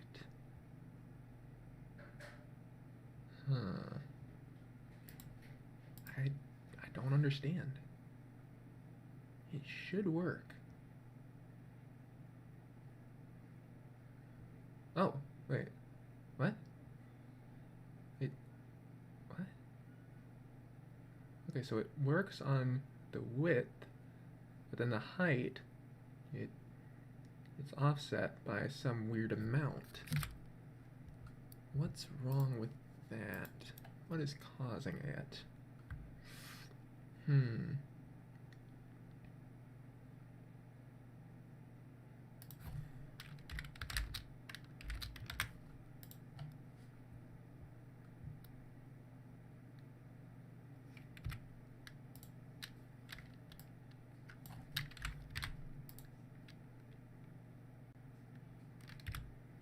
Nope.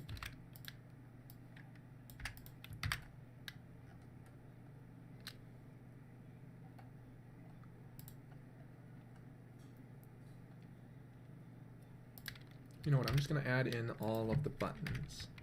Cam C, cam 1, no, cam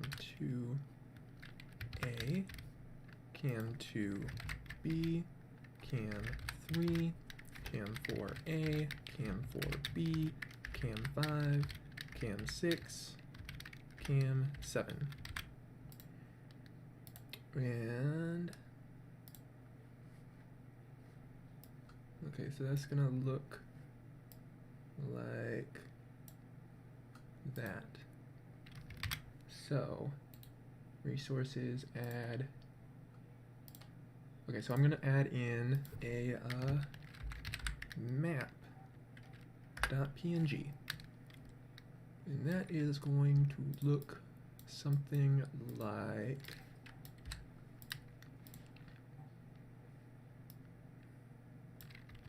not that.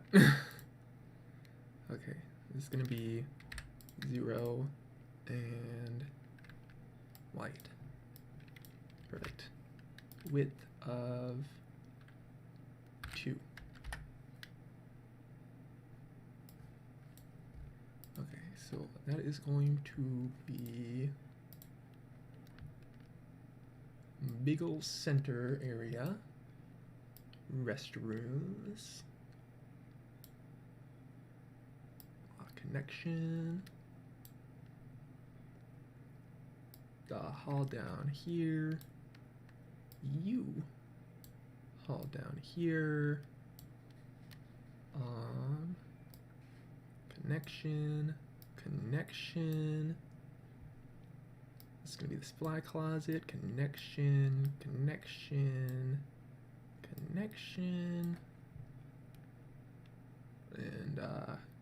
kitchen, connection, bathroom,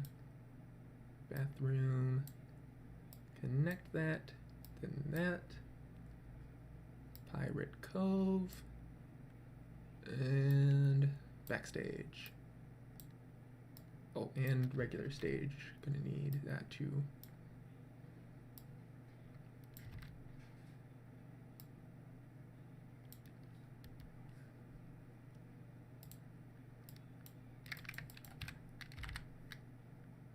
This is gonna be you.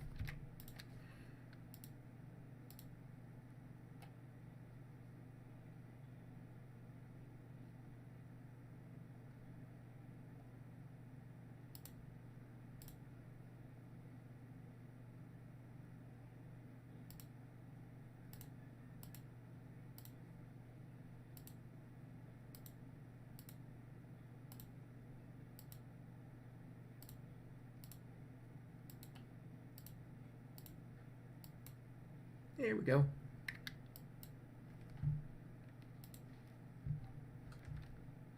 All right, and so with that right there, load texture.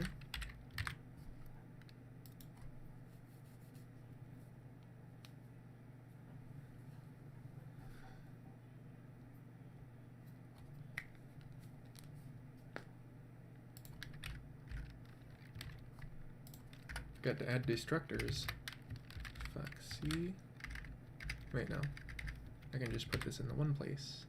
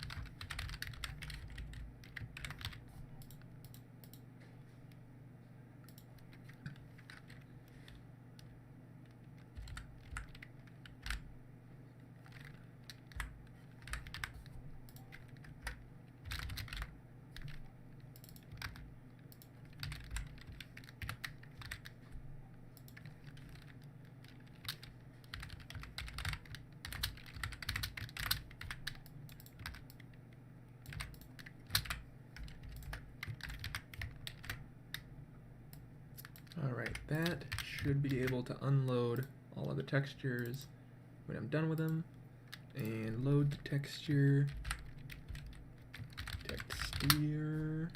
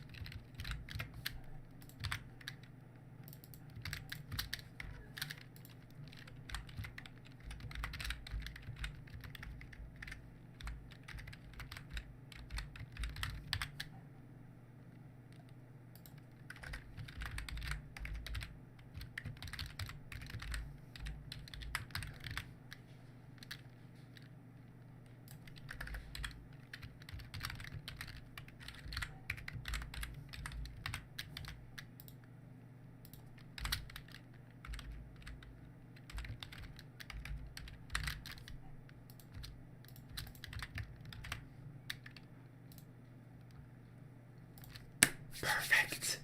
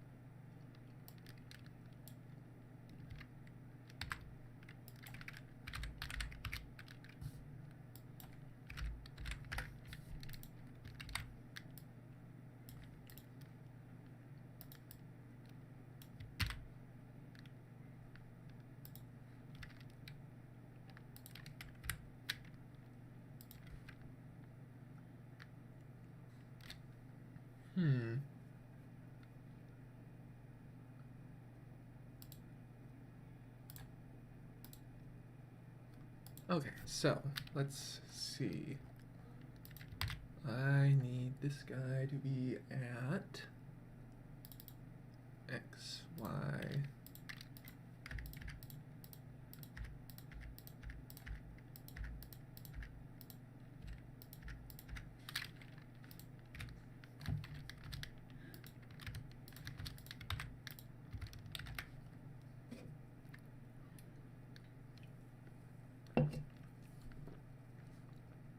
Oh, I know.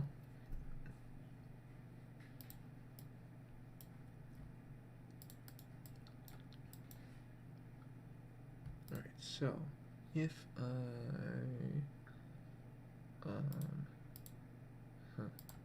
okay, I'll just open this in Paint.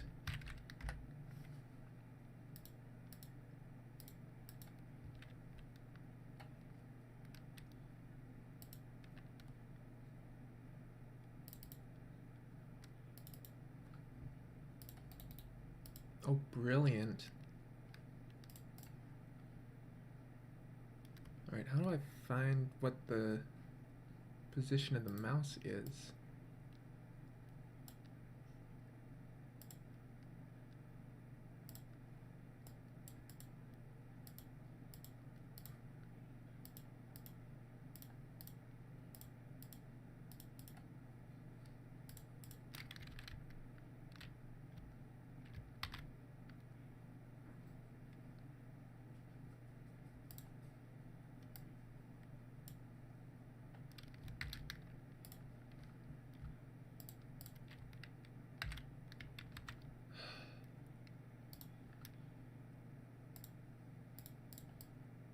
Alright, fine, I'll open Photoshop.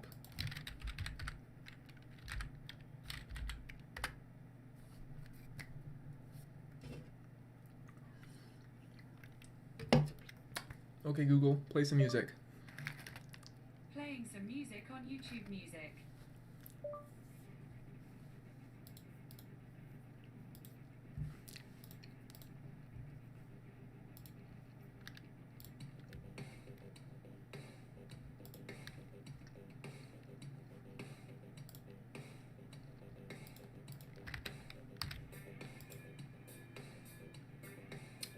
Really?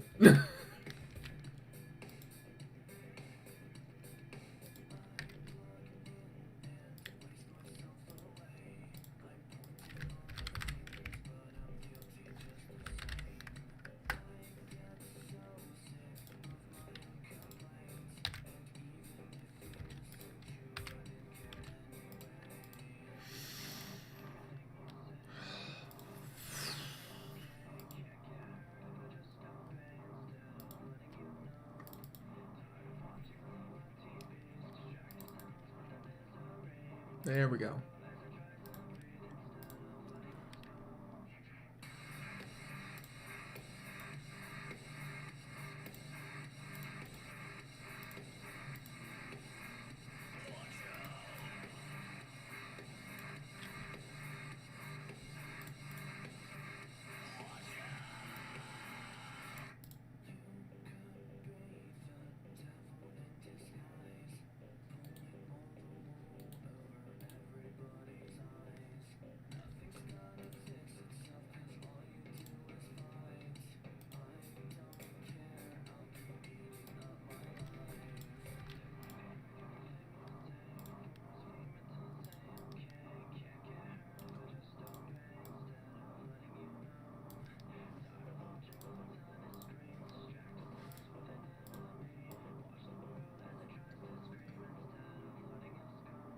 One two nine two 480.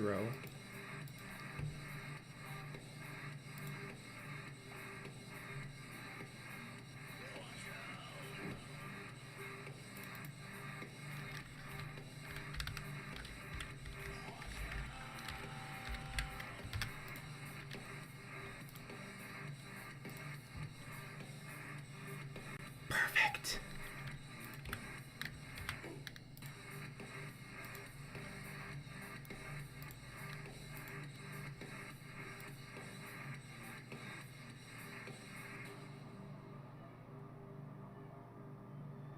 One one zero 600.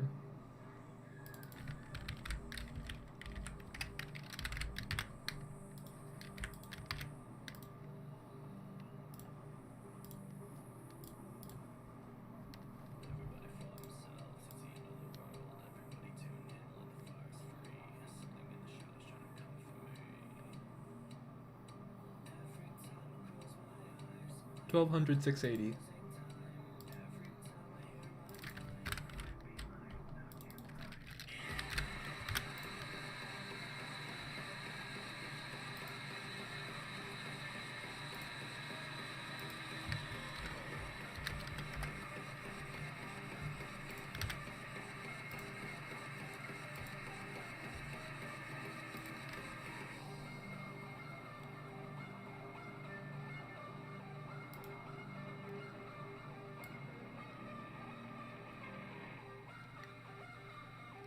$1,245.60.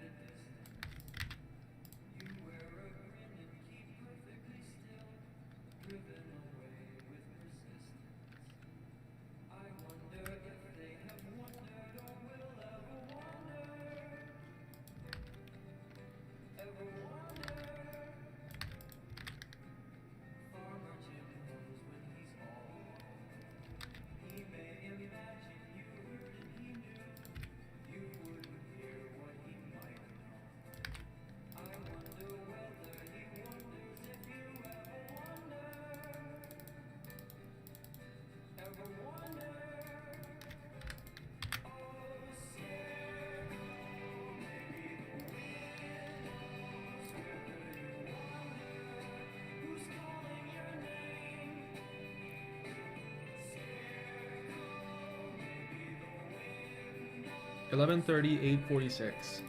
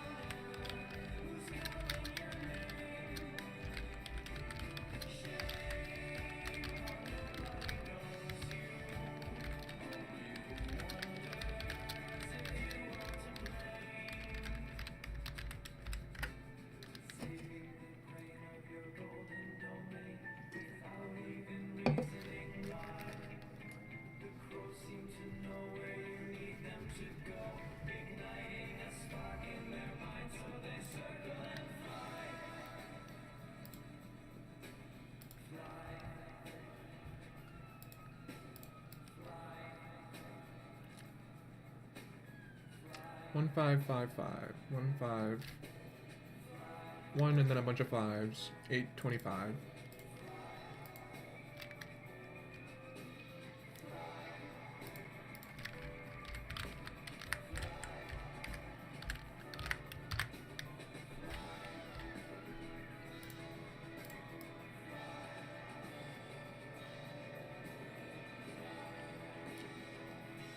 $1,600,575.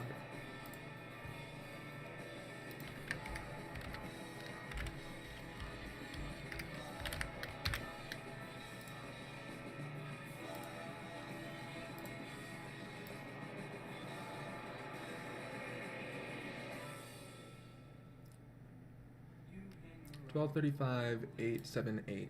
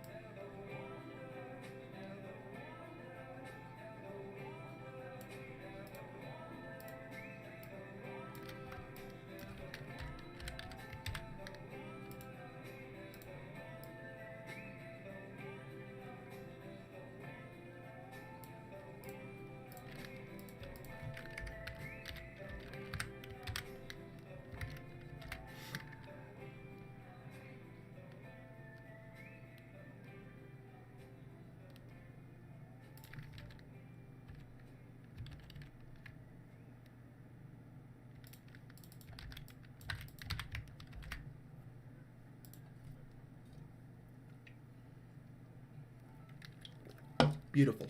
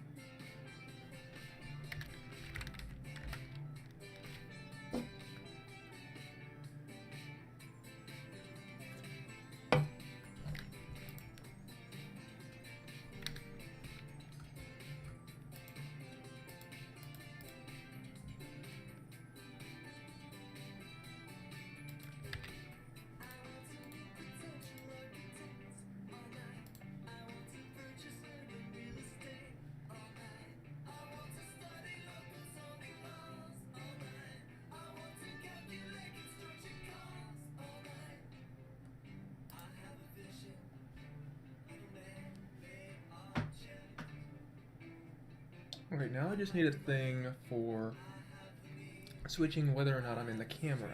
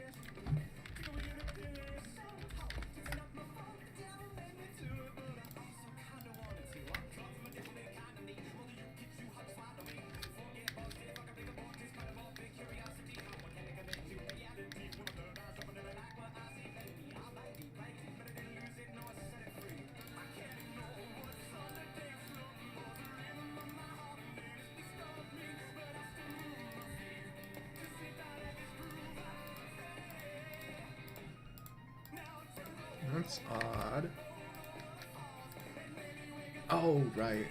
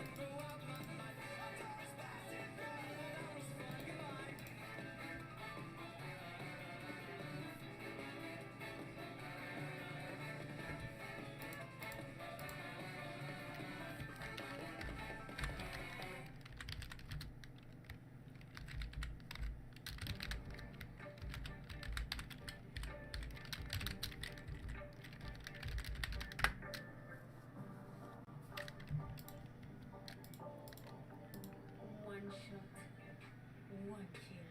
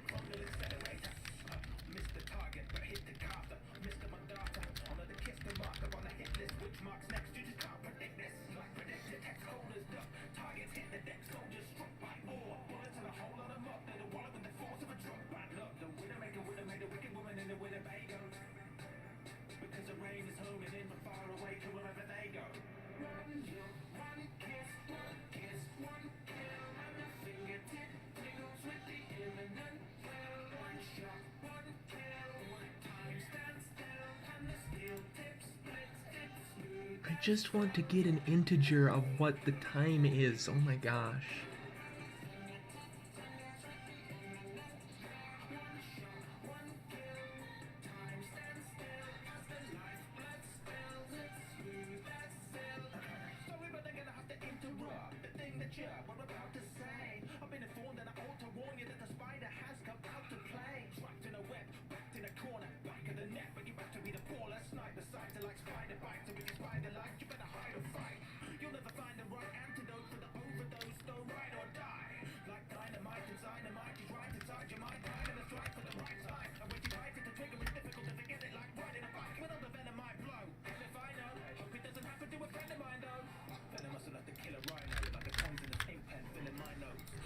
Oh, so it is. What?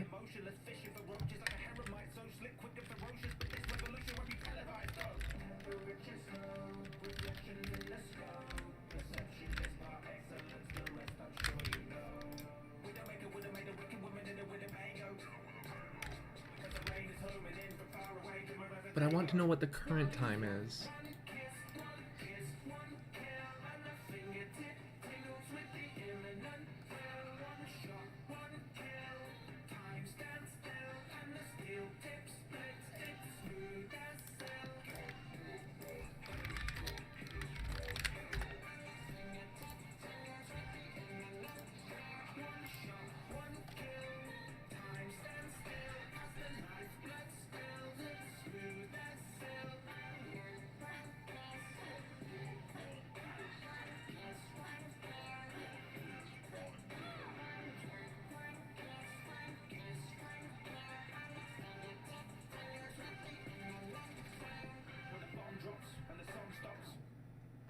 There we go. Perfect. Thank you.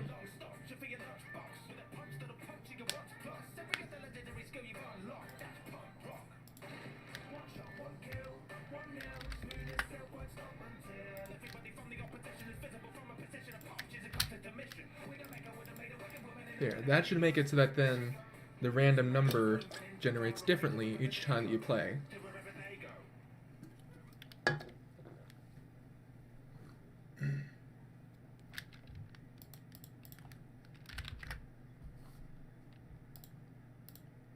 Where is Foxy though? He's supposed to be rendering right here.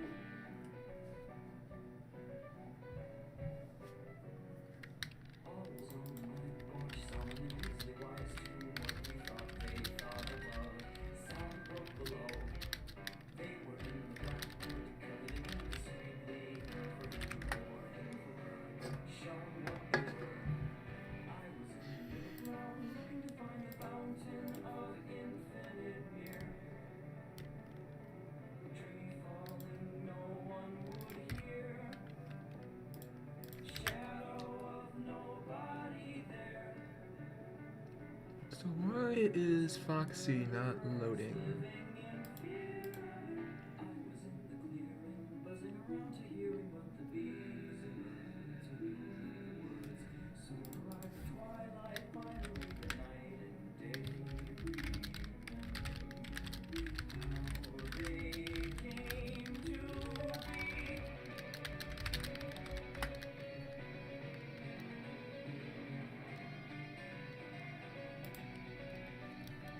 Okay, templates. I'm gonna explain that again. Hey Google, stop. Let's see, example.cpp. So, the way that works is that you're not supposed to do that. The code that I wrote there, that is not good. But basically what this would be doing is well, basically you would have just this and then equals some number. I'm gonna go with a rand, I don't know, always equals 0 maybe. Okay, and then if you do x get like 7, then you'll get whatever the value of x at 7 is. So like a I guess common one to to do would be something like a factorial. So factorial int n equals factorial of n minus 1 plus n. And then you would just specifically say that at 0, it is 1. And then that way,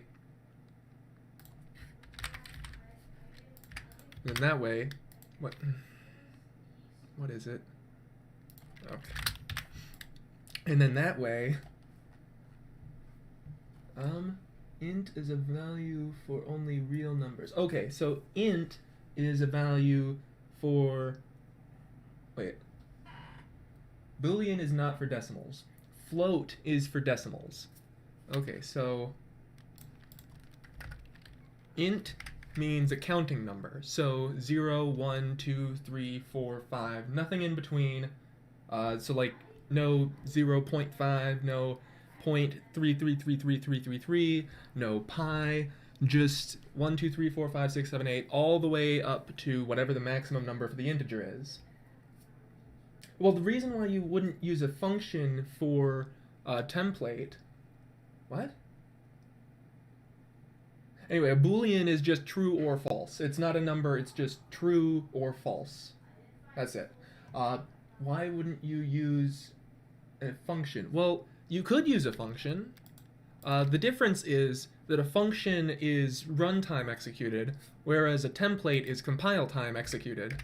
So if you just wanted to have the factorial, or whatever it is that the template is referring to, go super duper fast at the expense of extra compile time, so then if you have a really complicated thing that's happening with the template, you could have it pre-compiled and have it work correctly without it having to do any execution. Because if I were to do the same thing with a function, so like int factorial int n, then it would look something like this.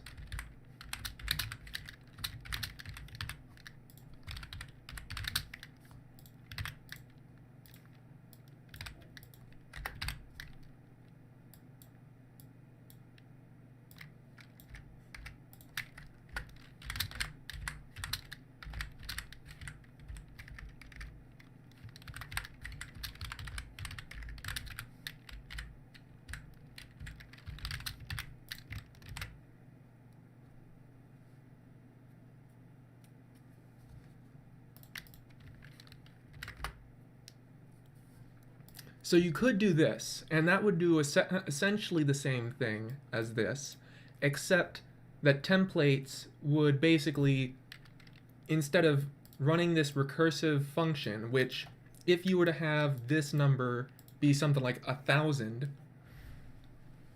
you wouldn't have to wait around for that at runtime if it's a template.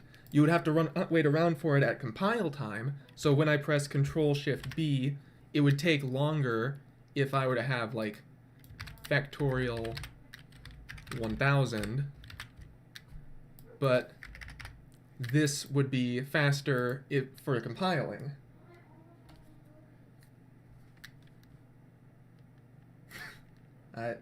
Maybe.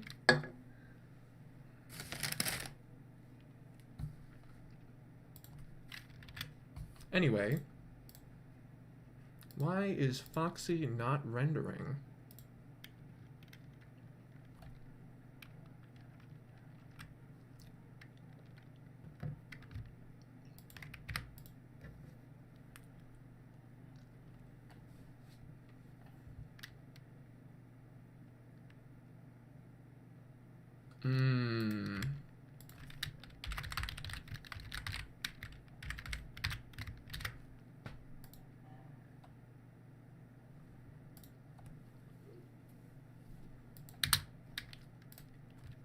There he is. Now Fox is in there.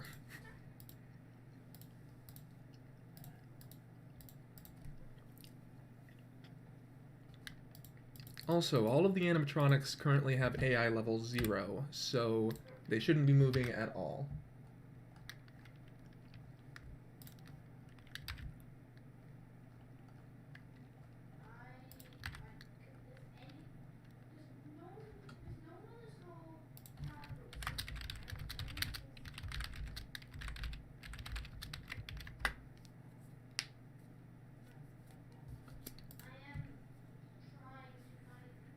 Okay, so if I wanted to,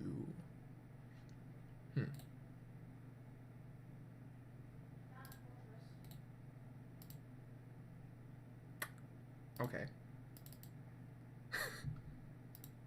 Okay, so let's have a closed curtain one. And then add a new one for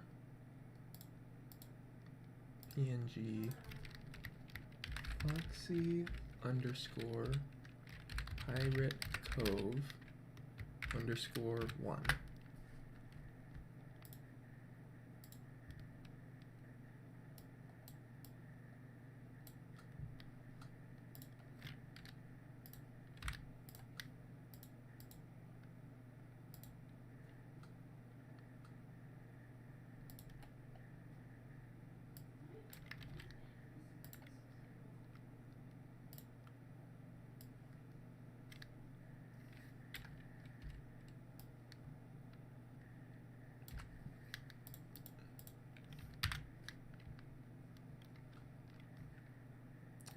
And then another one for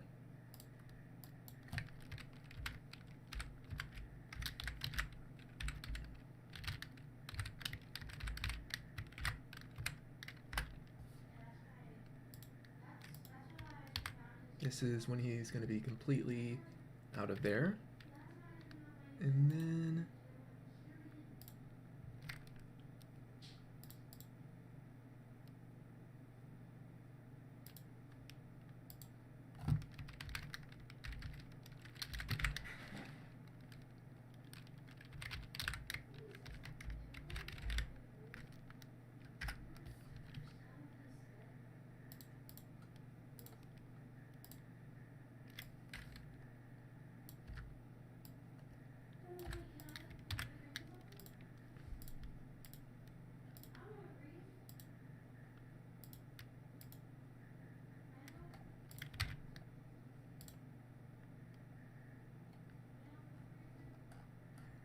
okay, Foxy is gonna have 0, 1, 2,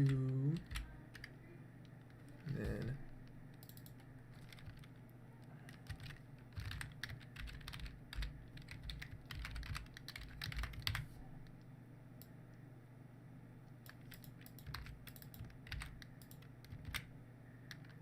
then this one's just the door.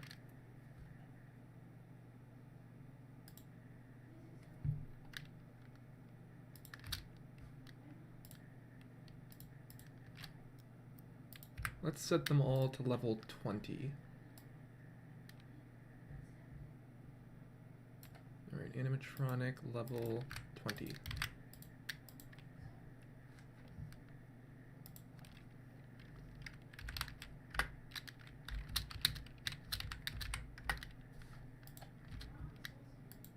Oh gosh.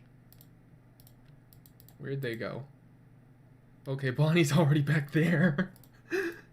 Chica's in the kitchen. Freddy's still in the bathroom. Oh, but he moved.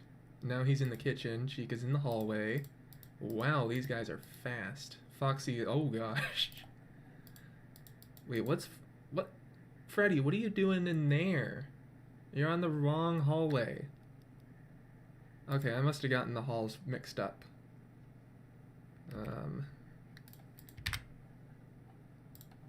Huh.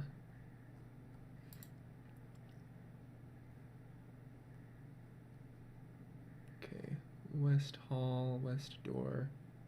Freddy should take the east hall. There we go. Bonnie, yup. Chica, yes.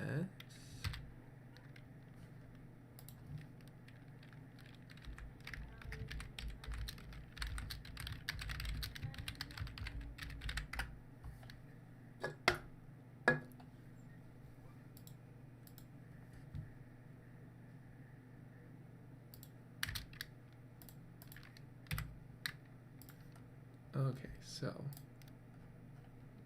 when the camera is opened,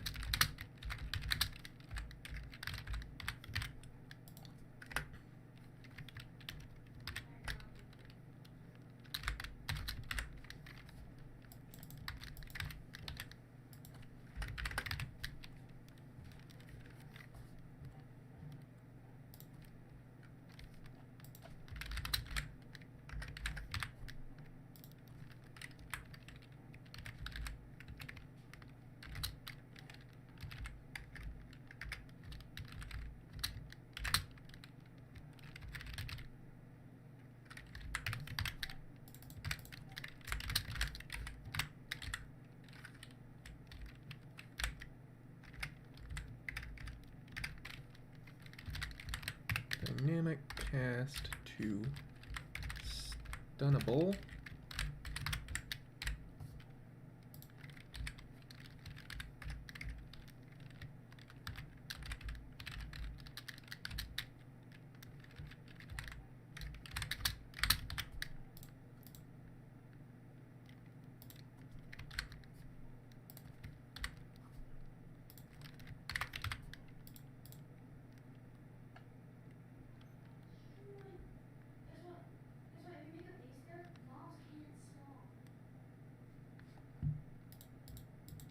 Once again, yes, I know.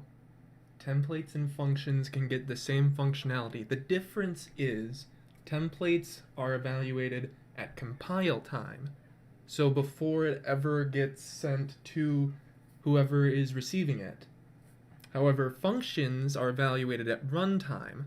So if you have a function, then it will be then it will run when they tell it to run.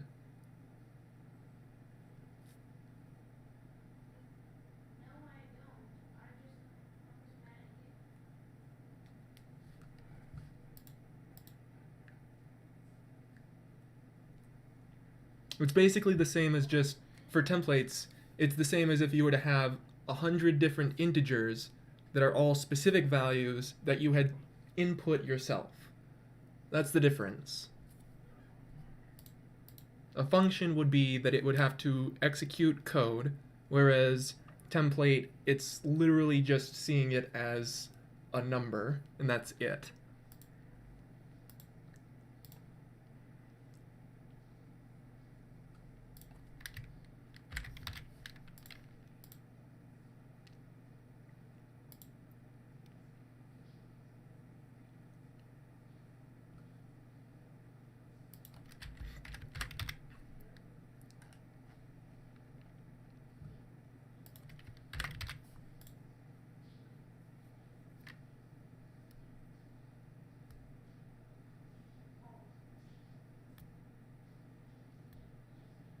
What?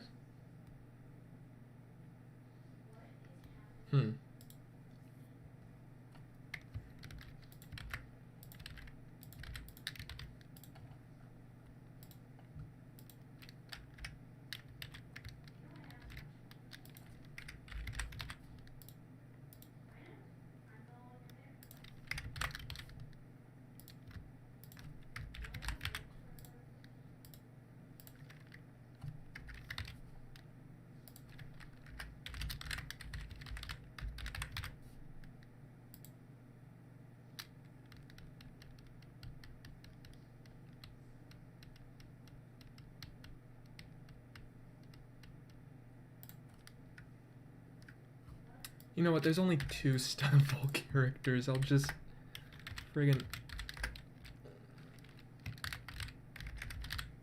Freddy dot stun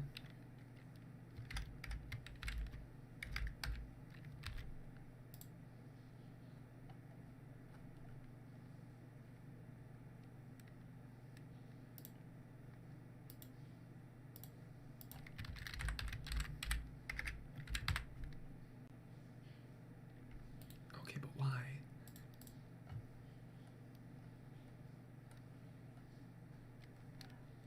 Hi, welcome back.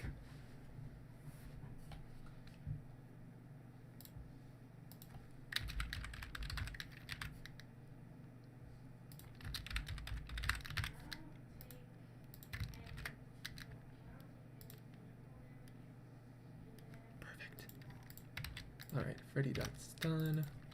Foxy dot's done.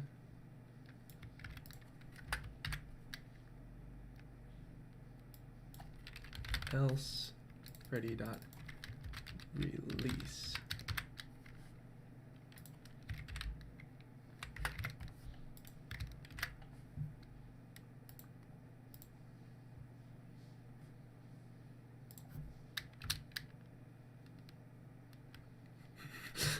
They're so fast. Wait, what?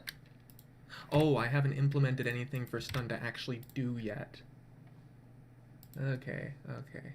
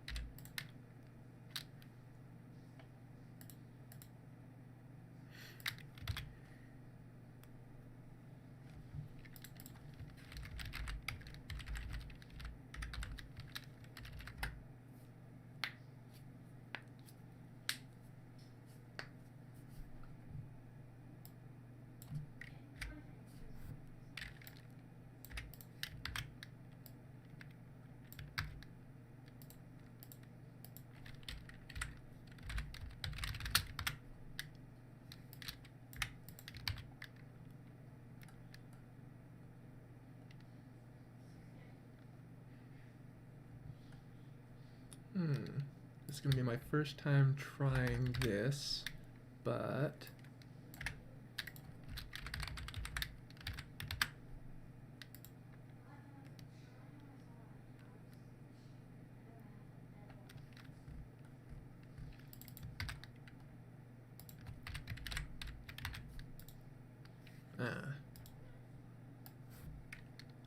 guess not. Okay, so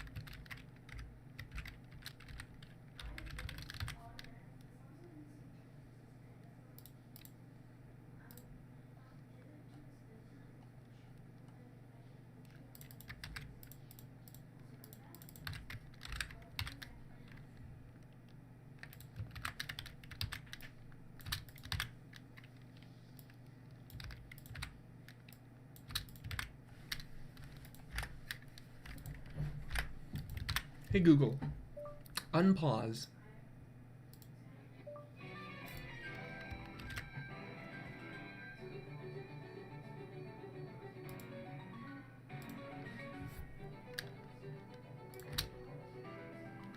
Okay, so as long as I have the camera open, Freddy and Foxy are not able to move at all. Period. But then if I flip down the camera, They are able to move. I just have to wait. And he's gone. Yep. See? He moved.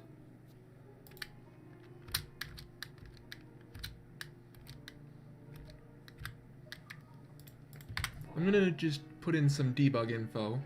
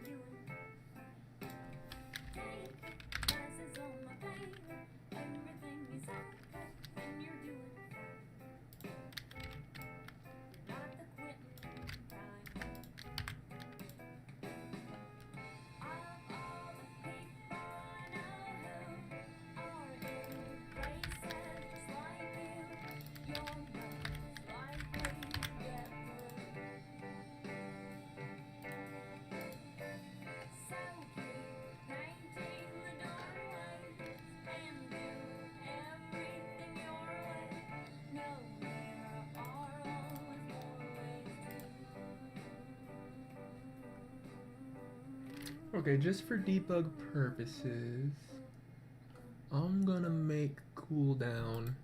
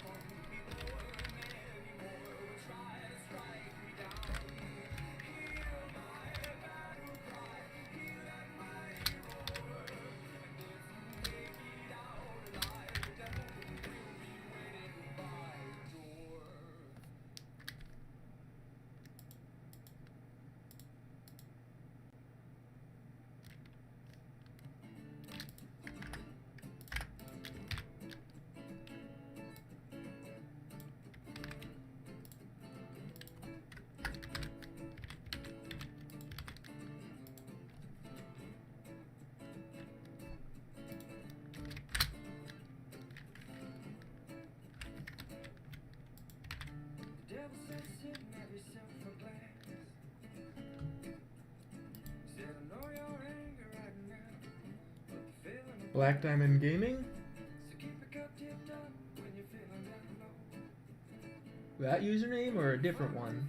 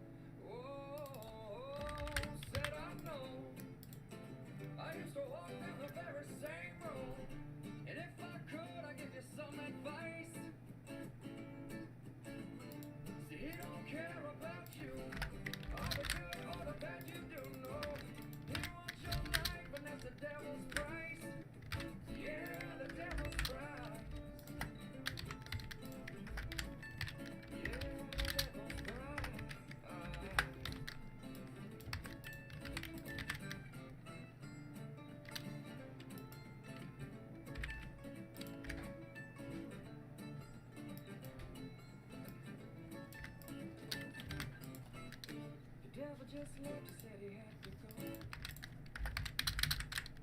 It's funny how it works that way when you just start sounding wrong. So just keep on keeping on down that way.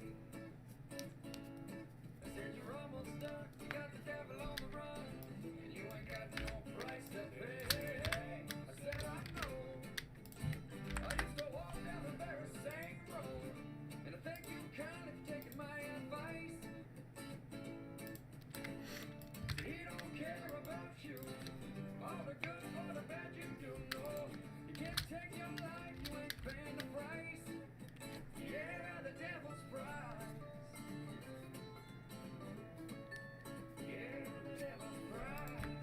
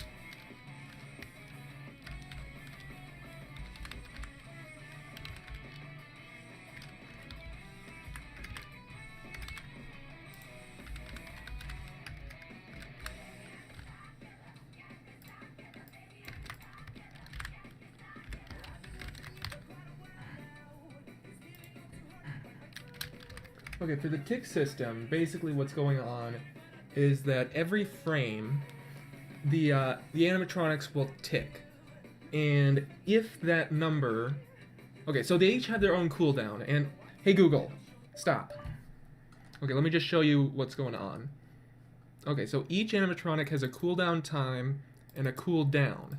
Cooldown time is specific to the animatronic. So like Chica has a cooldown time of 300 frames, Bonnie has 200 frames, Freddy has 400 frames, and that's basically how many frames they will wait before trying to move.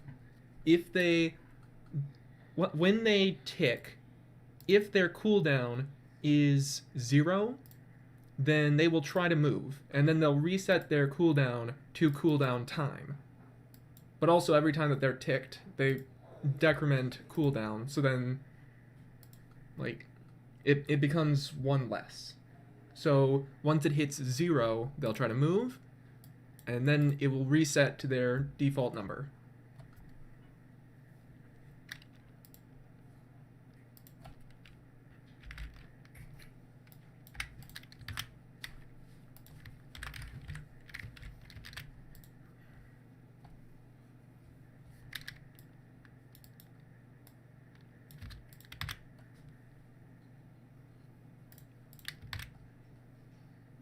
Does that help?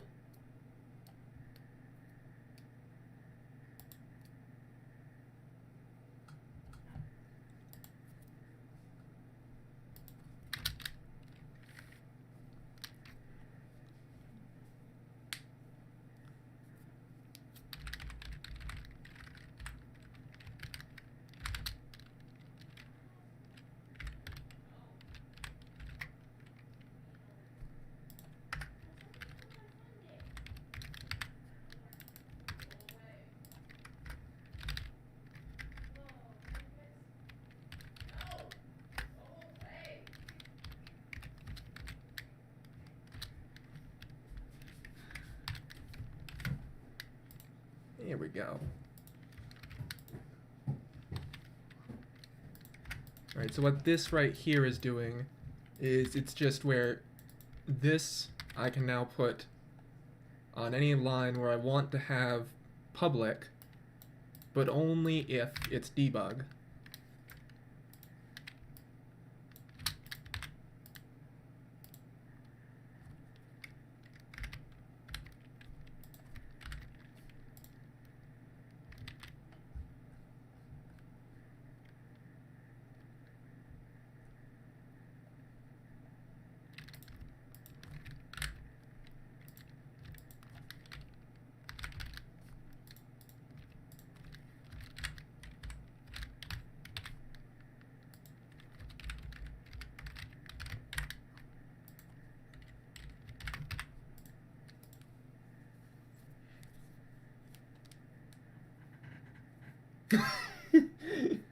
That might take a little while, just a little.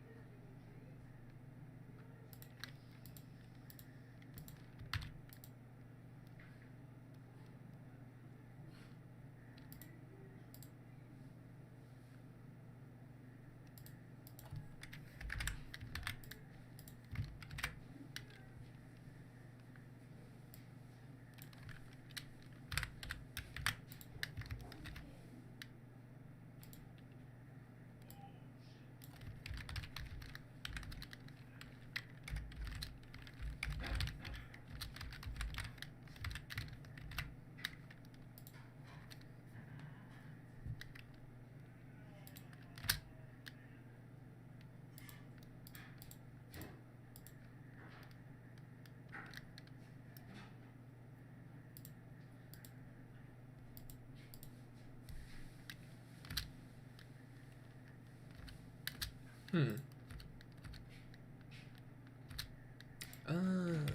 okay.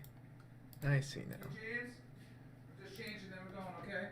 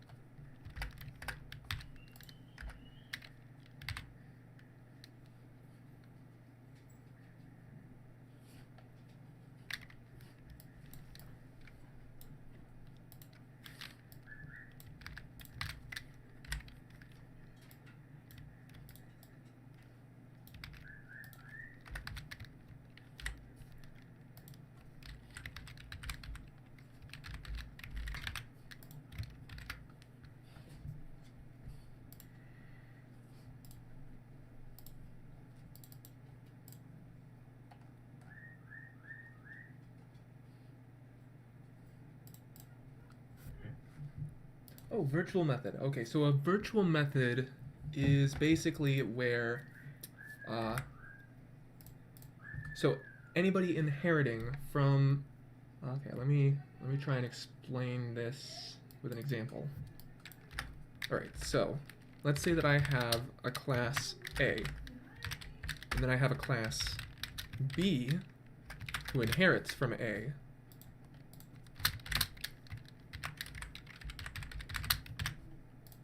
A has the virtual function int modify because they have an int named value, and what modify does is it takes value and increments it. But because it's virtual, I can then in class B override it. And let's say that I want to, every time that it increments that, not only increment it,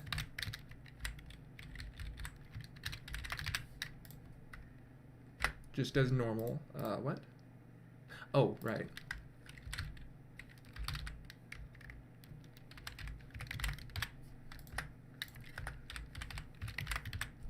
Not only modify it, but also I want to increment my own other integer in B named superval. And superval is going to also be incremented. So then, if I have just an A, just a regular A, and I tell it to modify, then its value will be whatever its value was plus 1. But then if I tell B to do that, it will be both value and super value. Basically, if it's virtual, I can tell it to change how this works. Although, it only does both because I told it to do both. I could instead have it be, okay, just a sec, int main return 0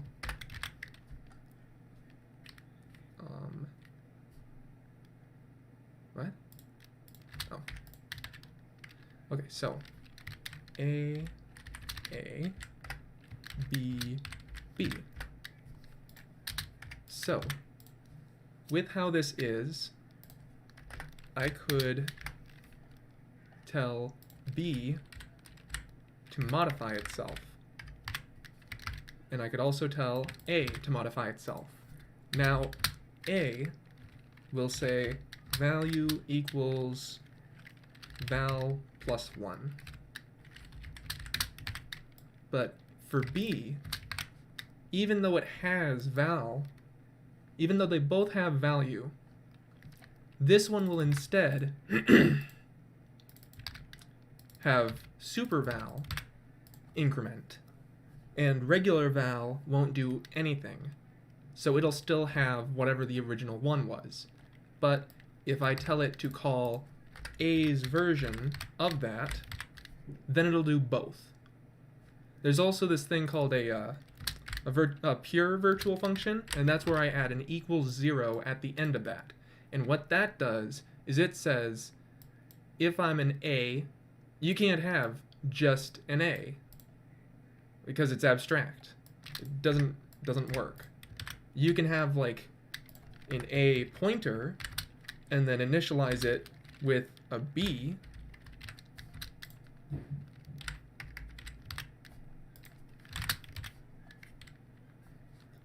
but then that's still technically just a B. And if you tell A to modify, it'll modify using the B's method of it.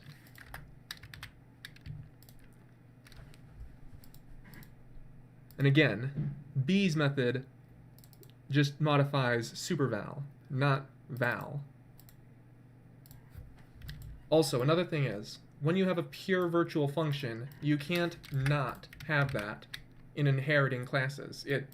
It says that it's just not possible because that modify virtual function does not exist.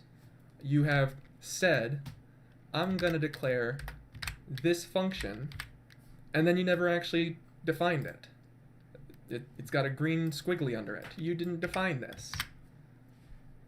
So if it's pure virtual, you have to define it. But if it's just a regular virtual, then you can go ahead and just not define that at all. And as long as you have a definition for the regular one, it's happy. It'll just override, like, anytime that you have B do this, now it'll instead just use the A version, which is just val plus 1.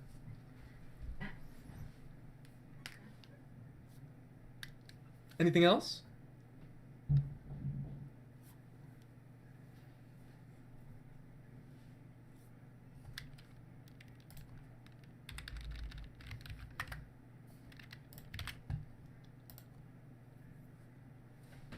Just a sec.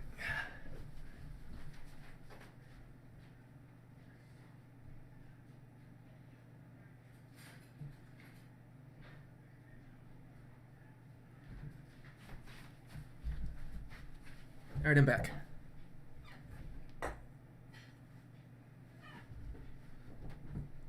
Great.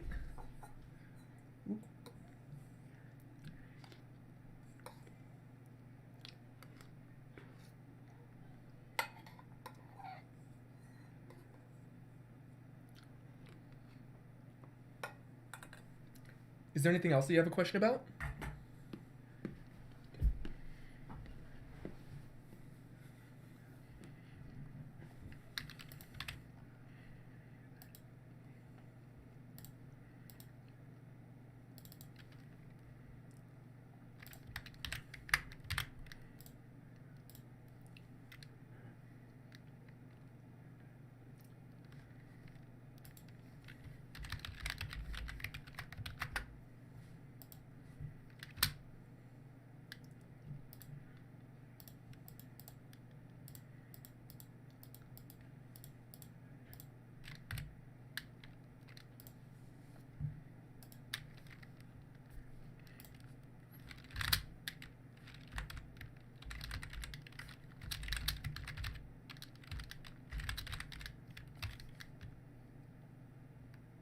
Basically, you do that.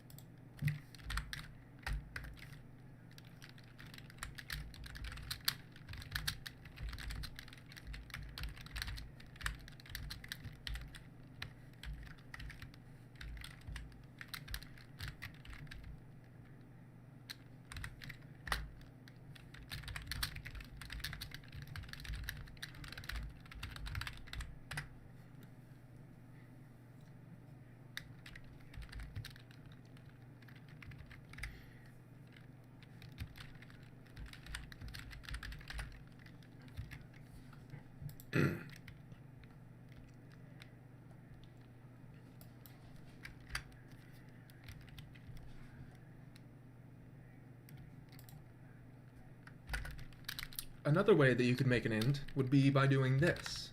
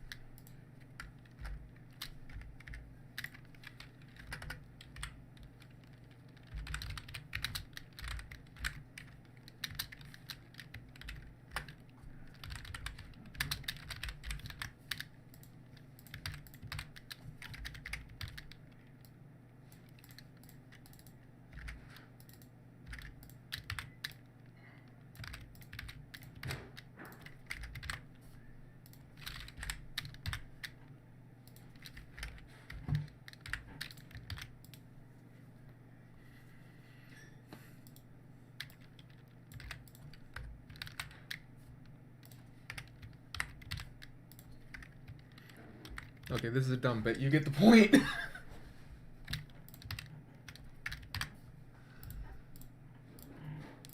Hey Google, play some music. Playing some music on YouTube Music.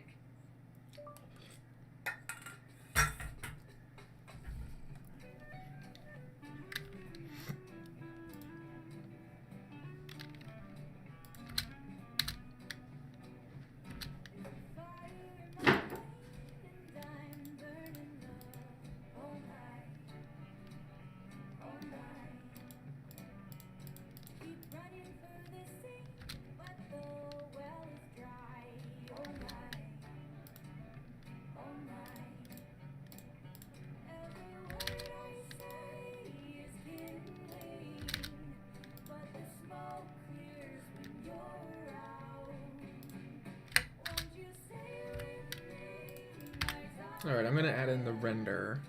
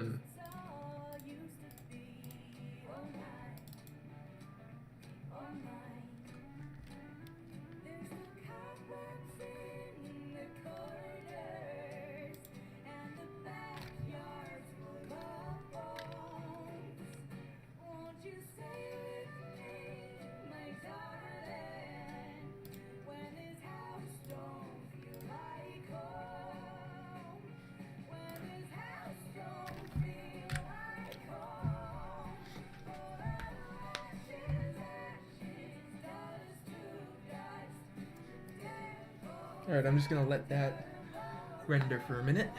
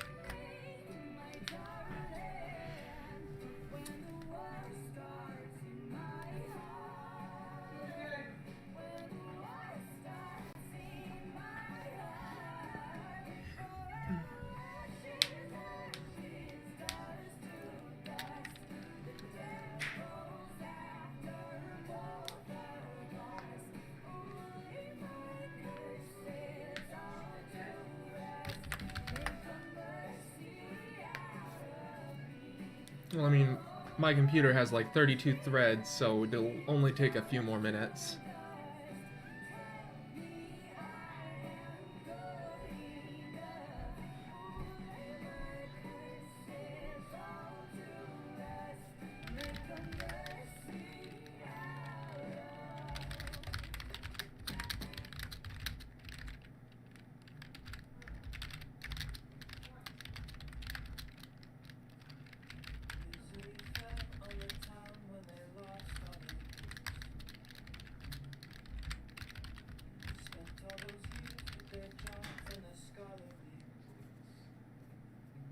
Once I have this rendered, I'll be able to,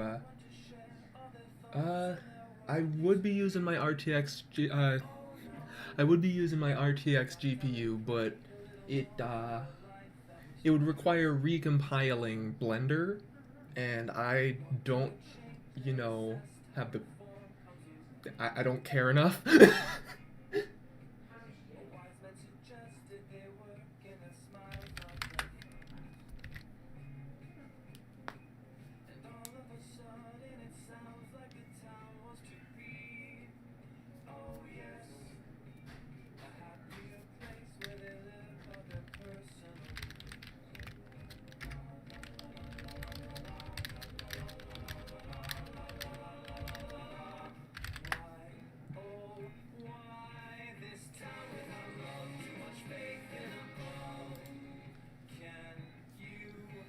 Almost done.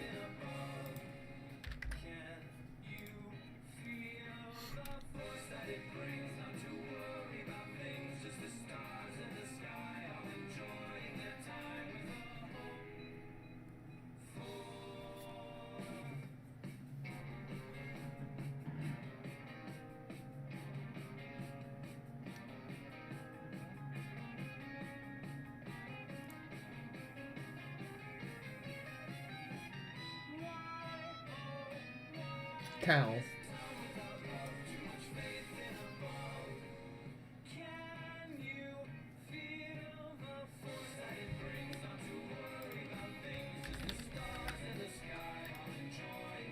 Oh, hey, it's done.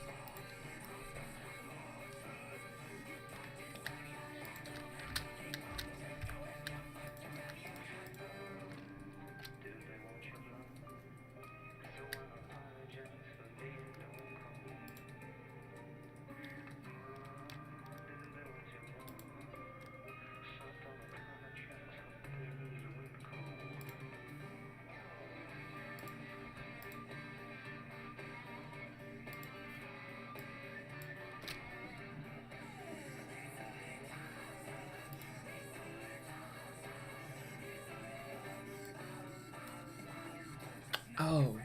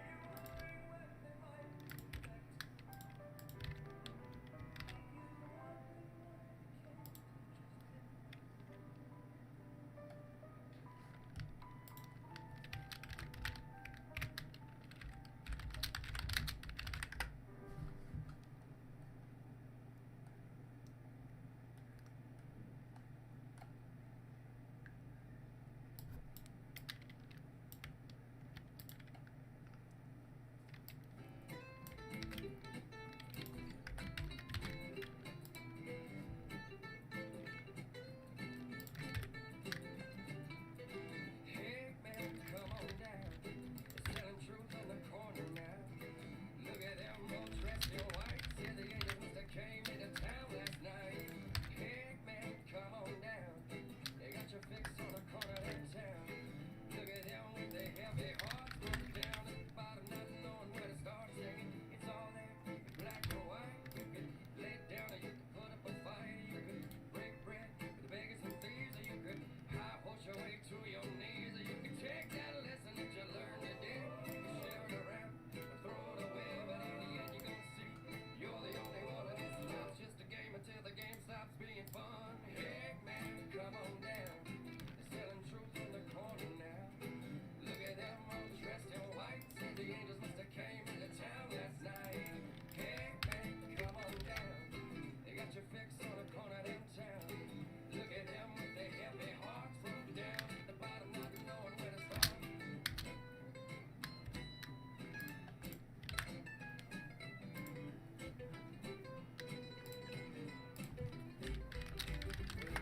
Broke down, he's a bad seed, he's on coke down, down in his knees, he took a wrong turn. Alright, I'm gonna have to write a shader for this to make the perspective work.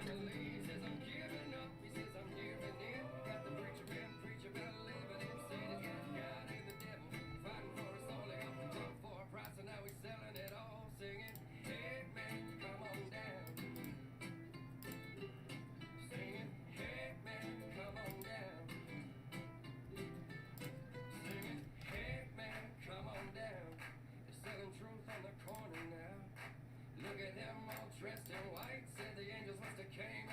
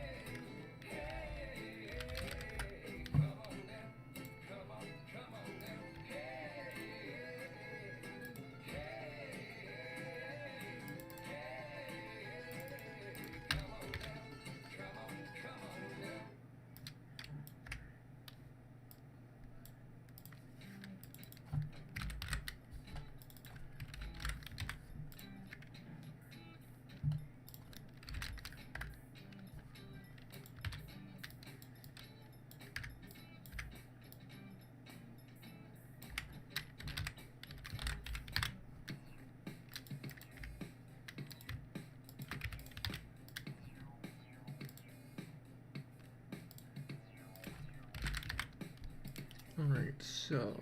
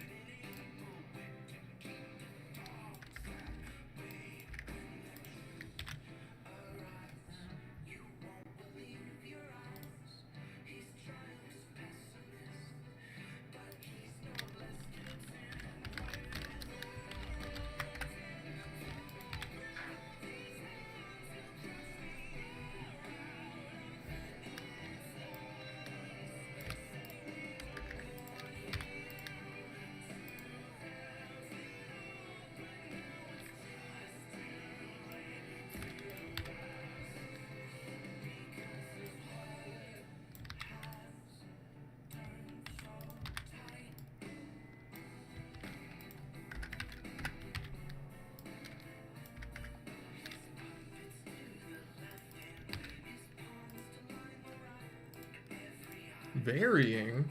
What?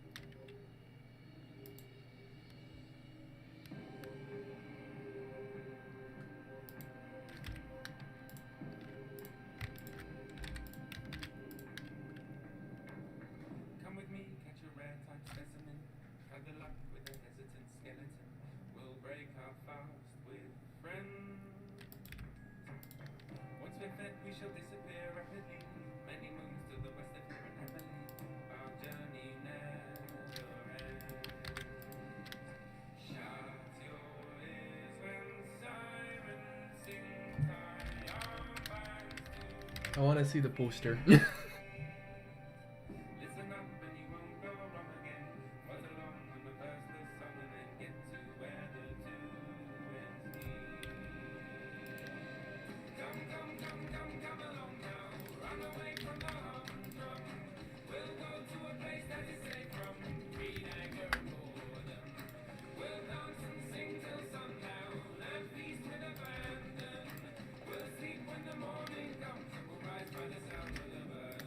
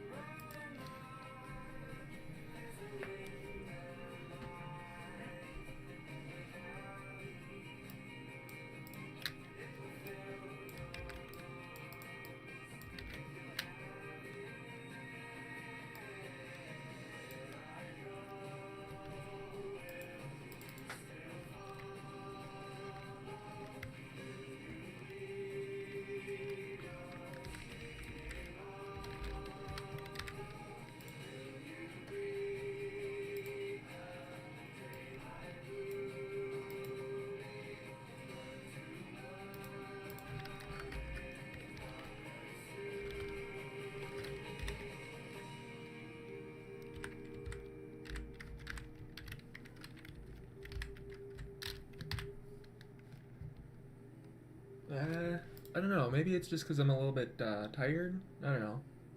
Maybe I just don't have a lot to say. And I have no idea how I get subs.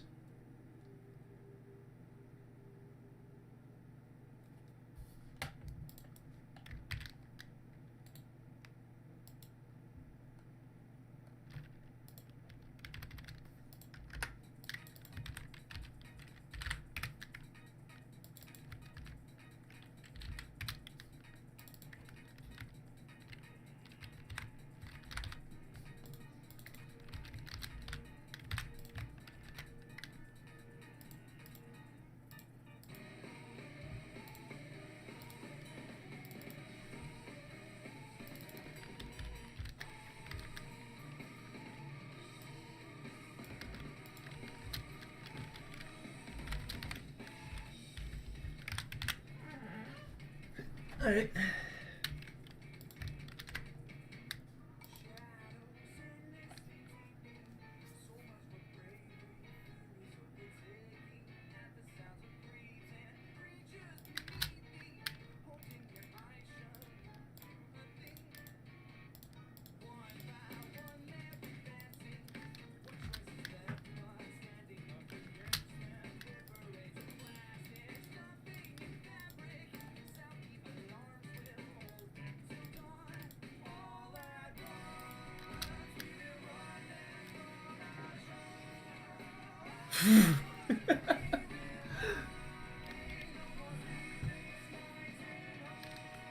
What is up with the frame rate?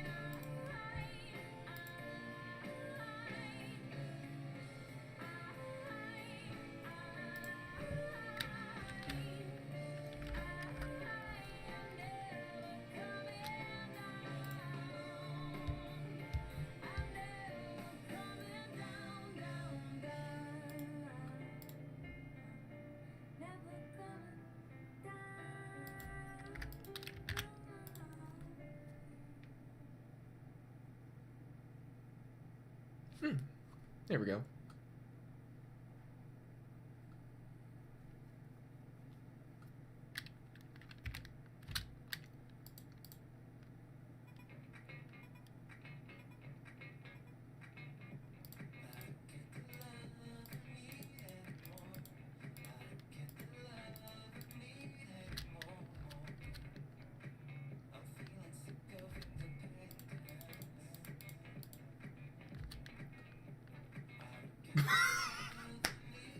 They're right there. Wait, where'd they go? No, like actually, where did they go? Because, you know... Oh, they did reset. Awesome.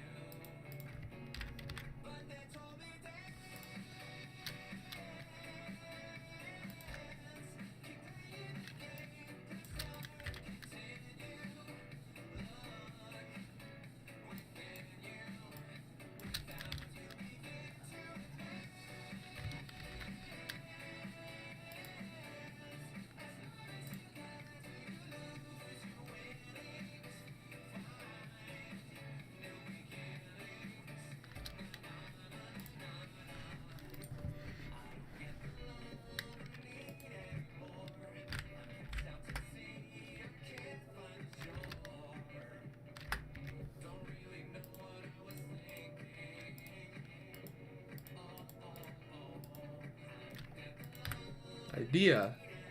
I should add in some static.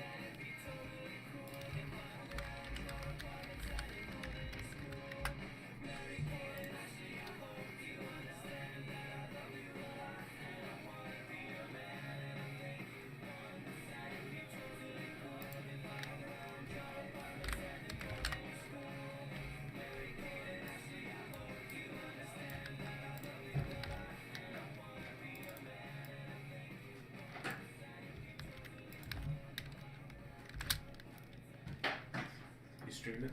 Mm-hmm. Mind if I join? Sure.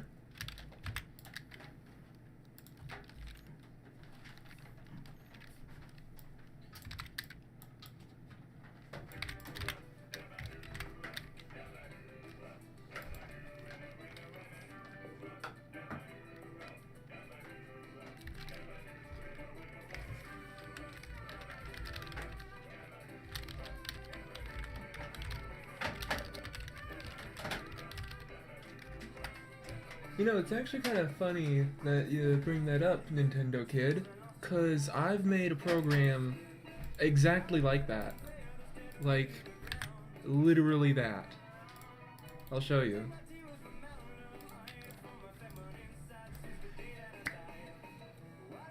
That's the game. Conway's Game of Life. I mean, technically it's a game, so... Yeah, it's a 0-player game, but it follows rules and it changes state over time. Whoa! Yeah, that was terrifying. Yeah, we're good. Cool.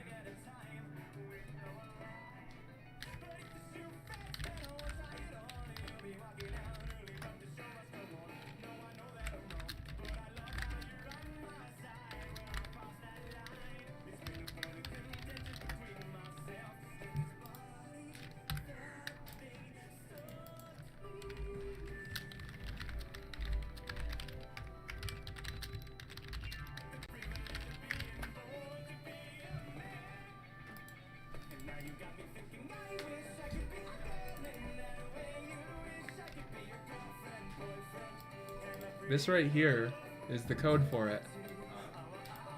This. That's all it's doing. Just that. Just...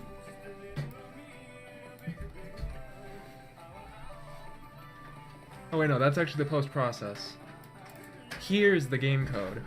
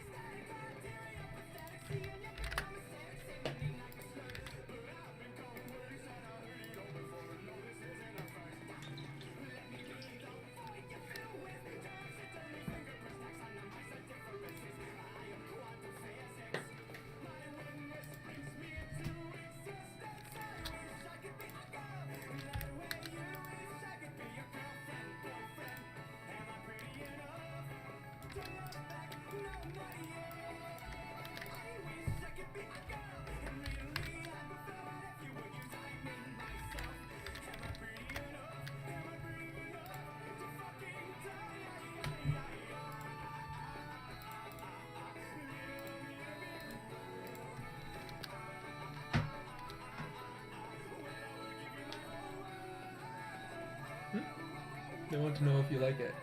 Me? Yeah. Did they draw it? Yep. So is that what you're designing? Basically, it's Yeah. got Femboy Foxy, got Pizzil, Pizzy Cheeky, Pizzy Chica, Stronky, and Buffy. Yeah, I like that. I like that they're mean characters.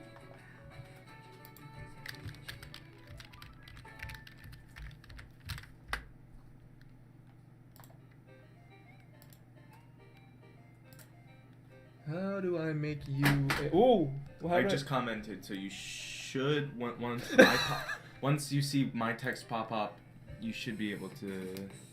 Oh yeah. Yep, add moderator. Okay, where was I? There you go. You'd be able to add me now.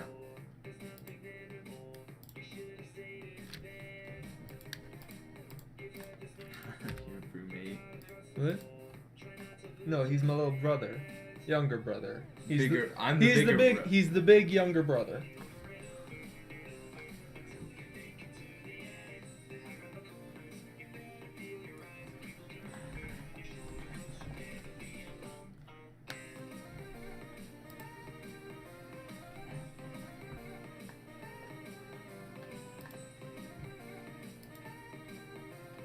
Oh, Fatal remembers me.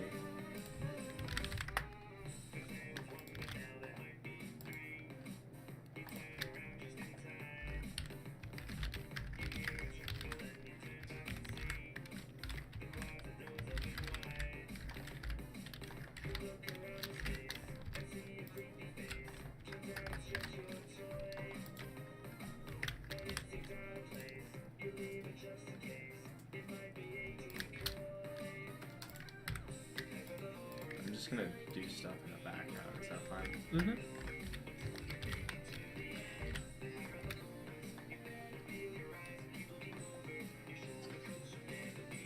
I Hello. would mute. Hi, sweetheart. I would mute. Hi, Greenie.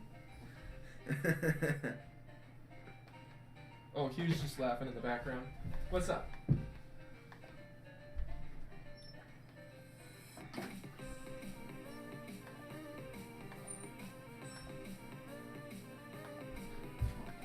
Mm-hmm.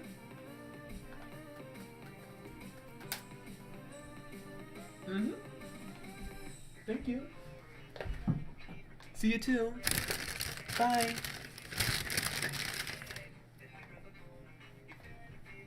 Oh, the delay is a lot longer. I just Granny's heard coming. you talking. I What? know. I texted I you. just heard you talk, like the phone call. It's a lot longer delay.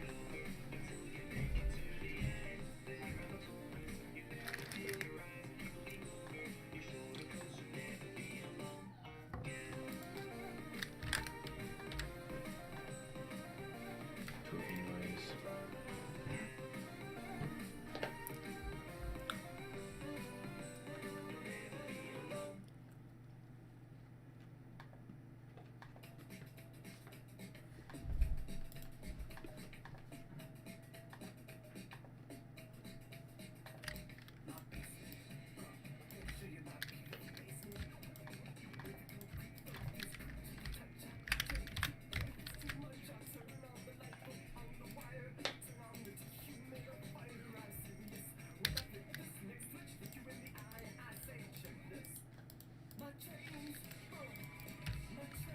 Whoops, wrong button.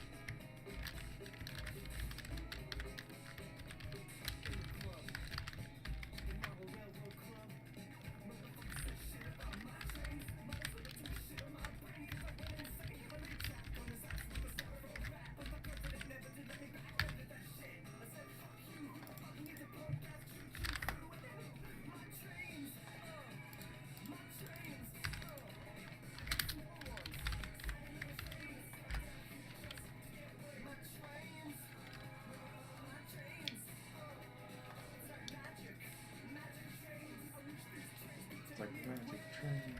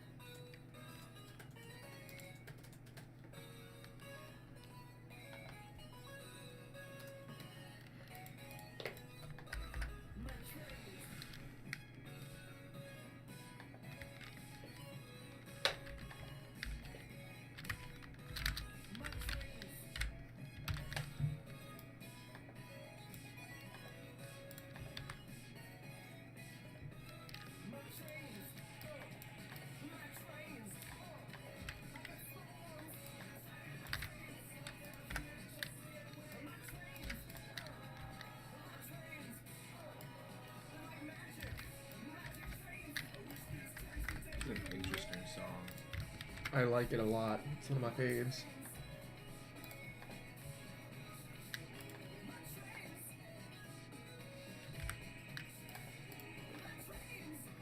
Imagine missing a 70% accurate move twice in a row and then getting hit by a 30% chance to.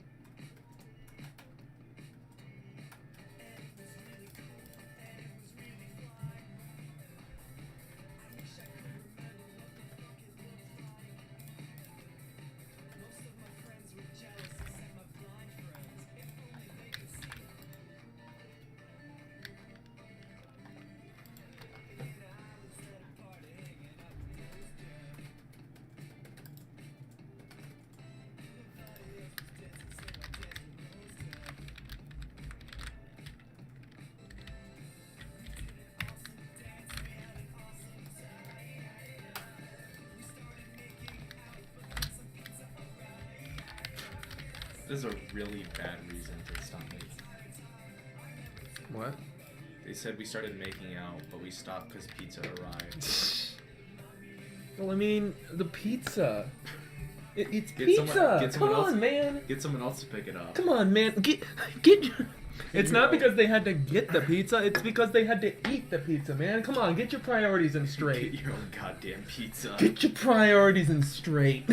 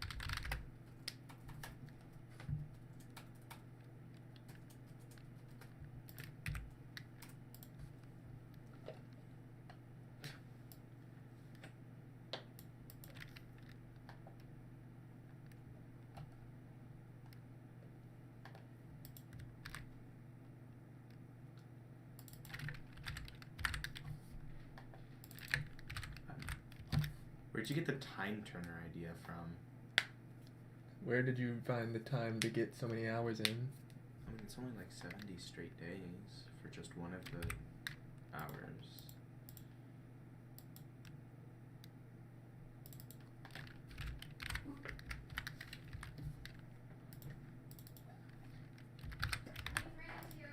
Oh, neat. Interesting.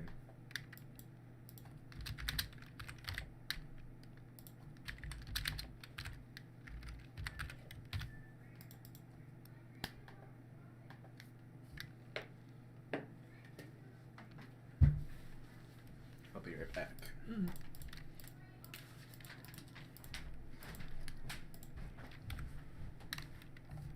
Just a sec.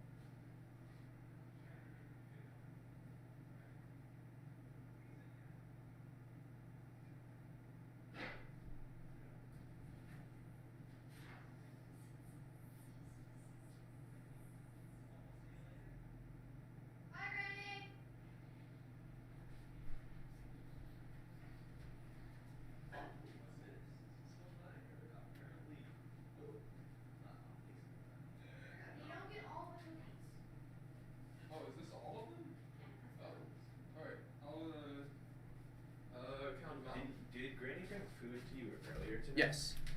I think I get something, you know? Yes. Cookies. That doesn't seem like a very fair trade-off, but whatever. Look, you get all of the cookies.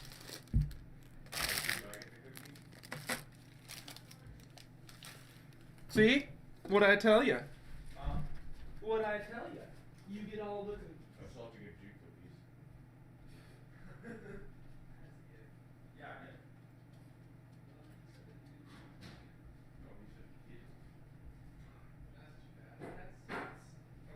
Why do you have to want cookies?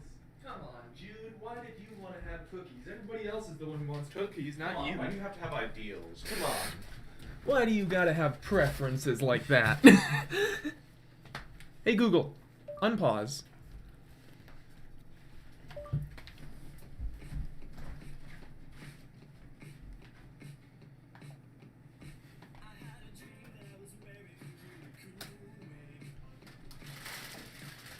We're back. I'm in. Hey Google, volume up.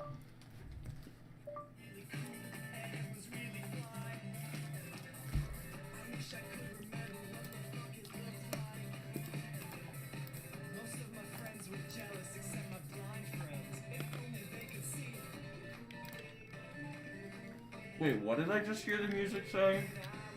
That could be anything. Something about my blind friends being the only Yeah, people. because they wouldn't be able to see his really cool wig.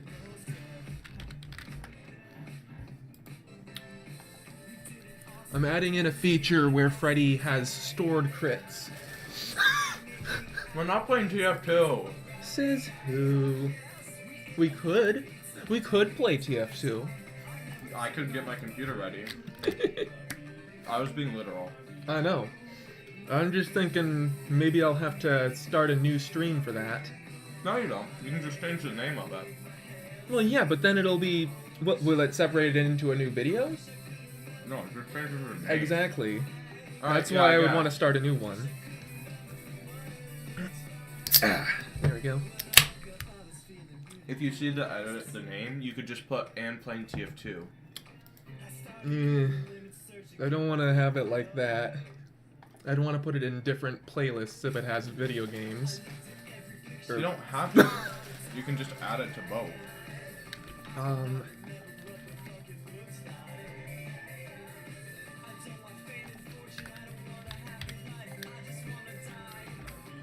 Why did I have to lose my my OBJ file of Freddy Man? Pretty boy. Freddy Man, the buff one. Hmm. I somehow lost the OBJ file for him, and now all that I have is the 3ds Max file. So But I can't use 3ds Max, so I don't know how I'm gonna get the OBJ back. So you're gonna have to redo it. You could make Freddy a microphone into a weight. Holy we've been coding for 8 hours. Yes, I have. How do you change your font to Minecraft? Becoming gamer. I can barely hear myself, but whatever. It's alright.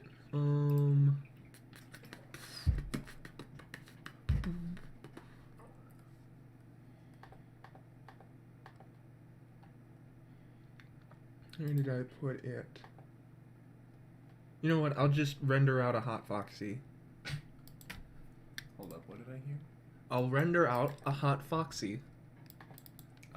You heard me. I'm gonna render out a hot foxy. I wasn't challenging it. Oh, it sounded like you were. I wasn't. I was just. Are you sure? I was asking for clarification. It's called Check the Discord.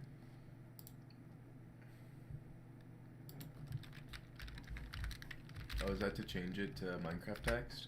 No, that's just the Minecraft text. Mm. I want them to show me how. That's awesome. Like all of these people friended you on Discord? No, just a few of them actually. Why do you have nothing but Nate Official if you stop making the game? Because it's the one that I have. you could Also, just- I might come back to it if people show enough interest. I mean, I have Oh interest yeah, in it. I never finished the model. Oh well, I'll just render. Don't die. Don't intend to. I mean, we don't know I said I don't intend to. yet. That's weird. What you said. What? No, I said nothing weird. Anyway, I'm gonna render out this guy.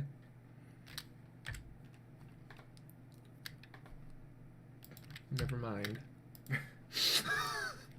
Wait, did it suddenly render the whole frame in 1 millisecond? It did! It took a long time and then it just suddenly rendered the whole thing all at once.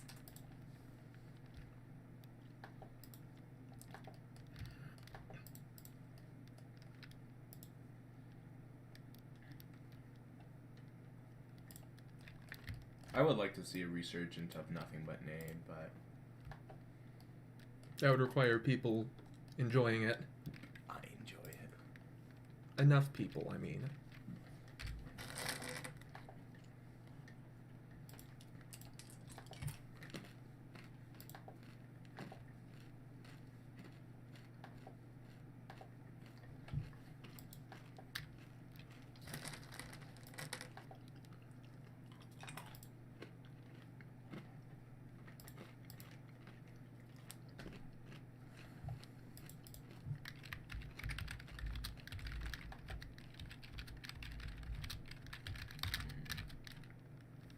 Actually, TF2 or Minecraft?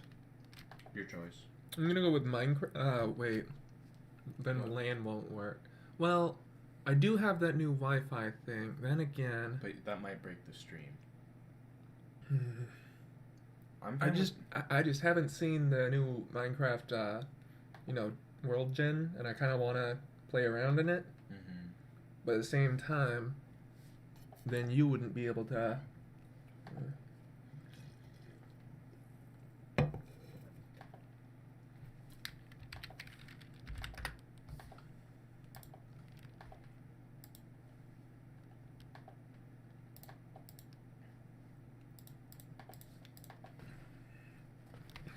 Whoa! Nice catch.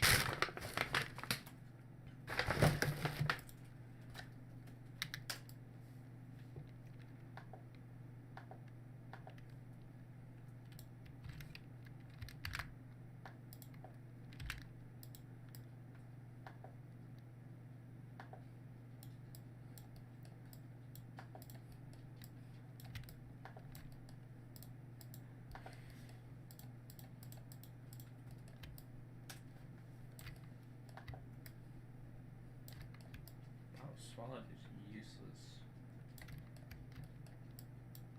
Hmm? I'm playing Pokemon in the background.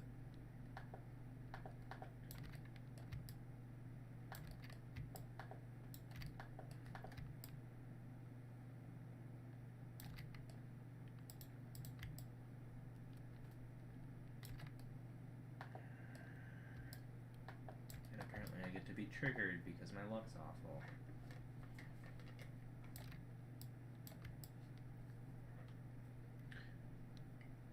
I mean, I'd like to move to TF2 because then I have something that I can do that's more fun Mhm. than just watching me lose to my awful luck, but Fair enough. I guess that we could play together. let me just finish this up. All right. When you're finished with that, I will switch over to TF2. Alright. I don't get why my luck is so bad. It's annoying. Did you invest enough in your luck stat? No, apparently not. It's in the negatives by now. And there you go.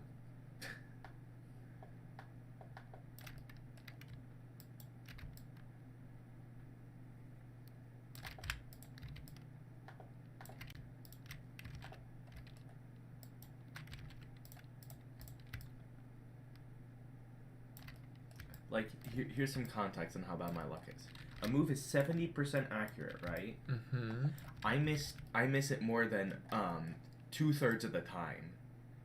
And Okay. it ends up mattering like 90% of the time, and I end up losing because of my luck.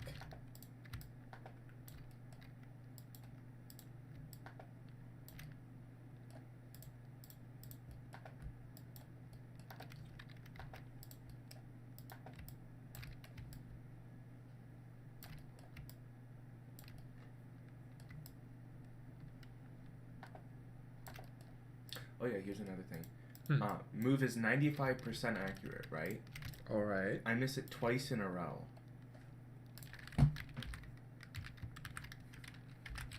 Oh, they have something to behold. The boobs? No, the TF2. I think it's that they misheard us. TFT. Yeah, probably.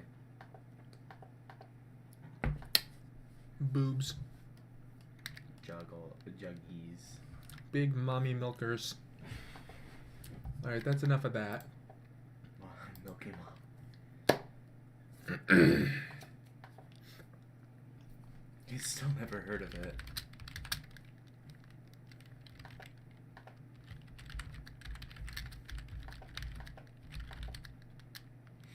Oh, I think they've realized it now.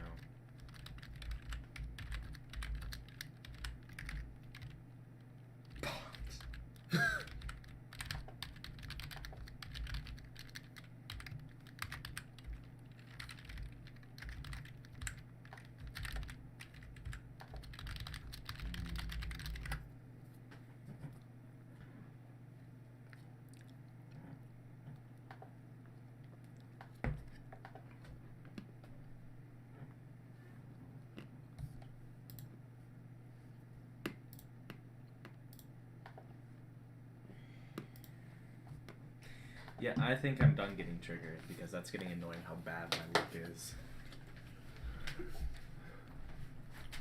Do you want to do a Discord call so people can hear me? Mm-hmm. I need to steal my phone.